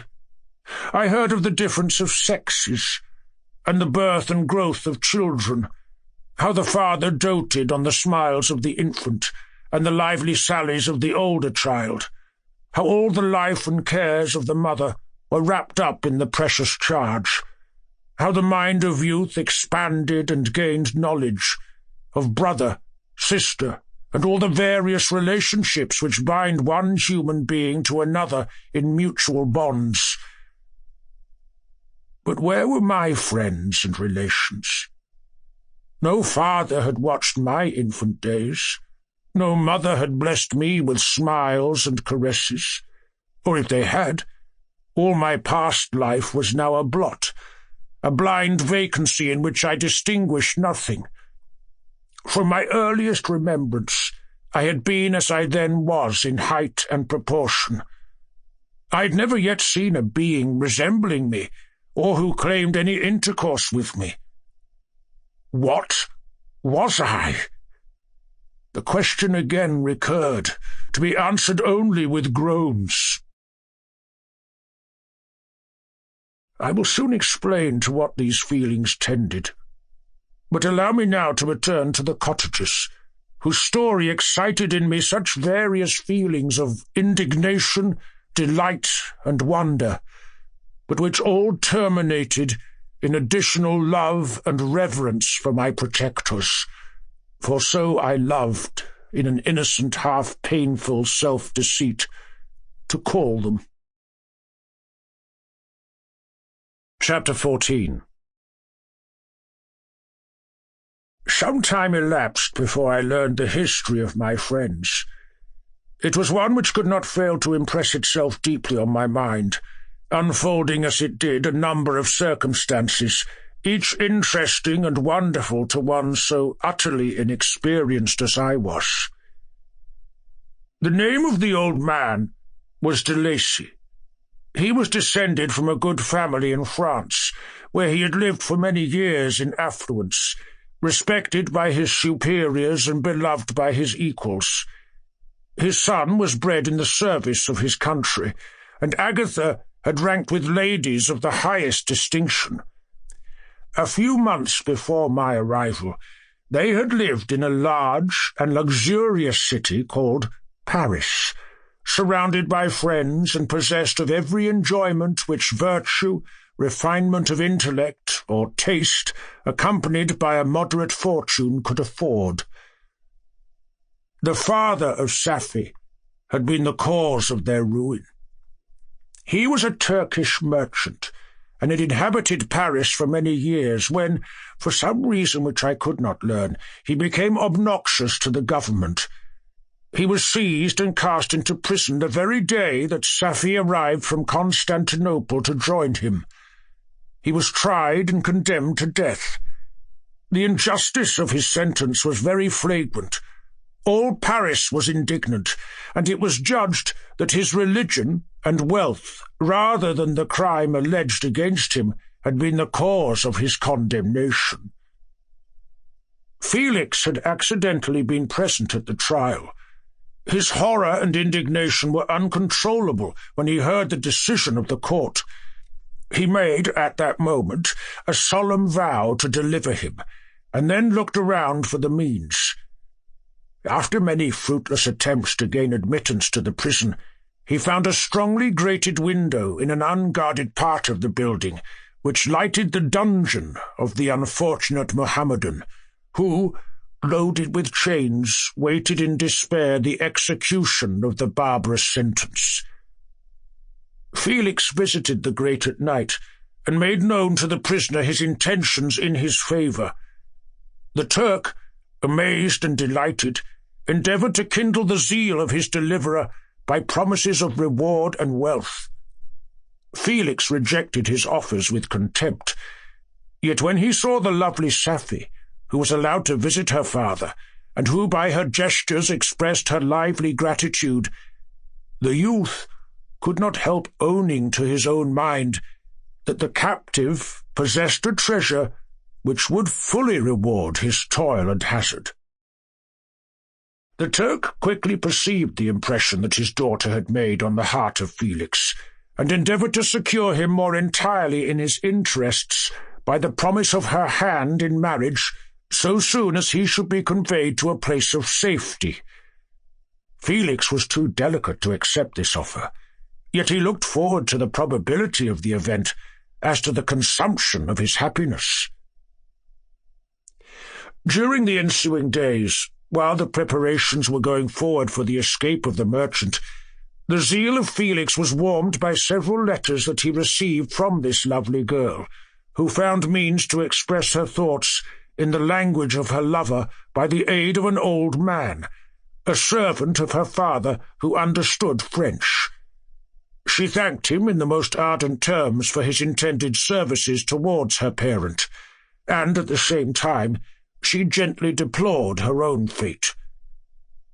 I have copies of these letters, for I found means during my residence in the hovel to procure the implements of writing, and the letters were often in the hands of Felix or Agatha. Before I depart, I will give them to you. They will prove the truth of my tale. But at present, as the sun is already far declined, I shall only have time to repeat the substance of them to you. Safie related that her mother was a Christian Arab, seized and made a slave by the Turks. Recommended by her beauty, she had won the heart of the father of Safie, who married her. The young girl spoke in high and enthusiastic terms of her mother, who, born in freedom, spurned the bondage to which she was now reduced. She instructed her daughter in the tenets of her religion, and taught her to aspire to higher powers of intellect and an independence of spirit forbidden to the female followers of Mohammed.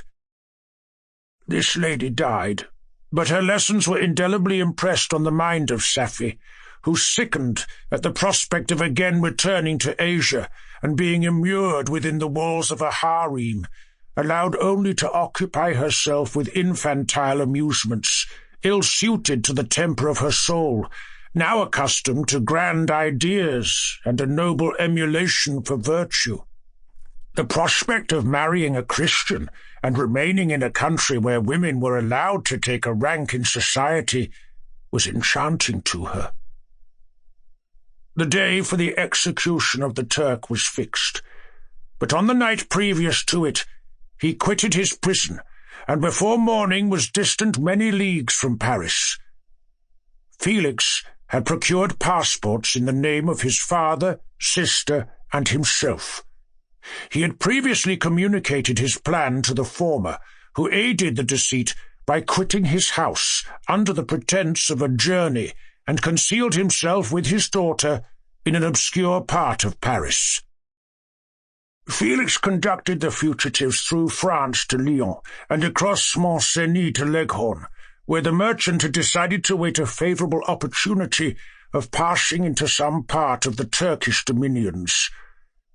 Safie resolved to remain with her father until the moment of his departure, before which time the Turk renewed his promise that she should be united to his deliverer. And Felix remained with them in expectation of that event, and in the meantime he enjoyed the society of the Arabian, who exhibited towards him the simplest and tenderest affection. They conversed with one another through the means of an interpreter, and sometimes with the interpretation of looks, and Safie sang to him the divine airs of her native country. The Turk allowed this intimacy to take place, and encouraged the hopes of the youthful lovers, while in his heart he had formed far other plans.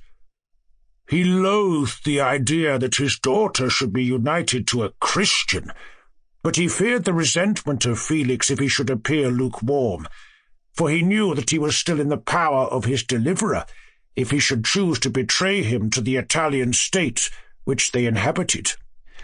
He revolved 1,000 plans by which he should be enabled to prolong the deceit until it might be no longer necessary, and secretly to take his daughter with him when he departed. His plans were facilitated by the news which arrived from Paris. The government of France were greatly enraged at the escape of their victim, and spared no pains to detect and punish his deliverer. The plot of Felix was quickly discovered, and De Lacy and Agatha were thrown into prison. The news reached Felix, and roused him from his dream of pleasure. His blind and aged father and his gentle sister lay in a noisome dungeon, while he enjoyed the free air and the society of her whom he loved. This idea was torture to him. He quickly arranged with the Turk that if the latter should find a favourable opportunity for escape before Felix could return to Italy, Safie should remain as a boarder at a convent at Leghorn, and then, quitting the lovely Arabian, he hastened to Paris and delivered himself up to the vengeance of the law, hoping to free de Lacy and Agatha by this proceeding. He did not succeed. They remained confined for 5 months before the trial took place, the result of which deprived them of their fortune and condemned them to a perpetual exile from their native country. They found a miserable asylum in the cottage in Germany, where I discovered them. Felix soon learned that the treacherous Turk, for whom he and his family endured such unheard-of oppression, on discovering that his deliverer was thus reduced to poverty and ruin, became a traitor to good feeling and honour, and had quitted Italy with his daughter, insultingly sending Felix a pittance of money to aid him, as he said, in some plan of future maintenance. Such were the events that preyed on the heart of Felix, and rendered him, when I first saw him, the most miserable of his family. He could have endured poverty, and while this distress had been the meed of his virtue, he gloried in it. But the ingratitude of the Turk and the loss of his beloved Safie were misfortunes more bitter and irreparable.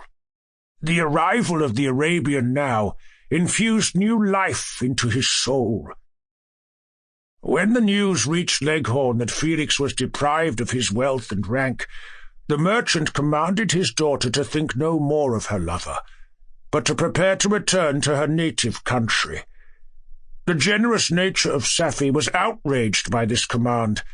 She attempted to expostulate with her father, but he left her angrily, reiterating his tyrannical mandate. A few days after, the Turk entered his daughter's apartment and told her hastily that he had reason to believe that his residence at Leghorn had been divulged, and that he should speedily be delivered up to the French government. He had consequently hired a vessel to convey him to Constantinople, for which city he should sail in a few hours. He intended to leave his daughter under the care of a confidential servant, to follow at her leisure with the greater part of his property, which had not yet arrived at Leghorn. When alone, Safie resolved in her own mind the plan of conduct that it would become her to pursue in this emergency. A residence in Turkey was abhorrent to her. Her religion and her feelings were alike averse to it.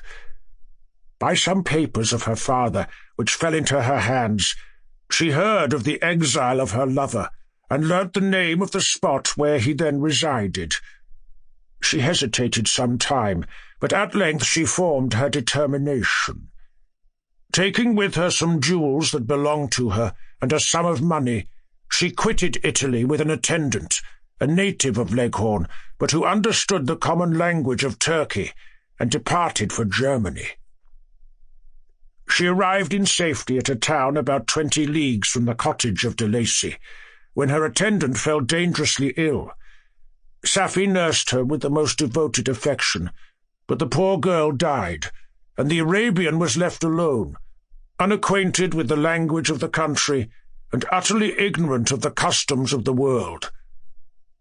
She fell, however, into good hands. The Italian had mentioned the name of the spot for which they were bound, and after her death the woman of the house in which they had lived took care that Safie should arrive in safety at the cottage of her lover. Chapter 15. Such was the history of my beloved cottages. It impressed me deeply. I learned, from the views of social life which it developed, to admire their virtues and to deprecate the vices of mankind. As yet I looked upon crime as a distant evil. Benevolence and generosity were ever present before me, inciting within me a desire to become an actor in the busy scene where so many admirable qualities were called forth and displayed. But in giving an account of the progress of my intellect, I must not omit a circumstance which occurred in the beginning of the month of August of the same year. One night during my accustomed visit to the neighbouring wood, where I collected my own food and brought home firing for my protectors, I found on the ground a leathern portmanteau containing several articles of dress and some books. I eagerly seized the prize and returned with it to my hovel. Fortunately, the books were written in the language, the elements of which I had acquired at the cottage. They consisted of Paradise Lost, a volume of Plutarch's Lives, and The Sorrows of Werther. The possession of these treasures gave me extreme delight. I now continually studied and exercised my mind upon these histories, whilst my friends were employed in their ordinary occupations.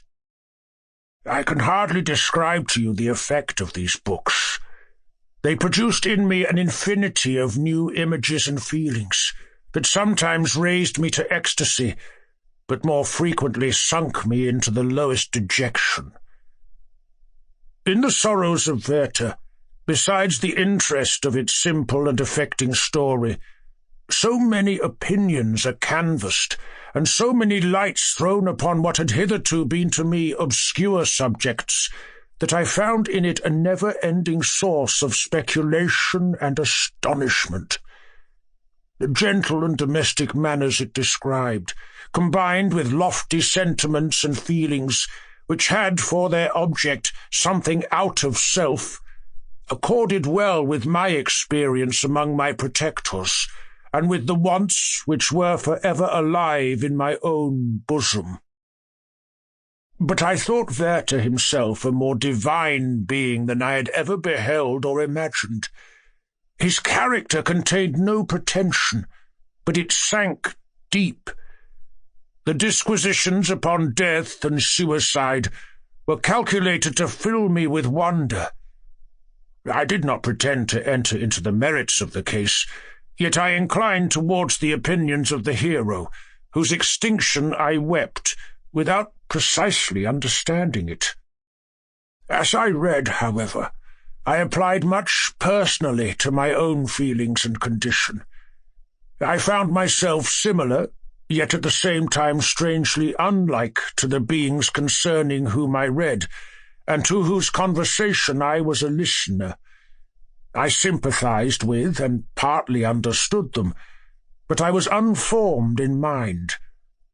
I was dependent on none, and related to none. The path of my departure was free, and there was none to lament my annihilation. My person was hideous, and my stature gigantic. What did this mean? Who was I? What was I? Whence did I come? What was my destination? These questions continually recurred, but I was unable to solve them. The volume of Plutarch's Lives which I possessed contained the histories of the first founders of the ancient republics. This book had a far different effect upon me from The Sorrows of Werther. I learned from Werther's imaginations despondency and gloom, but Plutarch taught me high thoughts. He elevated me above the wretched sphere of my own reflections, to admire and love the heroes of past ages. Many things I read surpassed my understanding and experience. I had a very confused knowledge of kingdoms, wide extents of country, mighty rivers and boundless seas.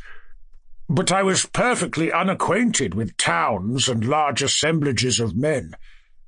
The cottage of my protectors had been the only school in which I had studied human nature. But this book developed new and mightier scenes of action. I read of men concerned in public affairs, governing or massacring their species.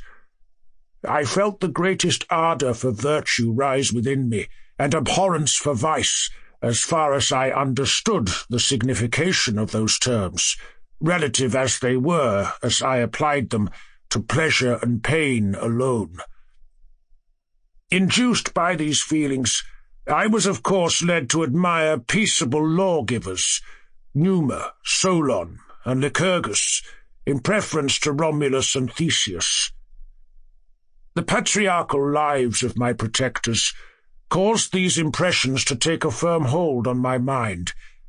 Perhaps, if my first introduction to humanity had been made by a young soldier, burning for glory and slaughter, I should have been imbued with different sensations. But Paradise Lost excited different and far deeper emotions.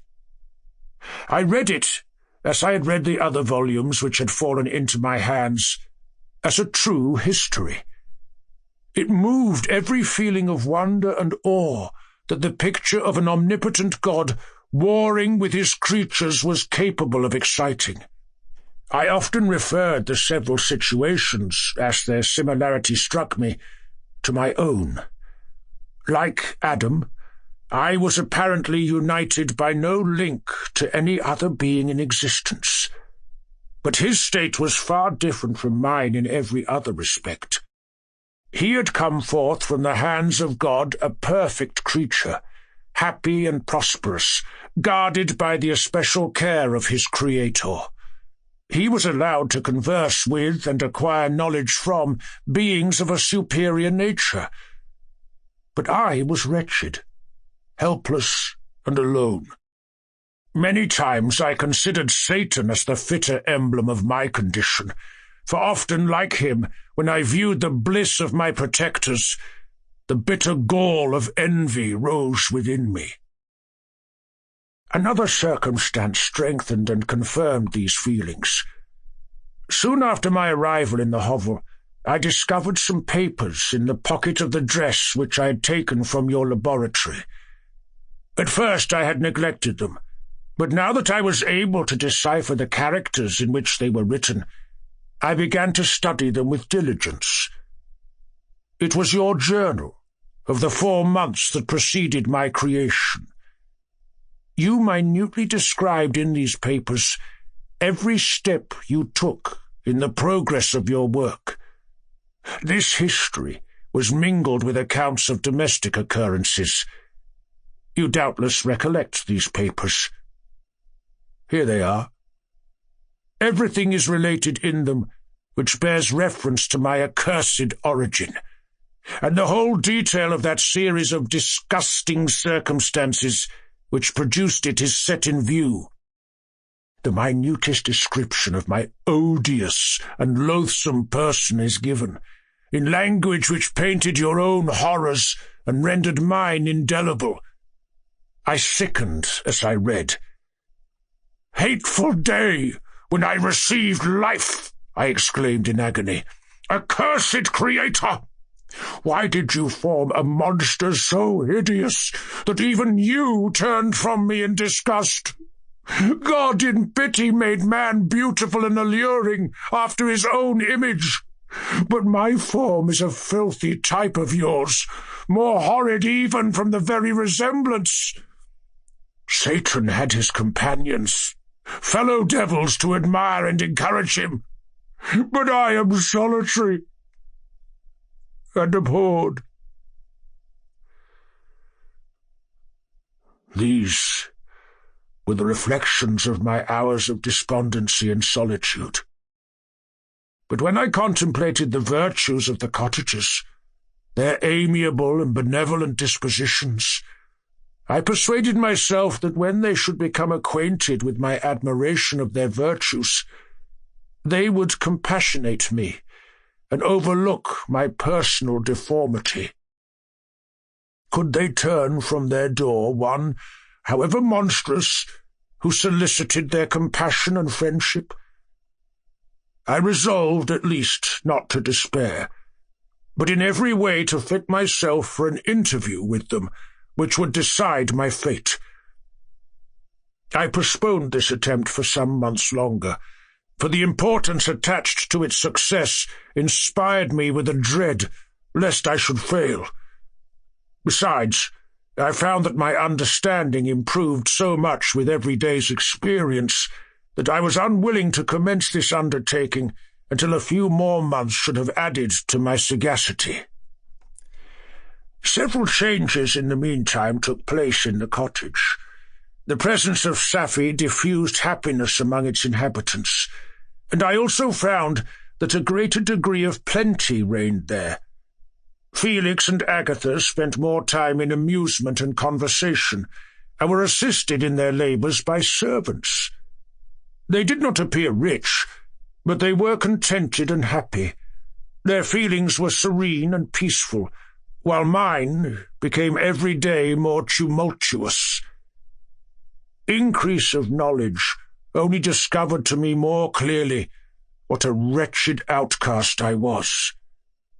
I cherished hope, it is true, but it vanished when I beheld my person reflected in water, or my shadow in the moonshine, even as that frail image and that inconstant shade. I endeavoured to crush these fears, and to fortify myself for the trial which in a few months I resolved to undergo, and sometimes I allowed my thoughts, unchecked by reason, to ramble in the fields of paradise, and dared to fancy amiable and lovely creatures sympathizing with my feelings and cheering my gloom. Their angelic countenances breathed smiles of consolation. But it was all a dream. No Eve soothed my sorrows nor shared my thoughts. I was alone. I remembered Adam's supplication to his Creator. But where was mine? He had abandoned me, and in the bitterness of my heart I cursed him. Autumn passed thus. I saw with surprise and grief the leaves decay and fall, and nature again assume the barren and bleak appearance it had worn when I first beheld the woods and the lovely moon. Yet I did not heed the bleakness of the weather. I was better fitted by my conformation for the endurance of cold than heat. But my chief delights were the sight of the flowers, the birds, and all the gay apparel of summer. When those deserted me, I turned with more attention towards the cottages. Their happiness was not decreased by the absence of summer. They loved and sympathized with one another, and their joys, depending on each other, were not interrupted by the casualties that took place around them. The more I saw of them, the greater became my desire to claim their protection and kindness. My heart yearned to be known and loved by these amiable creatures. To see their sweet looks directed towards me with affection was the utmost limit of my ambition. I dared not think that they would turn them from me with disdain and horror. The poor that stopped at their door were never driven away. I asked, it is true, for greater treasures than a little food or rest. I required kindness and sympathy, but I did not believe myself utterly unworthy of it. The winter advanced, and an entire revolution of the seasons had taken place since I awoke into life. My attention at this time was solely directed towards my plan of introducing myself into the cottage of my protectors. I revolved many projects, but that on which I finally fixed was to enter the dwelling when the blind old man should be alone. I had sagacity enough to discover that the unnatural hideousness of my person was the chief object of horror with those who had formerly beheld me. My voice, although harsh, had nothing terrible in it. I thought, therefore, that if in the absence of his children I could gain the goodwill and mediation of the old de Lacy, I might by his means be tolerated by my younger protectors. One day, when the sun shone on the red leaves that strewed the ground and diffused cheerfulness, although it denied warmth, Safie, Agatha and Felix departed on a long country walk, and the old man at his own desire was left alone in the cottage. When his children had departed, he took up his guitar and played several mournful but sweet airs, more sweet and mournful than I had ever heard him play before. At first his countenance was illuminated with pleasure, but as he continued, thoughtfulness and sadness succeeded. At length, laying aside the instrument, he sat absorbed in reflection. My heart beat quick. This was the hour and moment of trial which would decide my hopes or realize my fears. The servants were gone to a neighbouring fair. All was silent in and around the cottage. It was an excellent opportunity. Yet when I proceeded to execute my plan, my limbs failed me, and I sank to the ground. Again I rose, and exerting all the firmness of which I was master, removed the planks which I had placed before my hovel to conceal my retreat. The fresh air revived me, and with renewed determination I approached the door of their cottage. I knocked. "Who is there?" said the old man. "Come in." I entered. "Pardon this intrusion," said I. "I'm a traveller in want of a little rest. You would greatly oblige me if you would allow me to remain a few minutes before the fire." "Enter," said de Lacy, "and I will try in what manner I can to relieve your wants. But unfortunately my children are from home, and as I am blind, I am afraid I shall find it difficult to procure food for you." "Do not trouble yourself, my kind host. I have food. It is warmth and rest only that I need." I sat down, and a silence ensued. I knew that every minute was precious to me, yet I remained irresolute in what manner to commence the interview, when the old man addressed me. "By your language, stranger, I suppose you are my countryman? Are you French?" "No, but I was educated by a French family, and understand that language only. I am now going to claim the protection of some friends, whom I sincerely love, and of whose favour I have some hopes." "Are they Germans?" "No, they are French. But let us change the subject. I am an unfortunate and deserted creature. I look around and I have no relation or friend upon earth. These amiable people to whom I go have never seen me and know little of me. I am full of fears, for if I fail there, I am an outcast in the world forever." "Do not despair. To be friendless is indeed to be unfortunate, but the hearts of men, when unprejudiced by any obvious self-interest, are full of brotherly love and charity. Rely therefore on your hopes, and if these friends are good and amiable, do not despair." "They are kind. They are the most excellent creatures in the world. But, unfortunately, they are prejudiced against me. I have good dispositions. My life has been hitherto harmless and in some degree beneficial.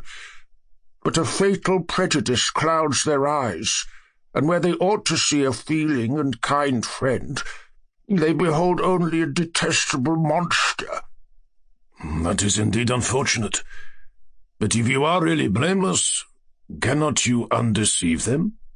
"I am about to undertake that task, and it is on that account that I feel so many overwhelming terrors. I tenderly love these friends. I have, unknown to them, been for many months in the habits of daily kindness towards them. But they believe that I wish to injure them, and it is that prejudice which I wish to overcome." "Where do these friends reside?" "Near this spot." The old man paused and then continued, "If you will unreservedly confide to me the particulars of your tale, I perhaps may be of use in undeceiving them. I am blind, and cannot judge of your countenance.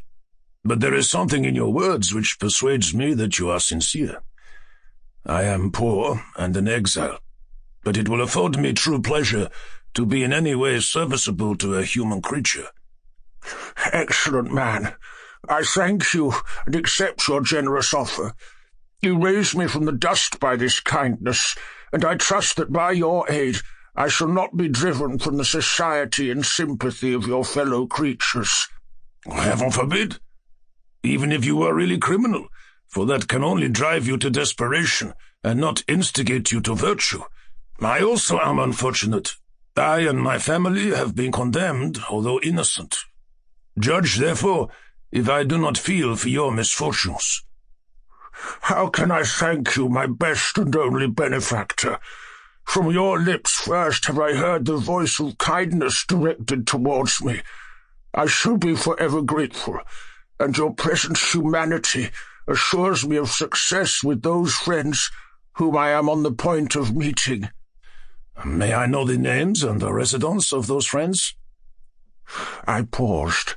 This, I thought, was the moment of decision, which was to rob me of, or bestow, happiness on me forever. I struggled vainly for firmness sufficient to answer him, but the effort destroyed all my remaining strength. I sank on the chair and sobbed aloud. At that moment I heard the steps of my